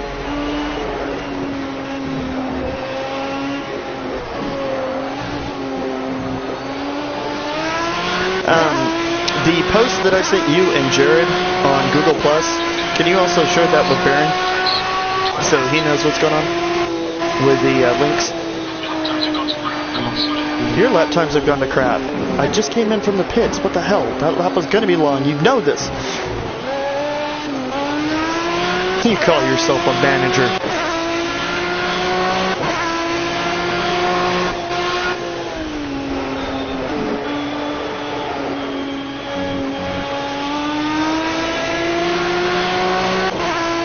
Thank you, sir.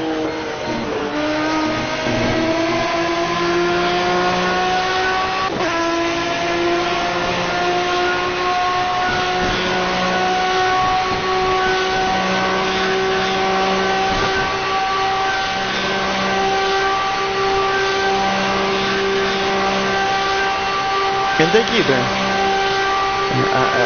You guys are the reason why I continue to upload videos. And I do apologize for failing you by not getting the NASCAR videos up sooner. I had them ready to go, but I didn't want to put... Between that and the Project Cars, getting caught up on Project Cars, I didn't want to release too many videos too quickly. That would have put me close to the 20 range. So I decided to withhold them for a couple days. And I meant to upload them before I started racing today.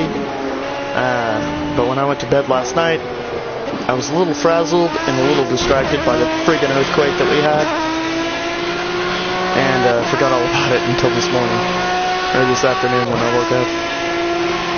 Yeah, we had an earthquake at about 5:30 this morning, 5.0, and when it hit, it was violent at first. I mean, it was a noticeable jolt, and I'm getting real tired of them.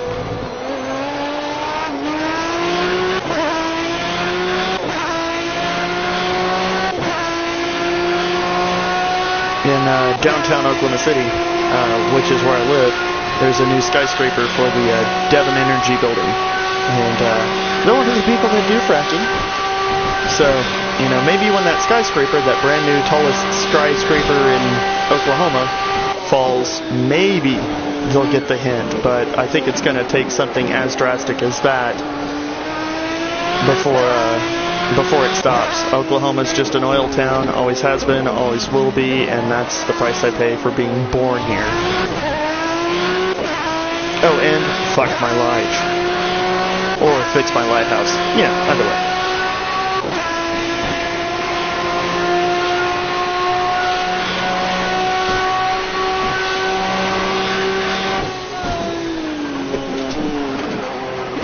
One second, guys.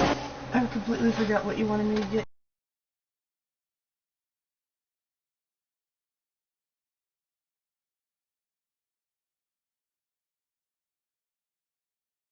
Okay.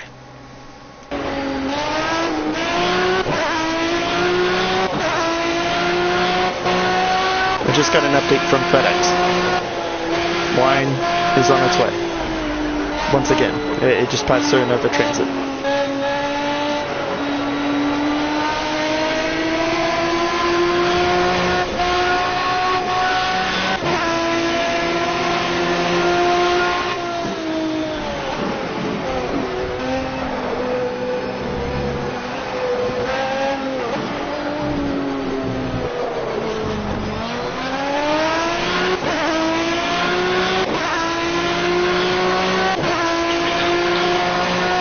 If you guys ever hear of proposals in your town or county or whatever with the idea of fracking, attend it and say no loudly.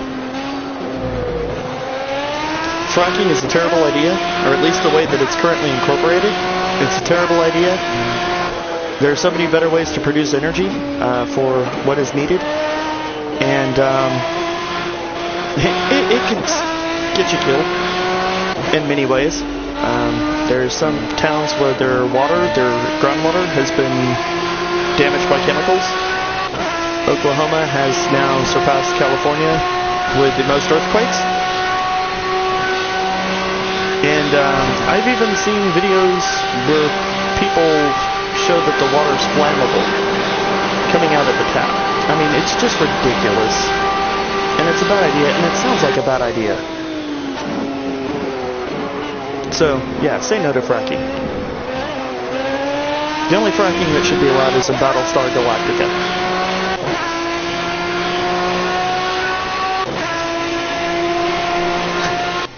One second. This is all that's left.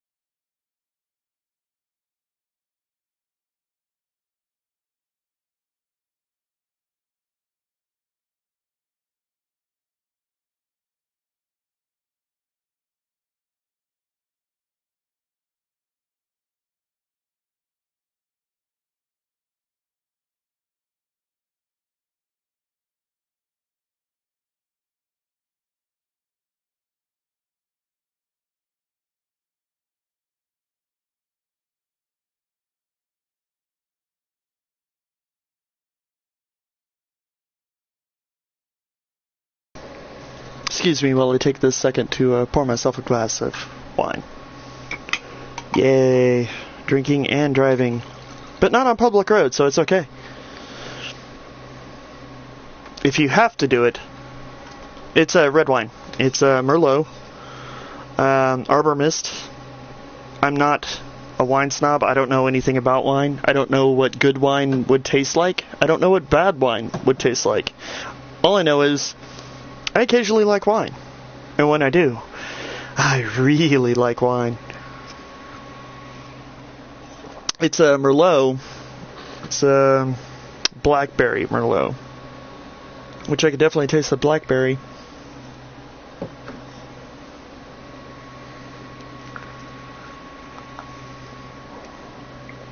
And apparently, somebody had been somebody had opened it and already had a little bit, and by a little bit I mean most. So I would love to comment on its bouquet and other properties of it. Yeah, it's been sold. But it's fine, so what the hell.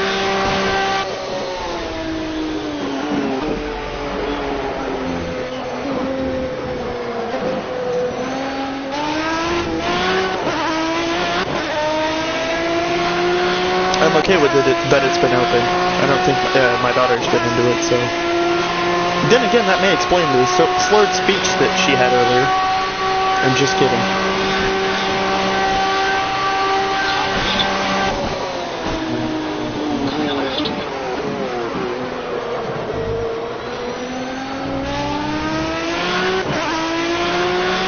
I had my first sip of alcohol when I was 3 or 4 years old. My grandmother had a beer, and I asked what she was drinking. And she asked if I wanted a sip, and I said yes. And I liked it, which led to my second sip, and she let me take a sip because she thought I wouldn't like it and that would discourage me from drinking alcohol, which, is an understandable motive. But I did like it. I liked it a lot, and that led to my second sip. And as I was taking my second sip, my mother caught me. And that led to a nice little fight between her and my grandmother, but I'd still take that second sip today, and that's why I typically avoid alcohol. I'll have 1 or 2 drinks in public, like at a restaurant or a bar or whatever, but I get drunk less than 5 times out of the year, so. And I don't typically have alcohol in the house. Typically it's just for holidays, birthday, friend's birthday, or special occasion. Having grown up in an alcoholic family, I've seen the dangers. I recognized quickly when I was turning into one, shortly after high school. And then I just decided to, stop. And it's actually the party that I met my wife at that convinced me to stop drinking alcohol. Not necessarily stop drinking alcohol, just stop getting drunk or having such excess. Thankfully, I found a point where I just got tired of waking up with hangovers and feeling like crap all the time. I wasn't a terrible alcoholic, but I knew that I was on that path. And I know myself well enough to say, hey, now's a good time to stop.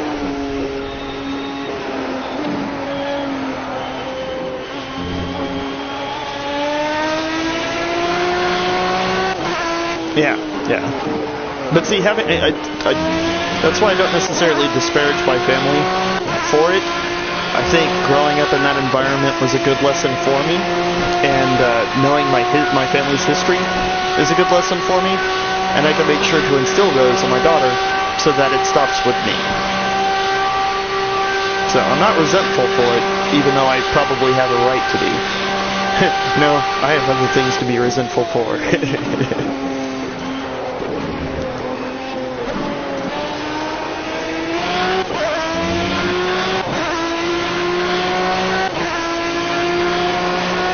Oh, I would expect that from somebody. It's a weekend dentist. Anyway, this is my road.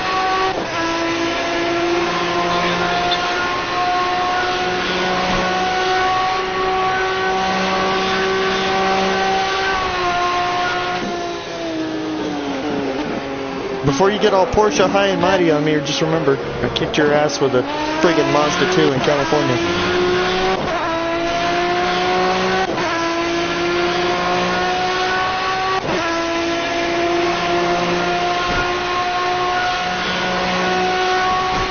Yeah, thankfully I was smart enough and had some manner of discipline. And now, keep in mind, I made this decision after said party that I met my wife, after the next morning when I had woken up. And because it meant so much to me, I was able to stick to it. Prior to that party, my roommate and I, Sean, he and I had gone to a pool hall to see former coworkers that we had both worked with, and had ran up a $75 bar tab just on New York or Long Island iced teas alone. It was a lot.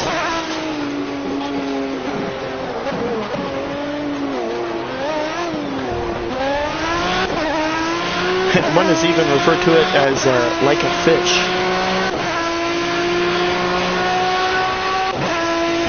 Nighttime is scary, huh? I look forward to it. I've had a couple practice races at night, so I'm at least aware of what the conditions were like. In the practice races that I experienced, it was also raining, so I got a sample of the wet conditions.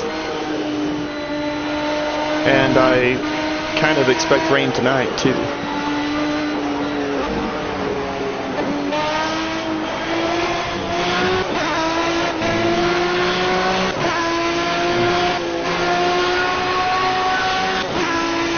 That was a good pass. That felt good.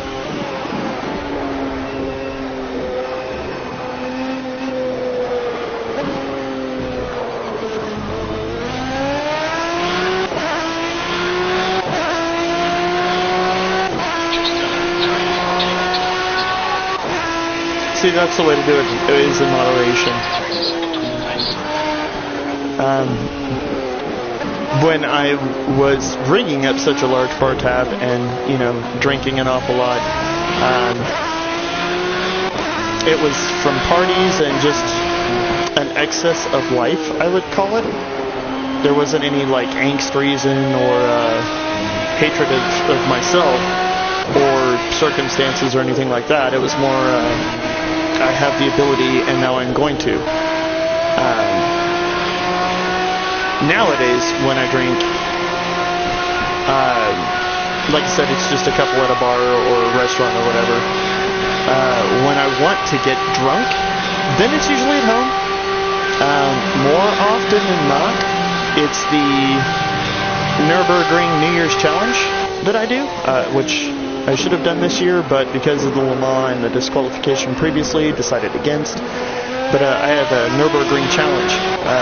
McLaren designs New Year's Nürburgring Challenge.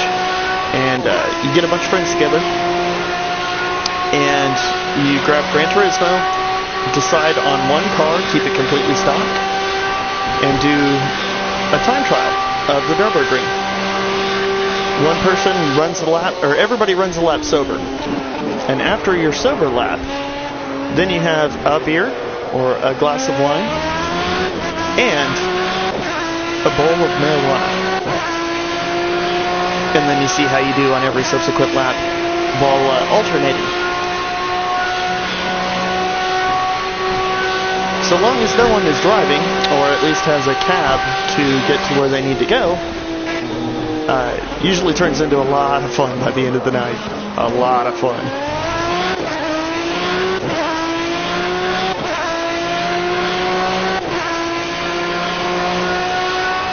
But again, it's one of those things you do in moderation. My uncle experienced an awful lot of drinking and driving. I don't know if he still does or not, but that's another story for another time.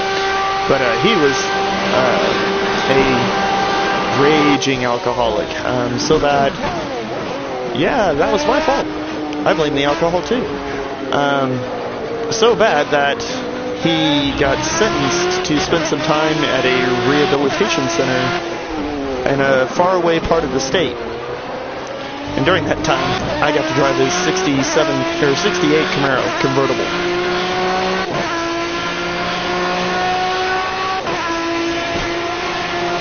No tragic story, no tragic ending. That was just a fantastic time to be driving a 60s muscle car when you're a kid, or more or less a kid. I was out of high school at that point, but not by much.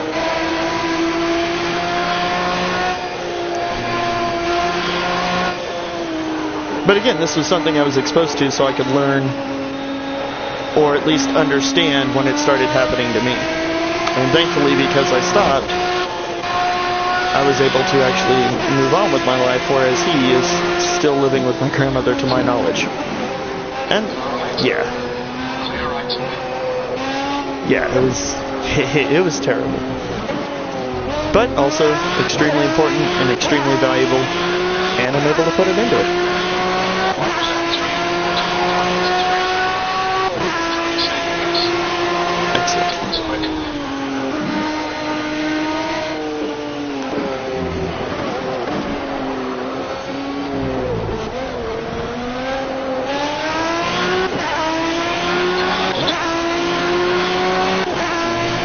That was probably a little dirty to just cut him off like that, especially since he's lap traffic, but, you know.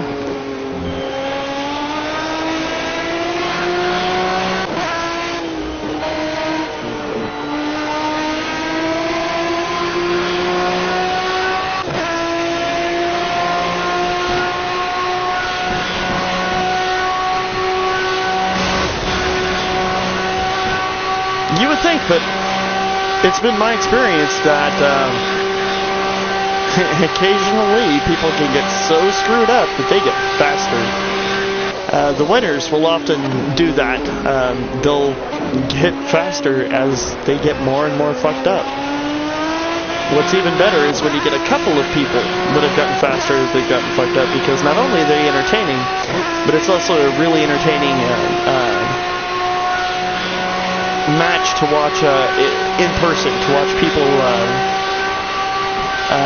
confronted with the fact that they're only tenths away, and then just start chipping and looking for those few other tenths, constantly trading the lead back and forth. It's very entertaining.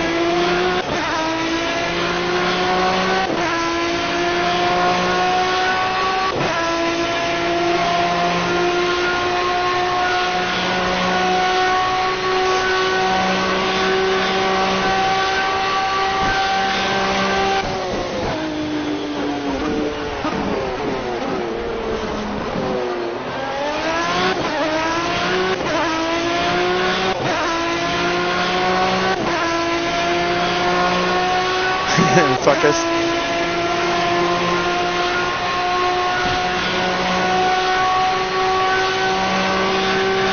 I can certainly understand why some professional gaming circuits have now banned the use of marijuana and do drug testing. Adderall and some of the other stuff some of those athletes do, that's beyond stupid. But pot, yeah, that's probably a performance-enhancing drug.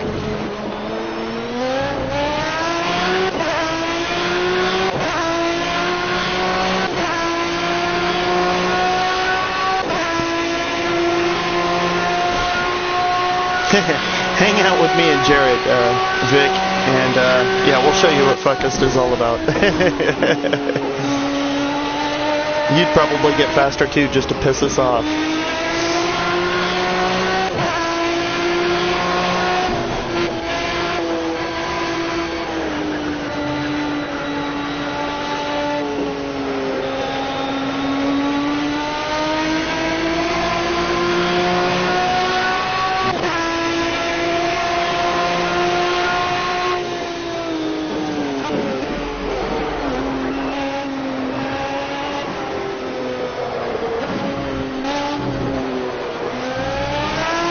So we're probably looking at another 6 laps before we pit-ish.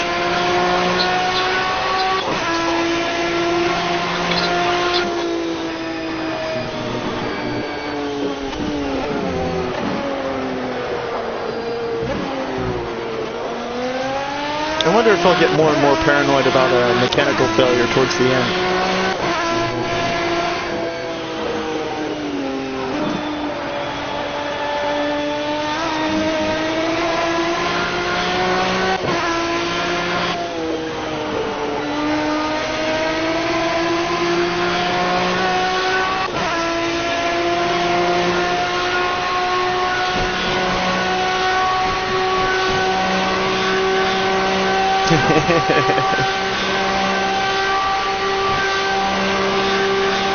Thank you, Burn.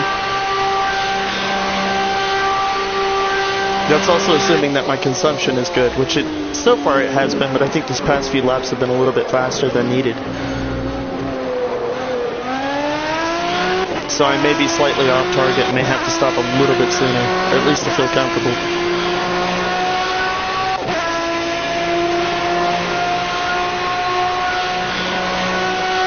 I may not blow the engine up, but there may be some other mechanical oddity, like the engine may eventually go up due to part failure. I could see them programming something like that into the game. I haven't experienced it yet, but I could see it happening. Just the game fucking with you. And you wouldn't think that an engine would blow up in a racing video game, except that's what people have been asking for, more or less. With damage, more realistic damage models. So I can see a programmer throwing that in just to fuck with fans. And the sick and twisted people that would enjoy it. They ain't that cruel. Yeah, have you ever met a games developer? With writers, the only joy a writer has is creating a character that the reader falls in love with, only to kill it. That's the only joy that writers get. Ask J.K. Rowling.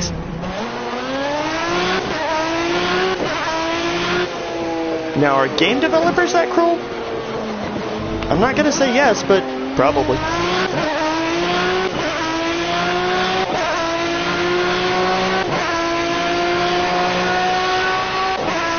That is kind of what I'm doing.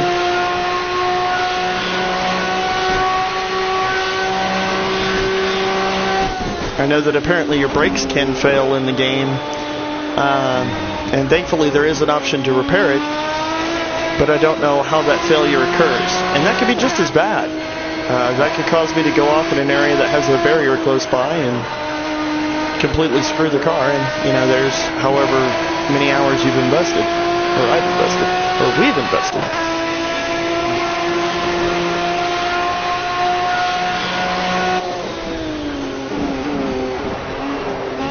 That's why I try to use as little of the brakes as possible, although right now it feels like I'm using more of the car than is necessary. And I could back off, but it's also against my nature.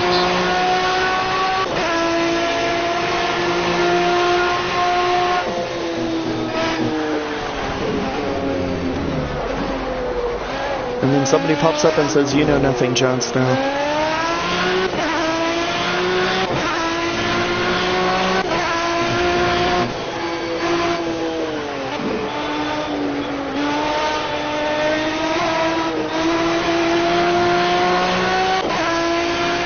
Really looking forward to the return of Game of Thrones.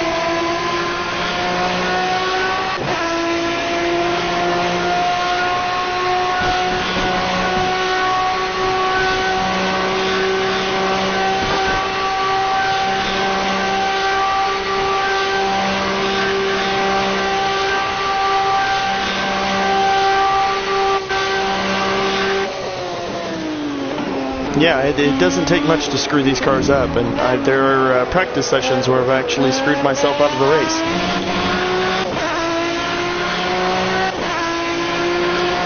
But that's also some of the realism that I really appreciate. It's a little bit more cruel than GT6, because GT6, it seems like whenever you do something that would be fatal, the game just kind of says, well, you'll learn from it eventually. Whereas Project Cars makes you learn the hard way. It's a lot more harsh. When that's the end of the race, or when you do something fatal, that is the end of the race, and you're welcome to try again. But it doesn't try to sugarcoat anything.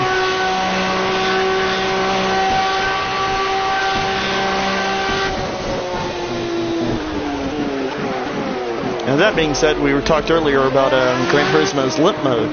I do appreciate some of the sugar coating.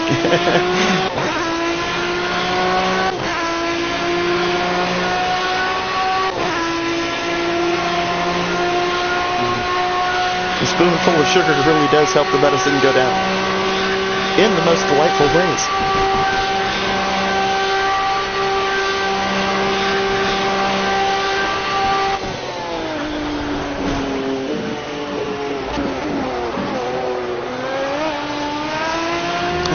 With the eyes.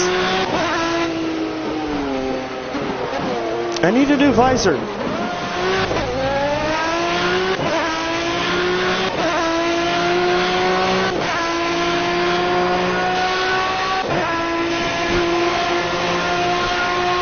And this is the before photo.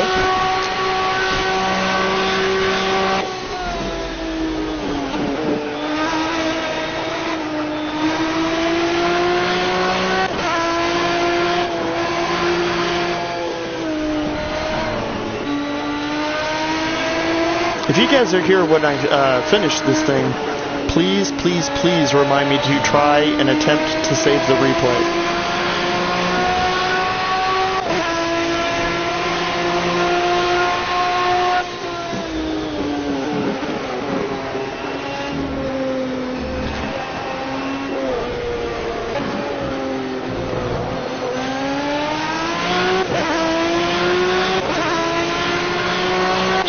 Honey drumstick.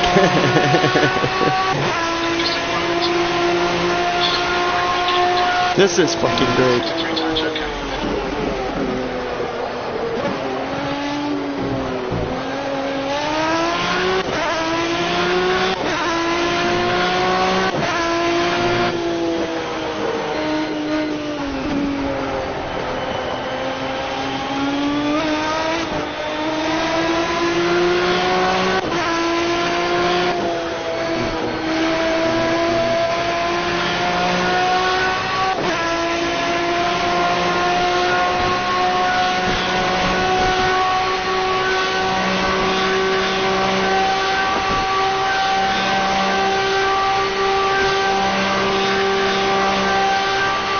Forza has that option too.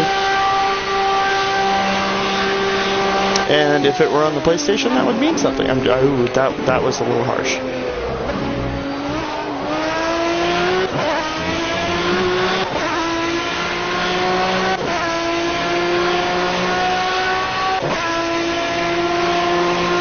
Again, I wouldn't mind owning an Xbox. I'm just not going to buy an Xbox.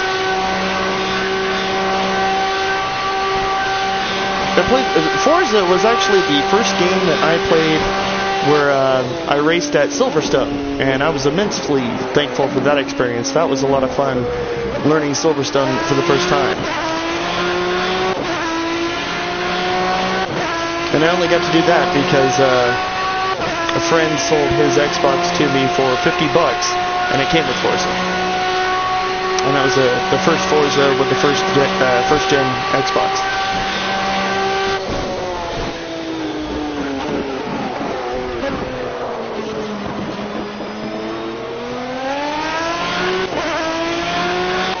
Thank you, Vic.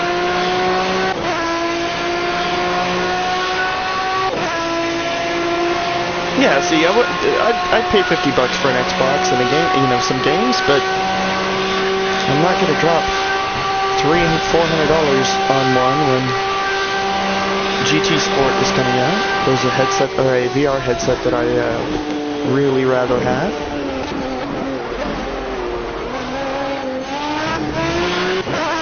Now, if someone wants to sell me one cheap or provide one for marketing or research, I will be happy to take it and help out with said marketing or research.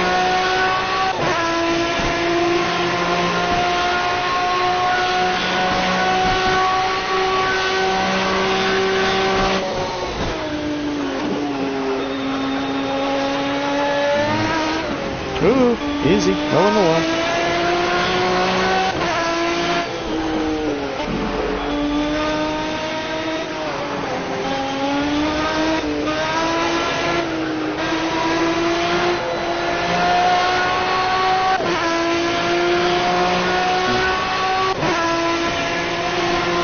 Three laps this time by.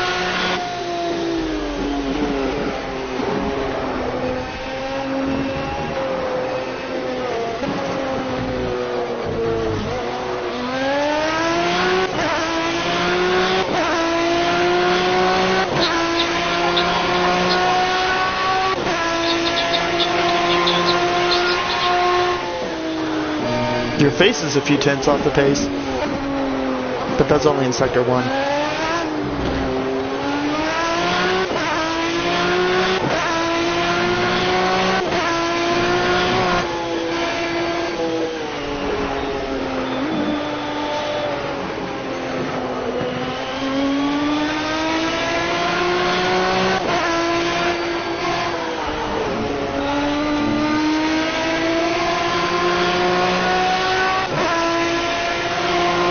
Thank you, Baron.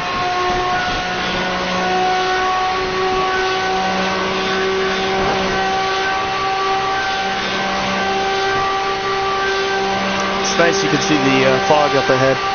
Just a light little smattering.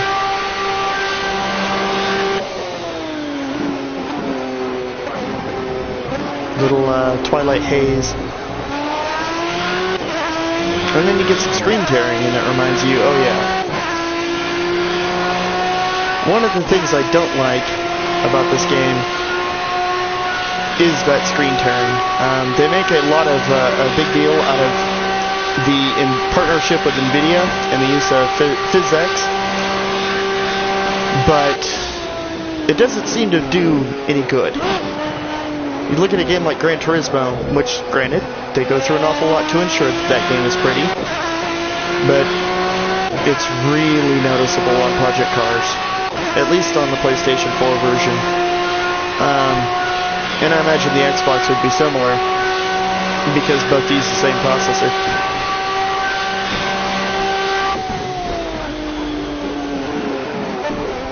Which, oddly enough, is an AMD product. So there's your conspiracy theory. But yeah, the screen tearing that goes on here and some of the jumps. If you ever watch a replay of the Project Cars replays, you'll see what almost appears to be stuttering or time jumps, time leaps, like you see when Gran Turismo is having connection issues or lag issues. And that's just a regular offline replay. It's supposed to be a AAA racing title. It's a little inexcusable.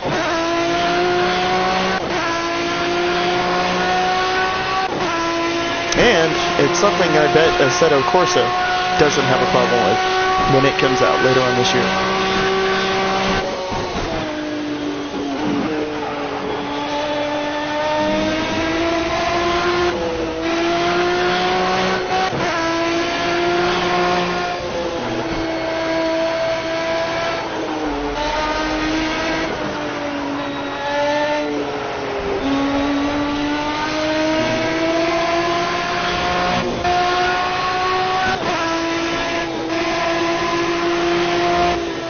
No time for conspiracy theories.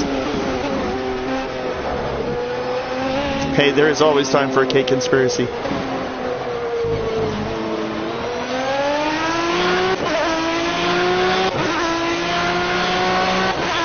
Yes, sir. I've not had to restart or been disqualified yet. Thankfully, I haven't fucked it up.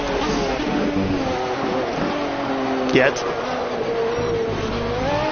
And as I was telling them earlier, mechanical failures are on. So I could still have something screw up without it being any fault of my own. But that's racing. I'm willing to accept that risk.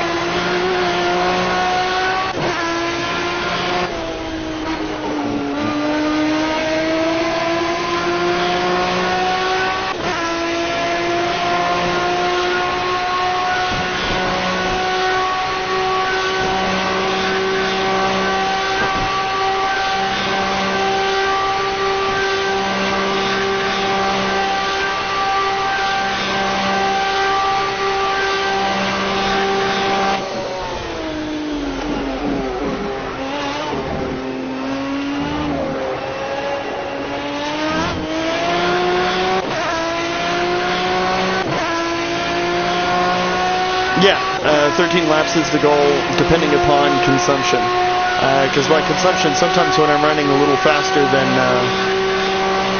I think about, I end up running off pace. Hey, we have headlights. Yeah.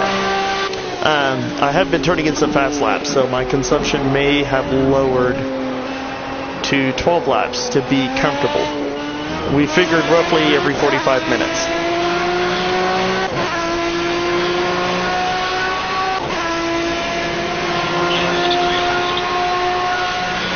Well, maybe you should drive then, Mr. 13. I'm just kidding.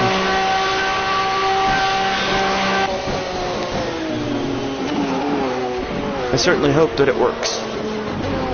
Everybody else seems to be, I think, on 11 or 12 lap increments, at least from what I've been able to gather.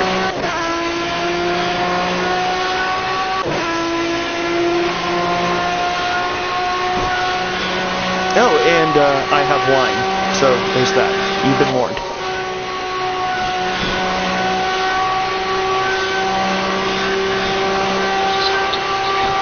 Your face is left. I don't know what that means.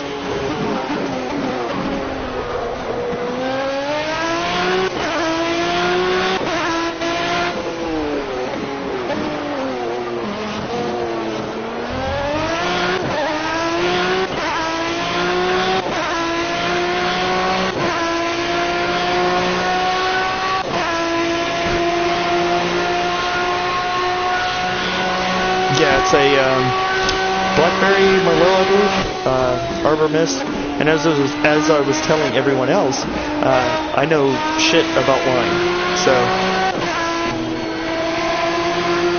chances are, if it's a Merlot, I'll at least try it.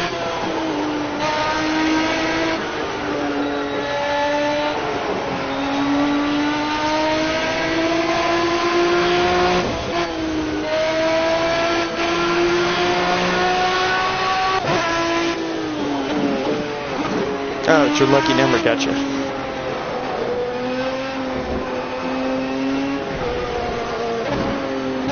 Hey, hopefully it'll rub off. It is not real wine. See, that's what I was afraid of.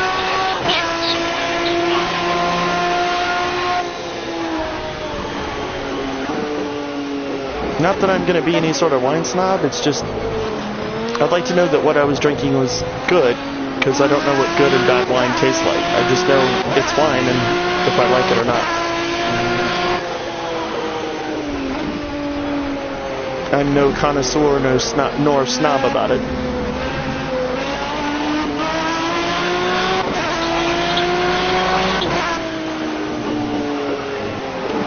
Whoa, cones. Whoa, that was a nice jump.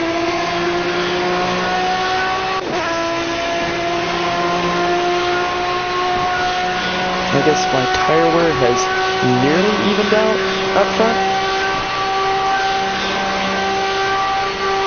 I got a warning about it earlier, but appears to be fine. At least for another lap.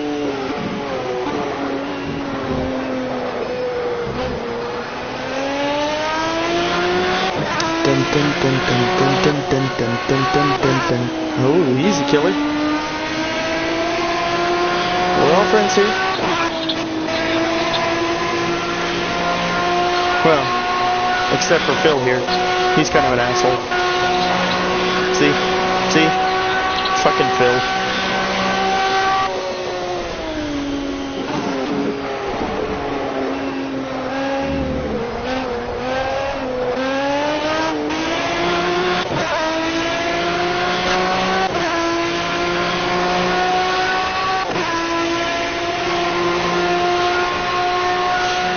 Oh, my sister loves Jaeger, and I can't play poker with that girl when she's on Jaeger. She is unstoppable. I don't know what it is, but you get her at a poker table, you give her Jägermeister, and you can kiss your money goodbye.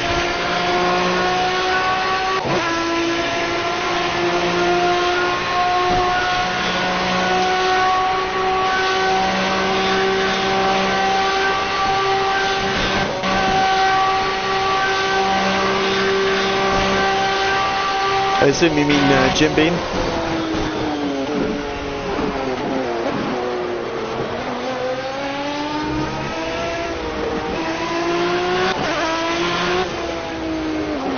Track temperature's decreasing. It's now 24 Celsius.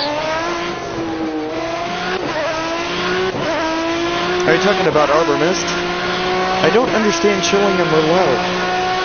That just sounds terrible. Like, every time I've had... Oh, Jägermeister, okay. The bottle on the Merlot said to chill it, and that completely baffled me. I've never had a chilled Merlot. Every Merlot that I've had has been room temperature. So when my wife asked about it, I was like, I don't care what the bottle says, don't put it in there.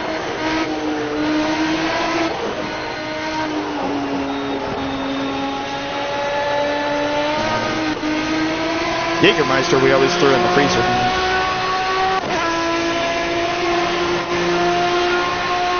Yeah, now that makes more sense.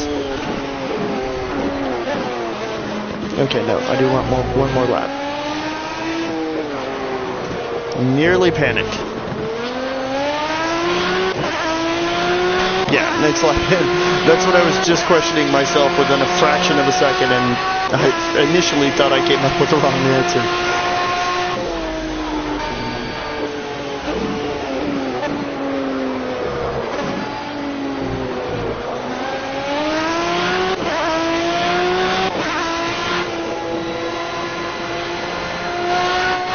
You don't see any Camaros at Le Mans, huh?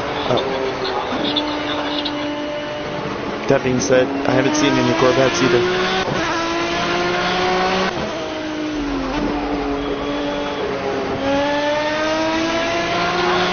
So long, suckers.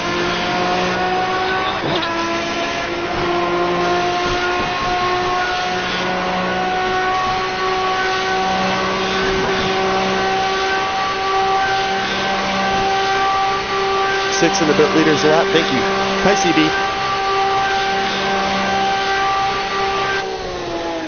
Yeah, speaking of running out of gas, my first attempt, I was 2 hours in and ran out of gas because I was having such a wonderful conversation with everybody on Twitch that I wasn't even paying attention to fuel consumption.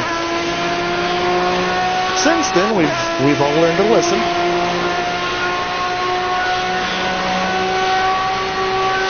It does feel more like a spritzer than, and I don't know what that means, but it sounds like something you put in a hairspray bottle.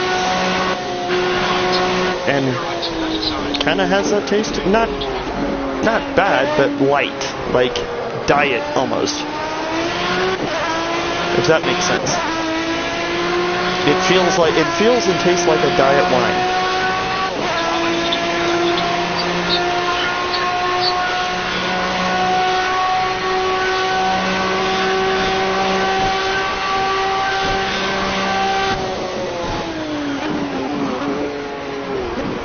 I will say this though, CB, during that last lap, when I was concerned, and rightfully so, about running out of fuel, lots of tension, lots of drama.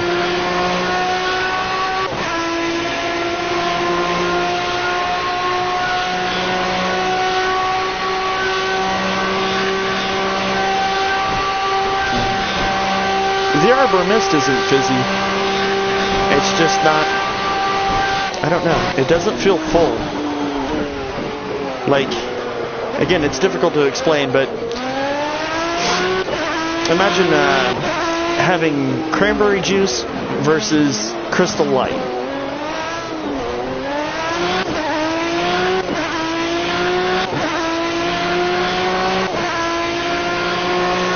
Felt so bad for what? Oh, for the fuel? That wasn't your fault. Yeah, I'm boxing this lap. If you think my girlfriend could fight, you should see her box. Thanks, Jim Sound.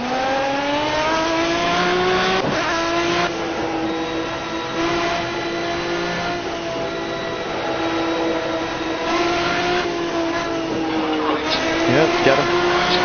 I got him.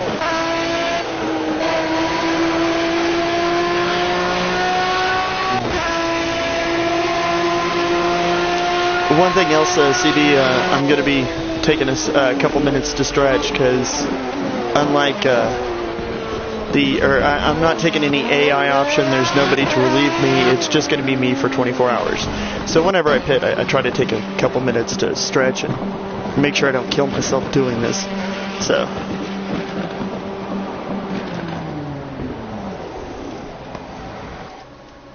Alright, we'll be back in 2-3 minutes-ish.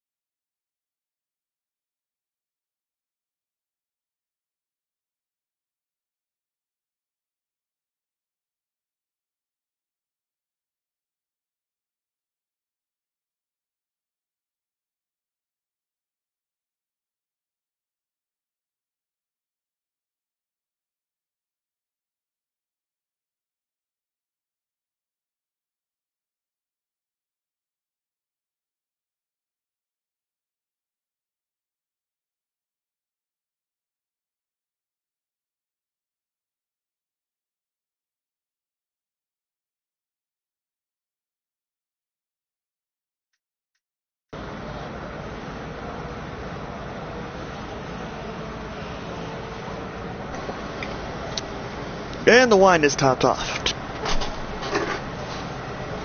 I didn't expect the internet to be so friggin' awesome, but when I watched a couple hours of the Bob Ross channel, it was fantastic. Like, it gave me hope in humanity again.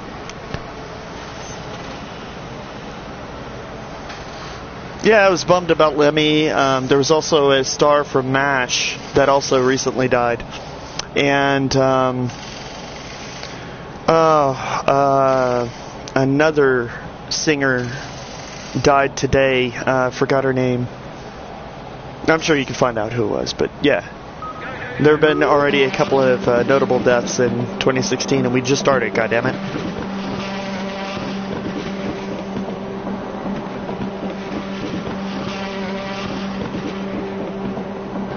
Natalie Cole, thank you.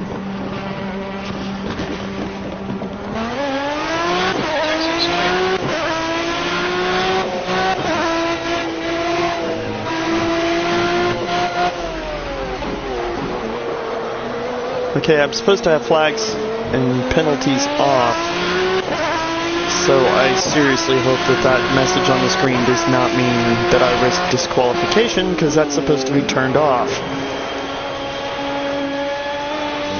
I'm okay with the lap time being invalidated, that's fine.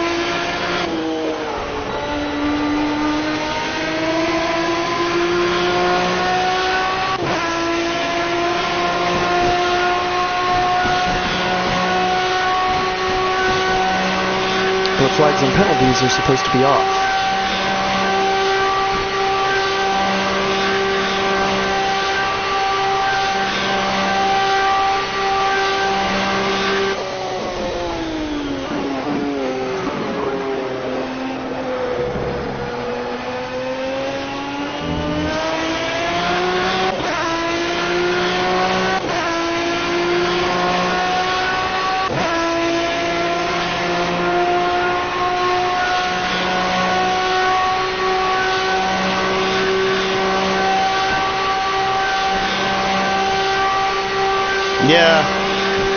Yeah, I was reminded of that when Carroll Shelby died.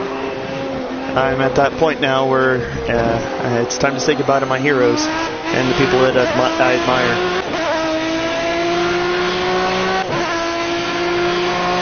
That being said, it's also time to pay special attention to people that will go eventually, but are at the end of their career. I was really happy to see, yeah, I'm doing an automatic. I'm really happy to see that they're working on a Spaceballs 2. Having another comedy from Mel Brooks is fantastic.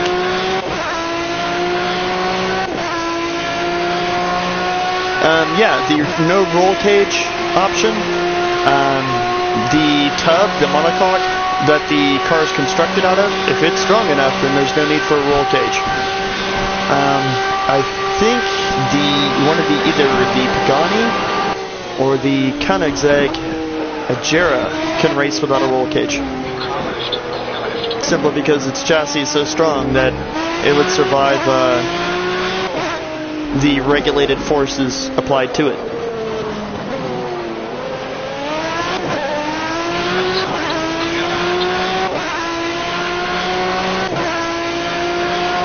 Yeah, I wore my Shelby shirt to work the day after, and we spent actually that car of the week we decided to dedicate towards Carroll Shelby. So we didn't just review one car, we did all of his cars. Everything that they had in Gran Turismo 5 at the time. Definitely worth a read.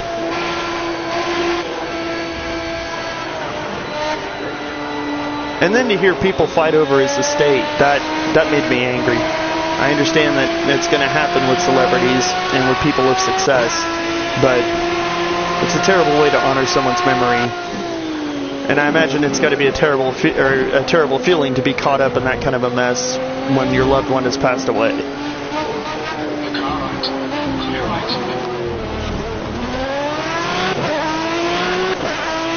The plaid. Yeah, Super Troopers 2 has started filming, and I'm looking forward to that. I'm also looking forward to the Deadpool movie in February. They just released a trailer or a advertisement for a magazine called Empire that Ryan Reynolds did. Definitely worth a look.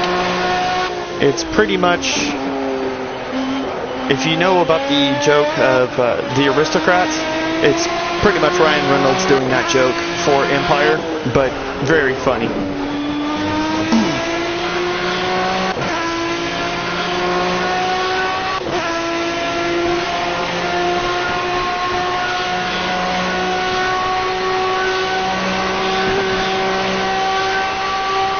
Yeah, he is inspirational.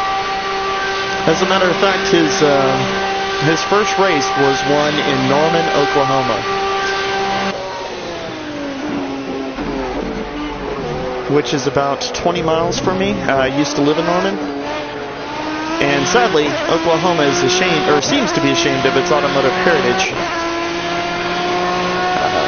because there's no mention of it in any of the textbooks or any of the teachings. I'm sure you could find history, but you would have to dig. When I lived in Norman and first found out about this, I couldn't find where the track was, simply because there's no mention of it anywhere in Norman, no plaques, nothing. It's kind of a shame.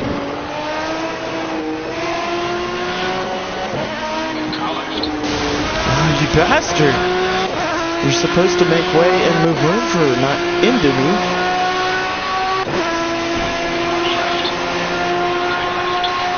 I think that was an Audi, so it may explain it.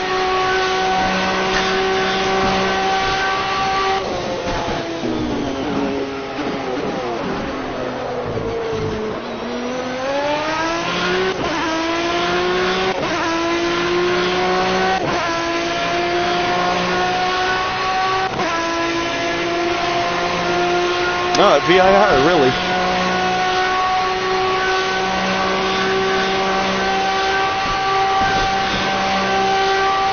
Damage is at full, and mechanical failures are also on.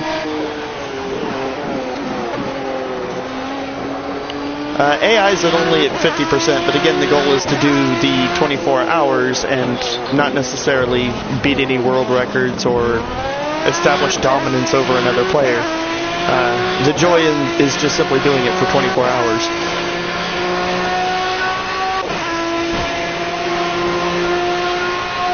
I'm not out to prove a point other than don't tell me I can't do something.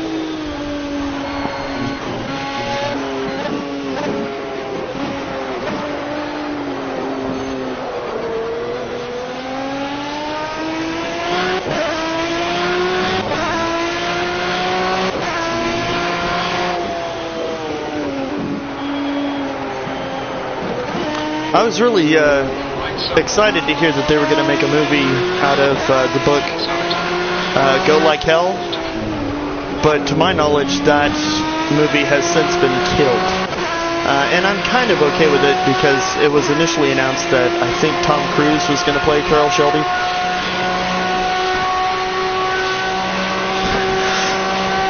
It's been killed. The movie, to my knowledge, is no longer on.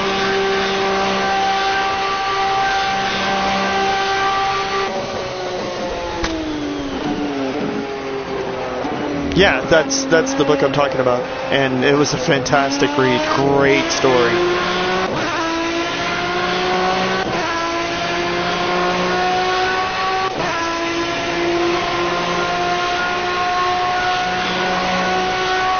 And yeah, a good lesson about poor kid Miles too.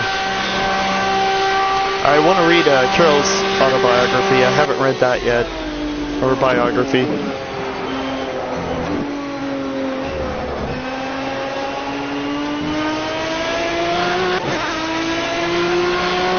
Yeah, that book gave me goosebumps too. But that's how you know it's well written. I'd also recommend anything by Brock Yates.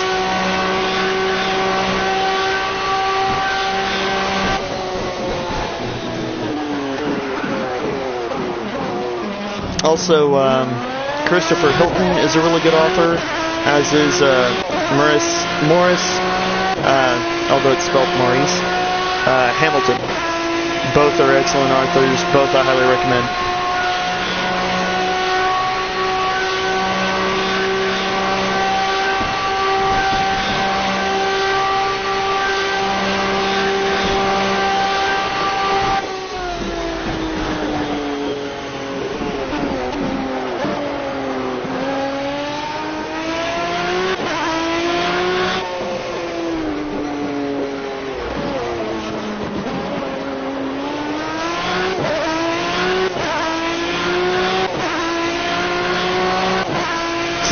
Yeah, it is the ultimate revenge story. But that being said, I can understand Henry Ford's being upset because he was basically used to drive up his price that Enzo wanted from Fiat.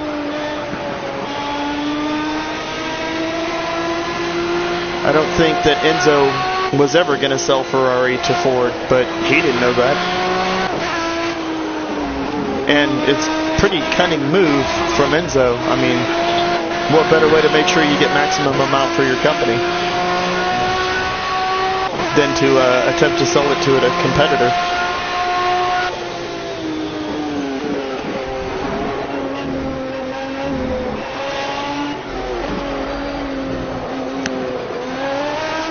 And now Ferrari may become its own company once again.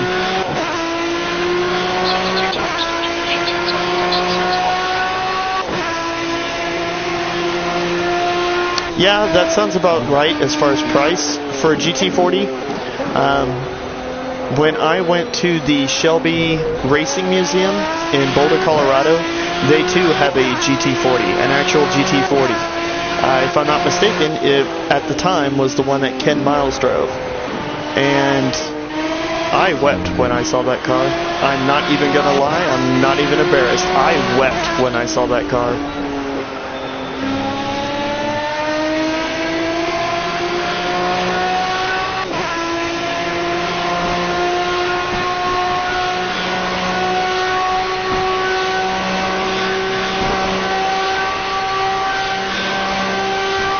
He turned, well, that was at the time that Ford, I mean, they literally threw enough money to air condition hell. Money was no object, that it was just an ends to a means. I don't think the program would have been successful without Shelby. Fun fact for the day, one of the first companies involved with the GT40 program was McLaren. They handled the Mark I, I believe, and possibly parts of the Mark II. But it wasn't until Shelby that the program became successful. Or no, they didn't have, not actually the Mark I, but prototype testing for the Mark I. At the Shelby Racing Museum, you can see some of the aerodynamic tools that they used back in the 60s, like a hood from a GT40 covered with bits of string taped to it. They taped the car up with little bits of string everywhere and then run it around the track and film what happened.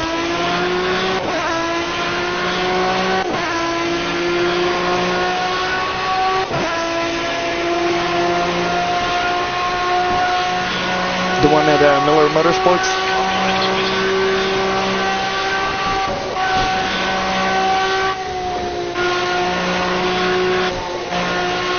Yeah, 225 plus sounds about right. If I'm not mistaken, they got around 228, 230-ish, which is IndyCar territory. Well, kart IndyCar territory. I don't know about these new Dallara pieces of crap.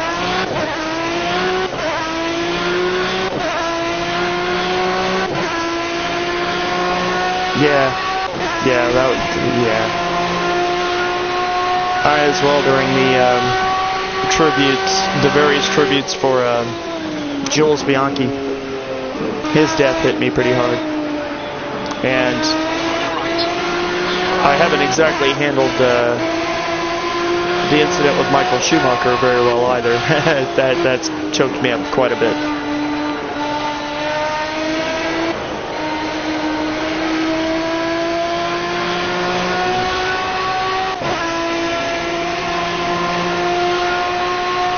Those guys aren't just racers, like they're craftsmen. They take racing and make it an art form.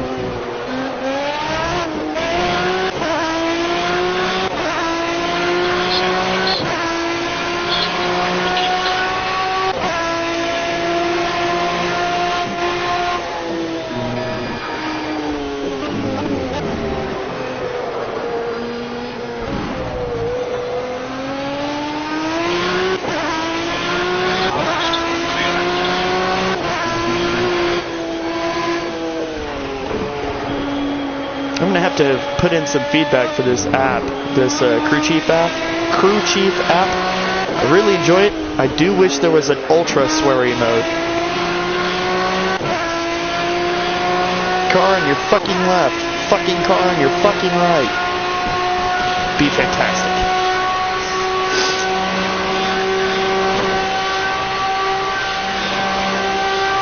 You know, I saw a couple in cart, and that's when I stopped counting, but I've seen more than my share, and definitely more than I would have preferred.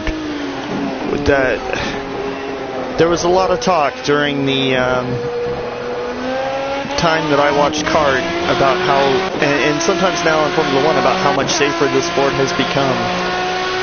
So you almost get lulled into a sense that nothing bad will ever happen, and it clearly is going to happen. It's just a matter of statistical probability and timing. Thankfully, it hasn't tarnished my enjoyment of the sport as a whole. I don't like the way that NASCAR approaches or handles their safety.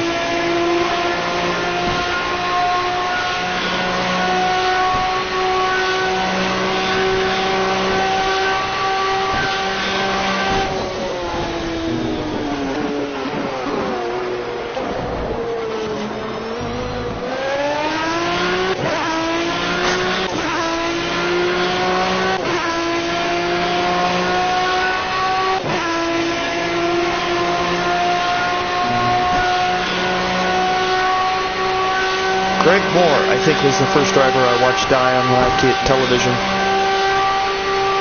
At the time that Senna died, I wasn't watching Formula One. I had heard about it, but I wasn't a big Formula One fan like I am now.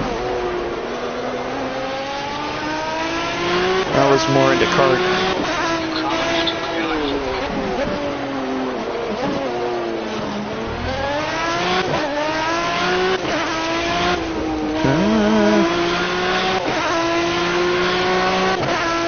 Well,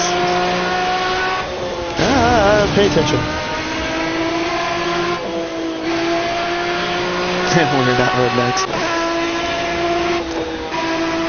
I don't think they can be necessarily called freak accidents, because, I mean, that'd be like lightning striking a driver. I consider them more just... You can't think of every calamity that's going to strike in auto racing. There are too many damn variables for it. So you just try to plan the best you can. I mean, we saw that with Jules. But I consider freak accidents more acts of nature.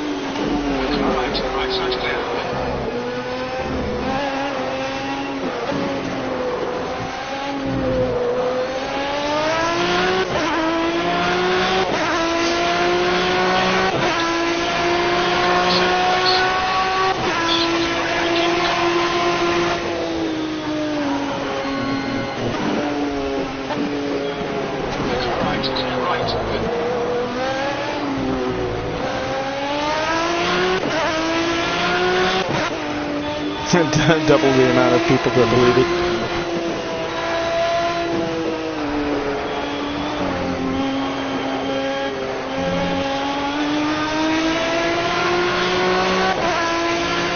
Well, that being said, though,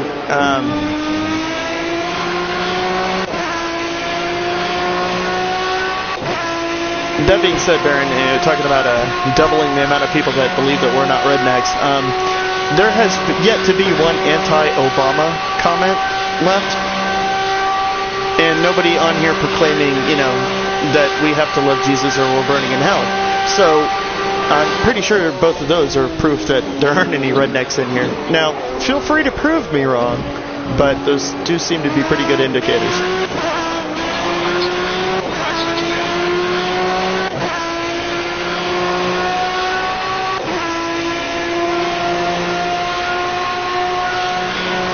Yeah, not only did they run while a typhoon was hitting, everybody knew the typhoon was coming. It wasn't as if a typhoon just sprang up out of nowhere. Everybody knew that there was going to be a bad storm, and I don't think that the race should have been run, and it'll be interesting to see how the courts feel about it now that Jules' family is suing the FIA or Formula One or whomever.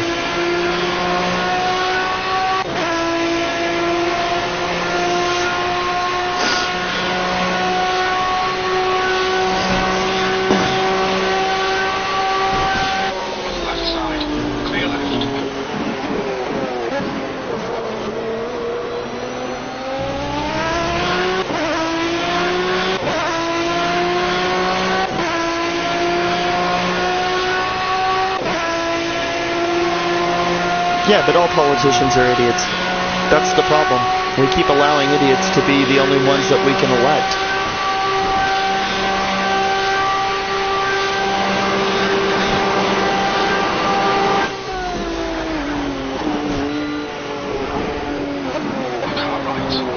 Oh, that was a good pass.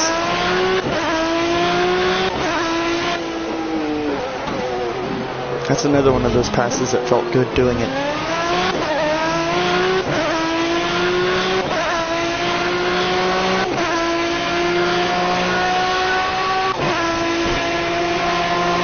How do you feel about Trudeau, Baron?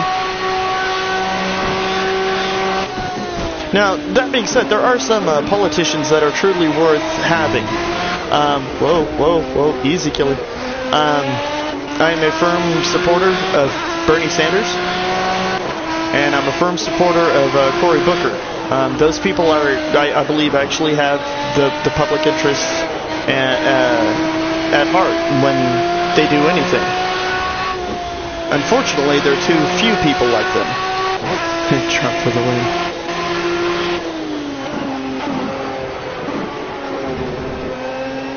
I read an interesting analysis of the Trump speeches, and apparently it's as if he has a 4th grade reading level, which seems legit.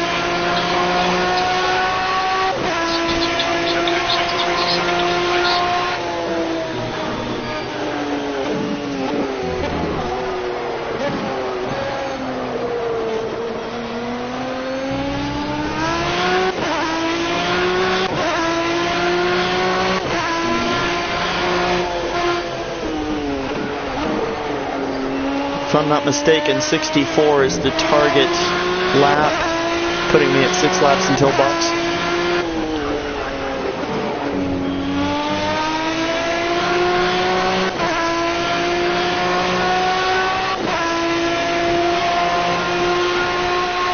He will never be his father. That's a fair assessment.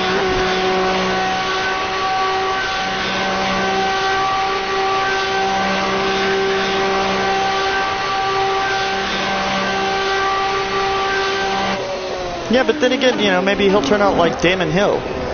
He wasn't his father, yet equally as brilliant, equally as talented at what he does.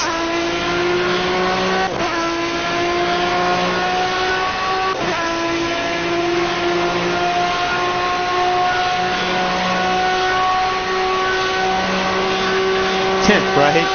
I honestly don't think Trump will be elected. And if so, I weep for our future.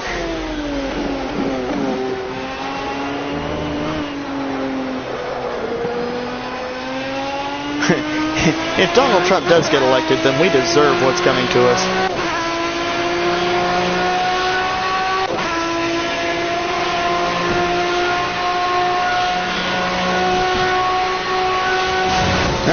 pay attention on the road.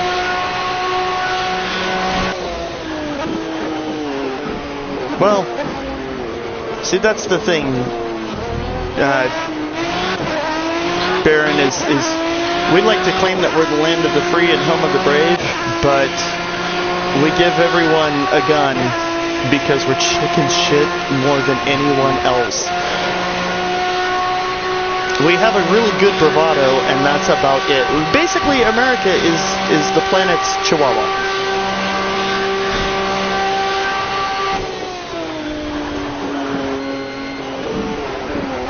I don't think I could sum it up any better than just saying that America, the United States, is the planet's Chihuahua. Now, some say, hey, you're fucked up for saying that. Other people will think, well, at least we're not the planet's poodle. So, you know, 6 of one, half dozen of the other.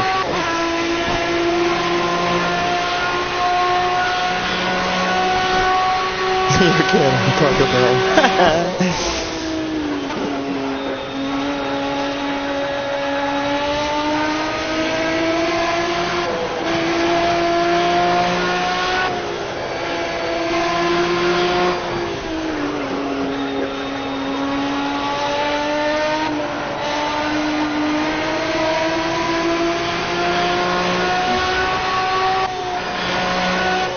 Fair assessment.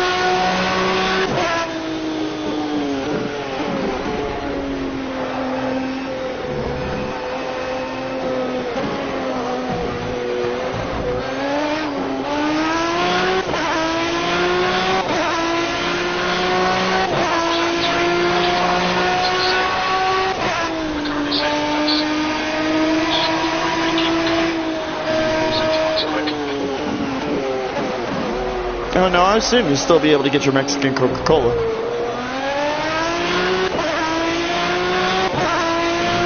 All it is just Coca-Cola with pure cane sugar instead of corn syrup. Same thing with Mexican Pepsi. But I agree with you, it does make all the difference.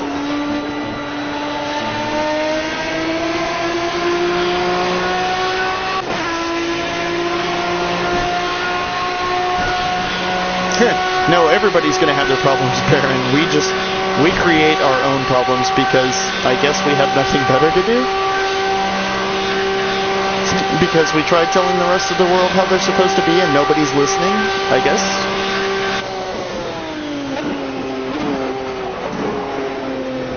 Again, the world's Chihuahua.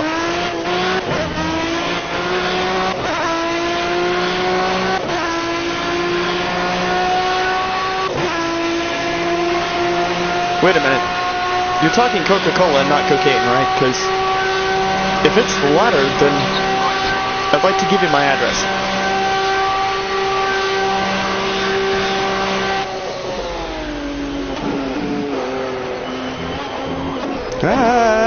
Curbing.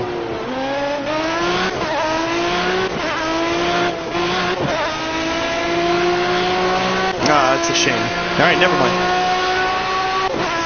We actually have a restaurant here called Pops. It's over by Lake Arcadia, which is about, I'm really bad at distance, but maybe 25 to 30 miles from where I am. And they specialize in a shit ton of different types of sodas. And it's done like a classic 50s place. Kind of looks like an over-glorified gas station. It's friggin' huge for where it is. But it's a pretty cool place, and you can get, like, seriously, any flavor of soda you want.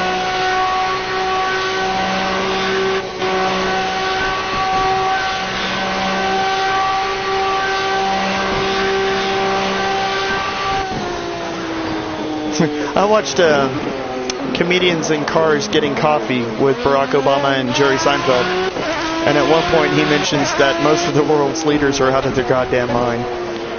And every now and then you look at global news and you're like, yeah, that's about right.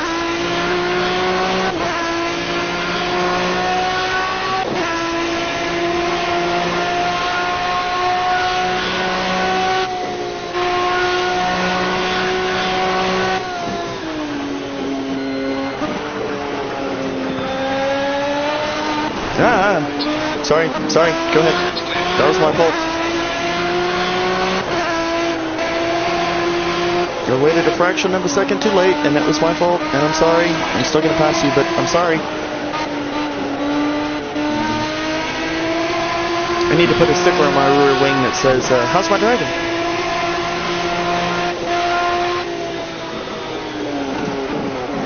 And then something on my hood that says student driver.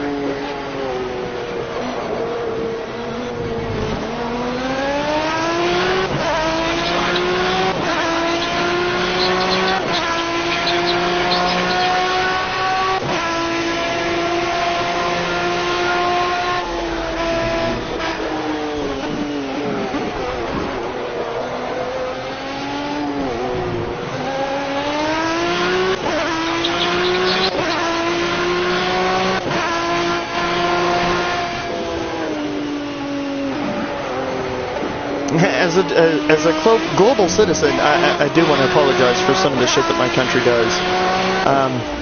Yeah, we are a special kind of retarded, and I'm sorry. Really sorry. And if anyone outside of the U.S. ever asks, I'm Canadian.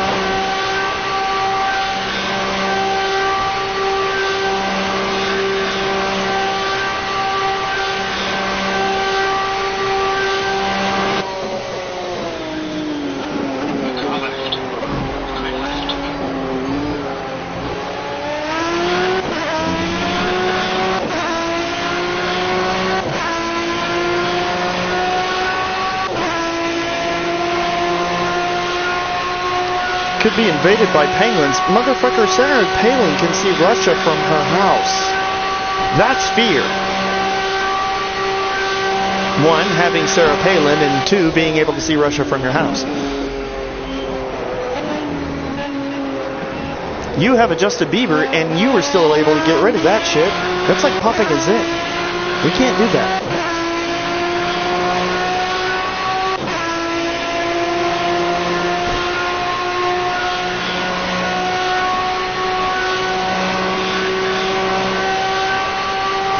What, like absolutely fabulous? Yeah, you could start by apologizing for that.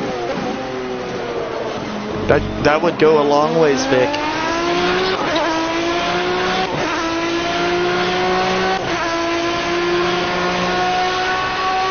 Yeah, right? Yeah, you're welcome.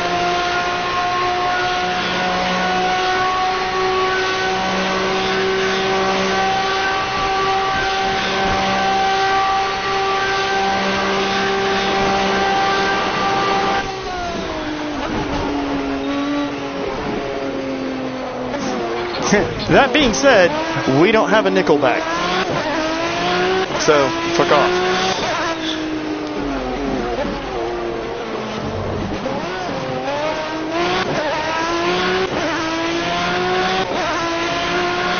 Thank you, Nesmo.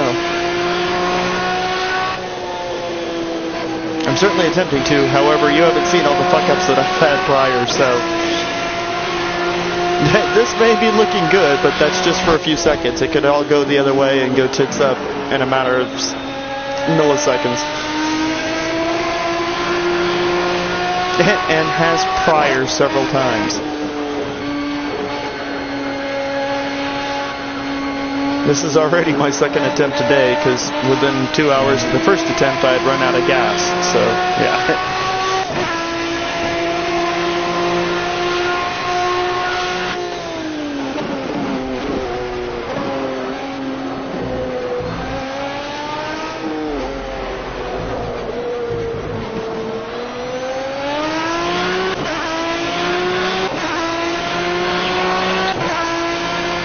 Five-finger death punch. You know what? I can't stand them just as much as I can't stand Nickelback, so I will give you that one. I'll even go as far as to mention another that I cannot friggin' stand, Creed. I would almost rather listen to country music than Creed.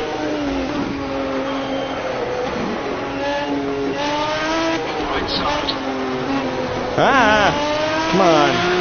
You had all the room.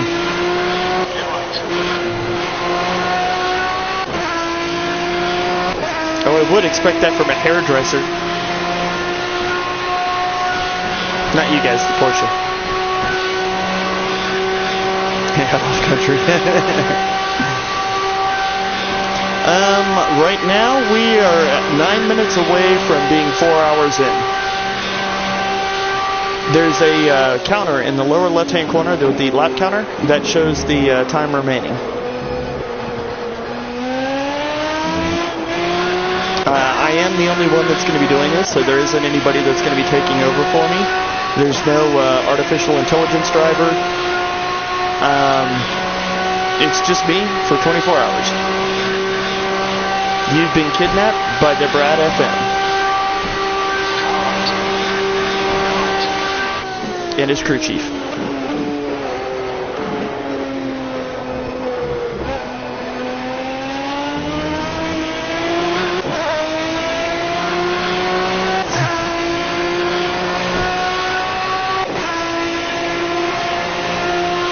What team are you on, CD? And have you had a chance to check out the Haas facility, the Haas F1 facility?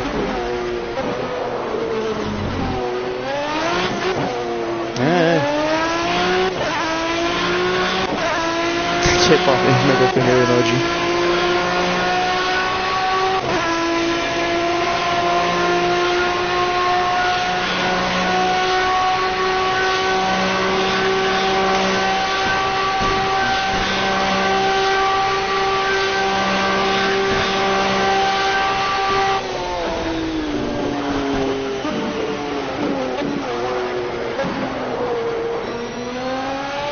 And Your Honor, that's how a fight started in my chat room.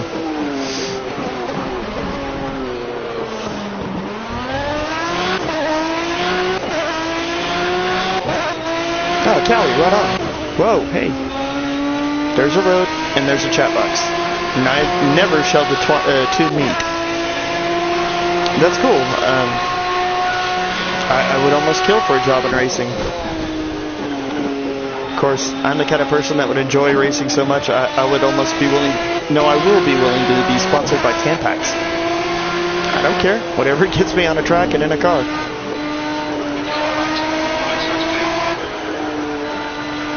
I will be happy to talk about your feminine hygiene products and services. Just get me in a car. And let me go fast.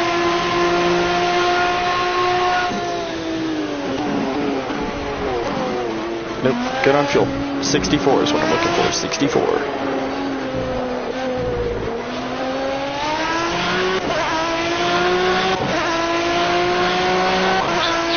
I think there is a middle finger emoji, I just don't know why it's not on here, but there should be. I'm 99% sure I saw one on the Deadpool icon emoji list. Whoa, hey.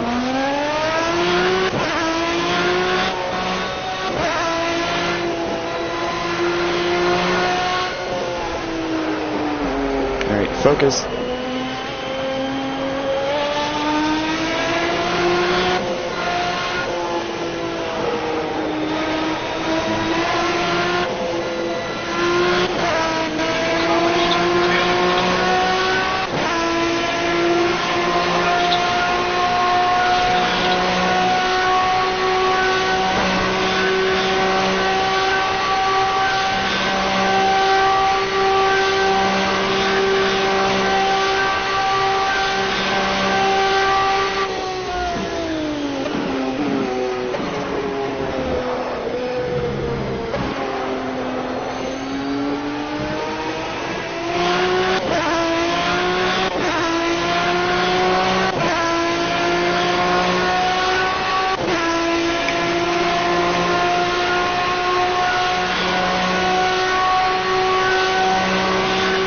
Seven-minute lead.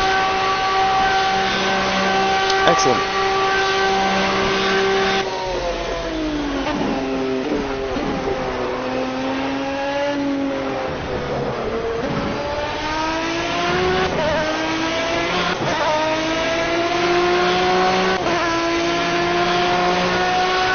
The tires should last. I'm going to be pitting in 2 laps, so the tires should be fine. So far, the medium compounds held up really well, and the degradation seems to be minimal.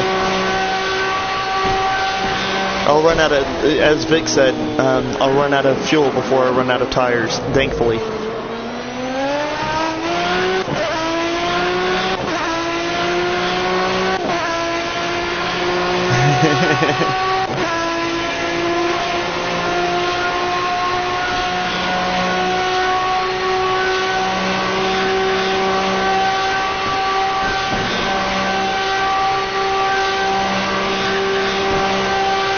First rule of motorsport, don't break the damn car.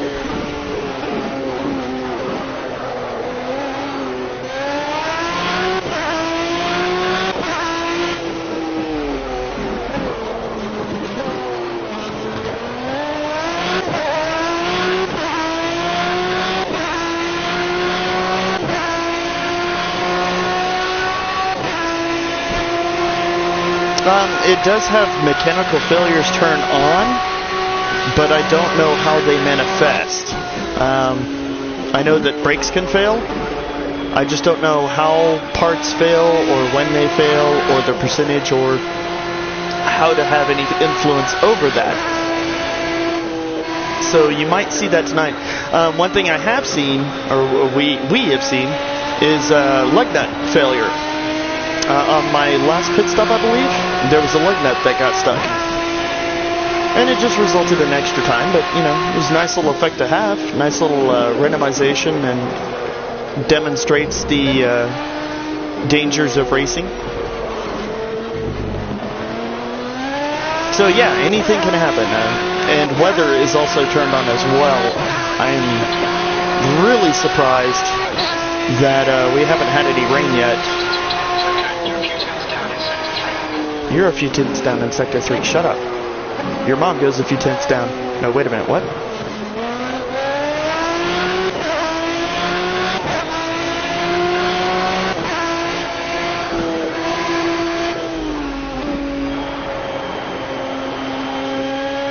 I also like talking shit to my crew chief, so if you guys hear me randomly talking shit to somebody, it's more than likely the crew chief. If it's anybody on Twitch, then I'll be sure to call you out by person, or by name, Vic.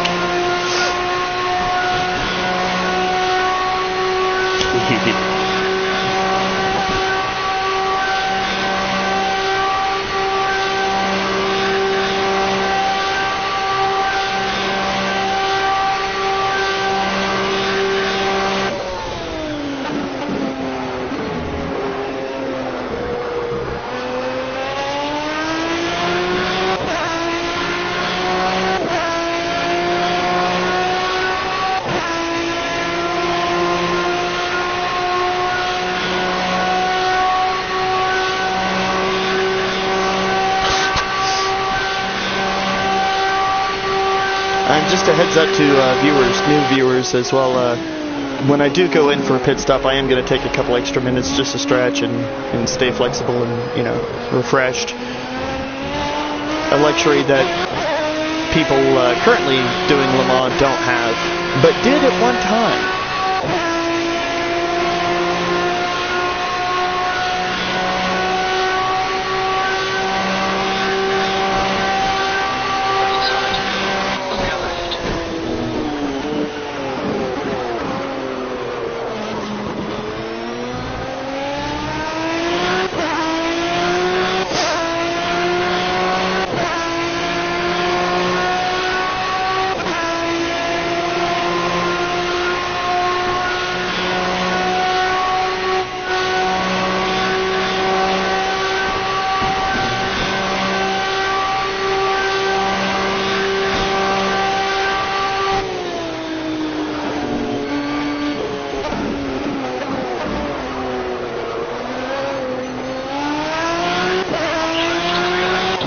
How can anybody be on my left?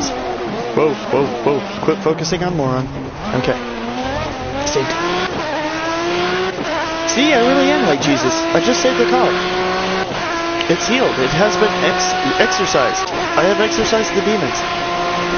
This is on a PlayStation 4. Thanks for joining us, Safe.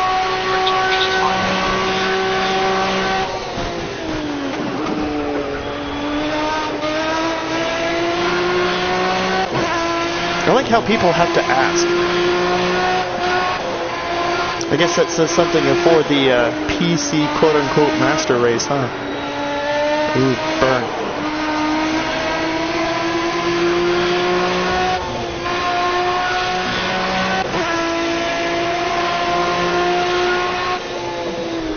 Alright, next time by.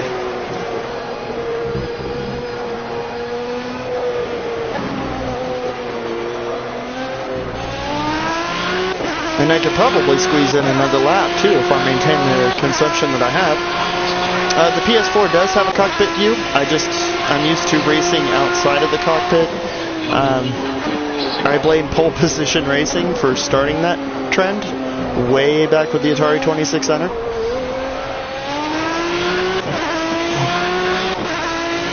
It's also the view that I use in Gran Turismo, so yeah, this viewpoint has been long established for me. But there are other viewpoints. See if I can provide a demonstration when we go on a straightaway here.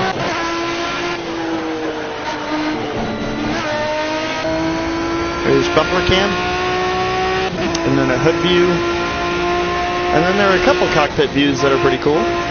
This is one of them, and then next to the driver, I don't know why, but you know, shotgun. And then as the driver inside the helmet, which is really cool.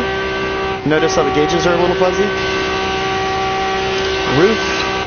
The roof is on fire, but you know, we don't need no water. Just let the motherfucker burn.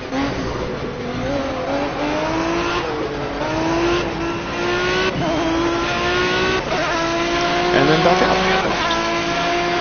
I am using a gamepad. I would love to get a wheel, but as I had mentioned earlier, I have my funds committed towards a VR headset for Gran Turismo Sport when that's released.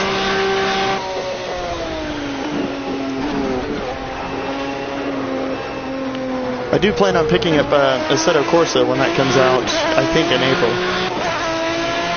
But Gran Turismo Sport is the priority.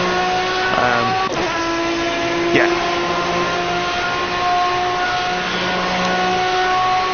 Yeah, I think I could fit in another lap, but I'd rather not risk it. There's nothing to be gained by waiting. And although I still think the tires would hold up, again, there's nothing to gain from it.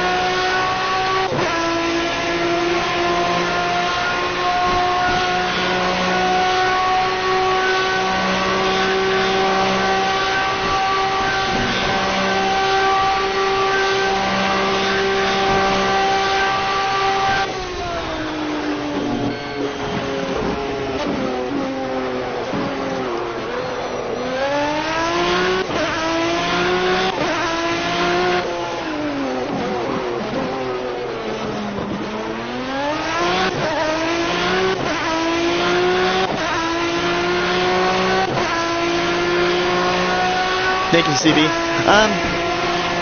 Yeah, each of the times that I've watched, I haven't seen any issues with tires, and the only time I could think there would be issues would be if the tires were of poor construction at Michelin.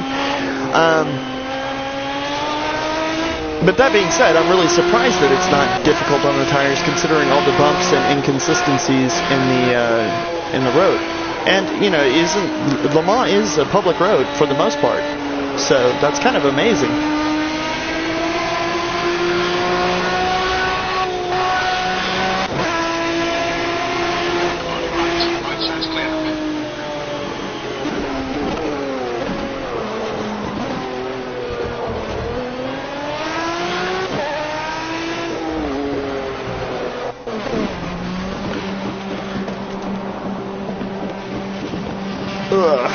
Yeah, fuel, on the other hand, is right. But that's also what they've been focusing on with the options to run alternative fuels and, you know, with diesel and whatnot. I'm going to take 2 or 3 minutes or maybe a little bit more to stretch and move around a little bit, and then we'll get started back. Thanks for the patience.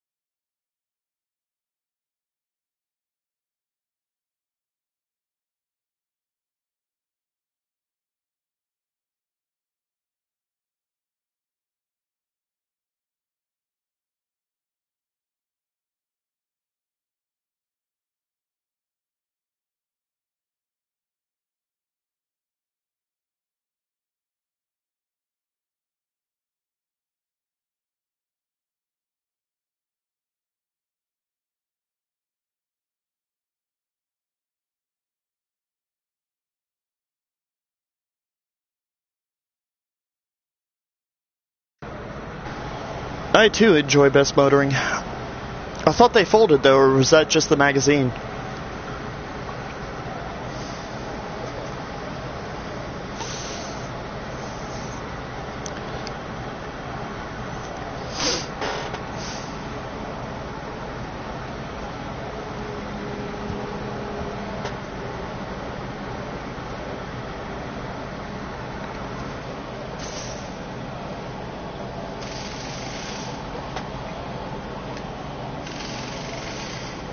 Hey, make sure the air guns don't fuck up this time. I'm not paying you guys to bring half-assed equipment here. Then again, I'm not paying you guys at all, am I?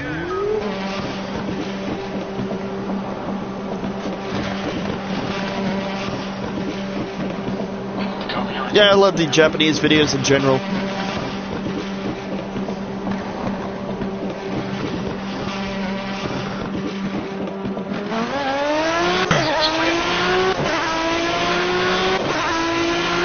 Yeah, this crew chief app is fantastic. Definitely 5-star.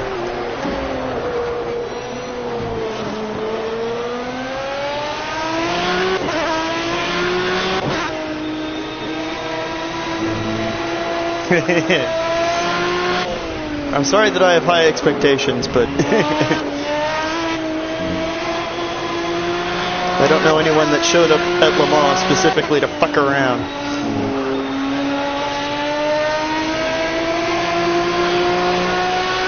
About 76, is it? 78. 78, okay.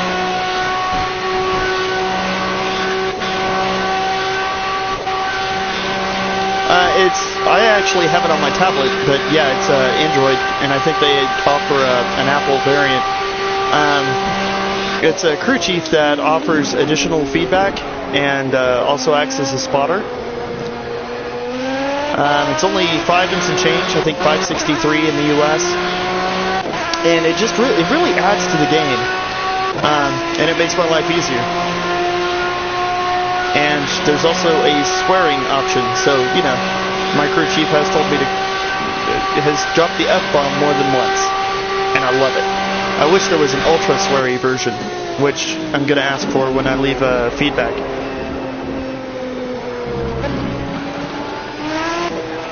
I'm now also on the final glass of the wine bottle, so damn it all to hell. This will be the end of the alcohol, and I'm sorry.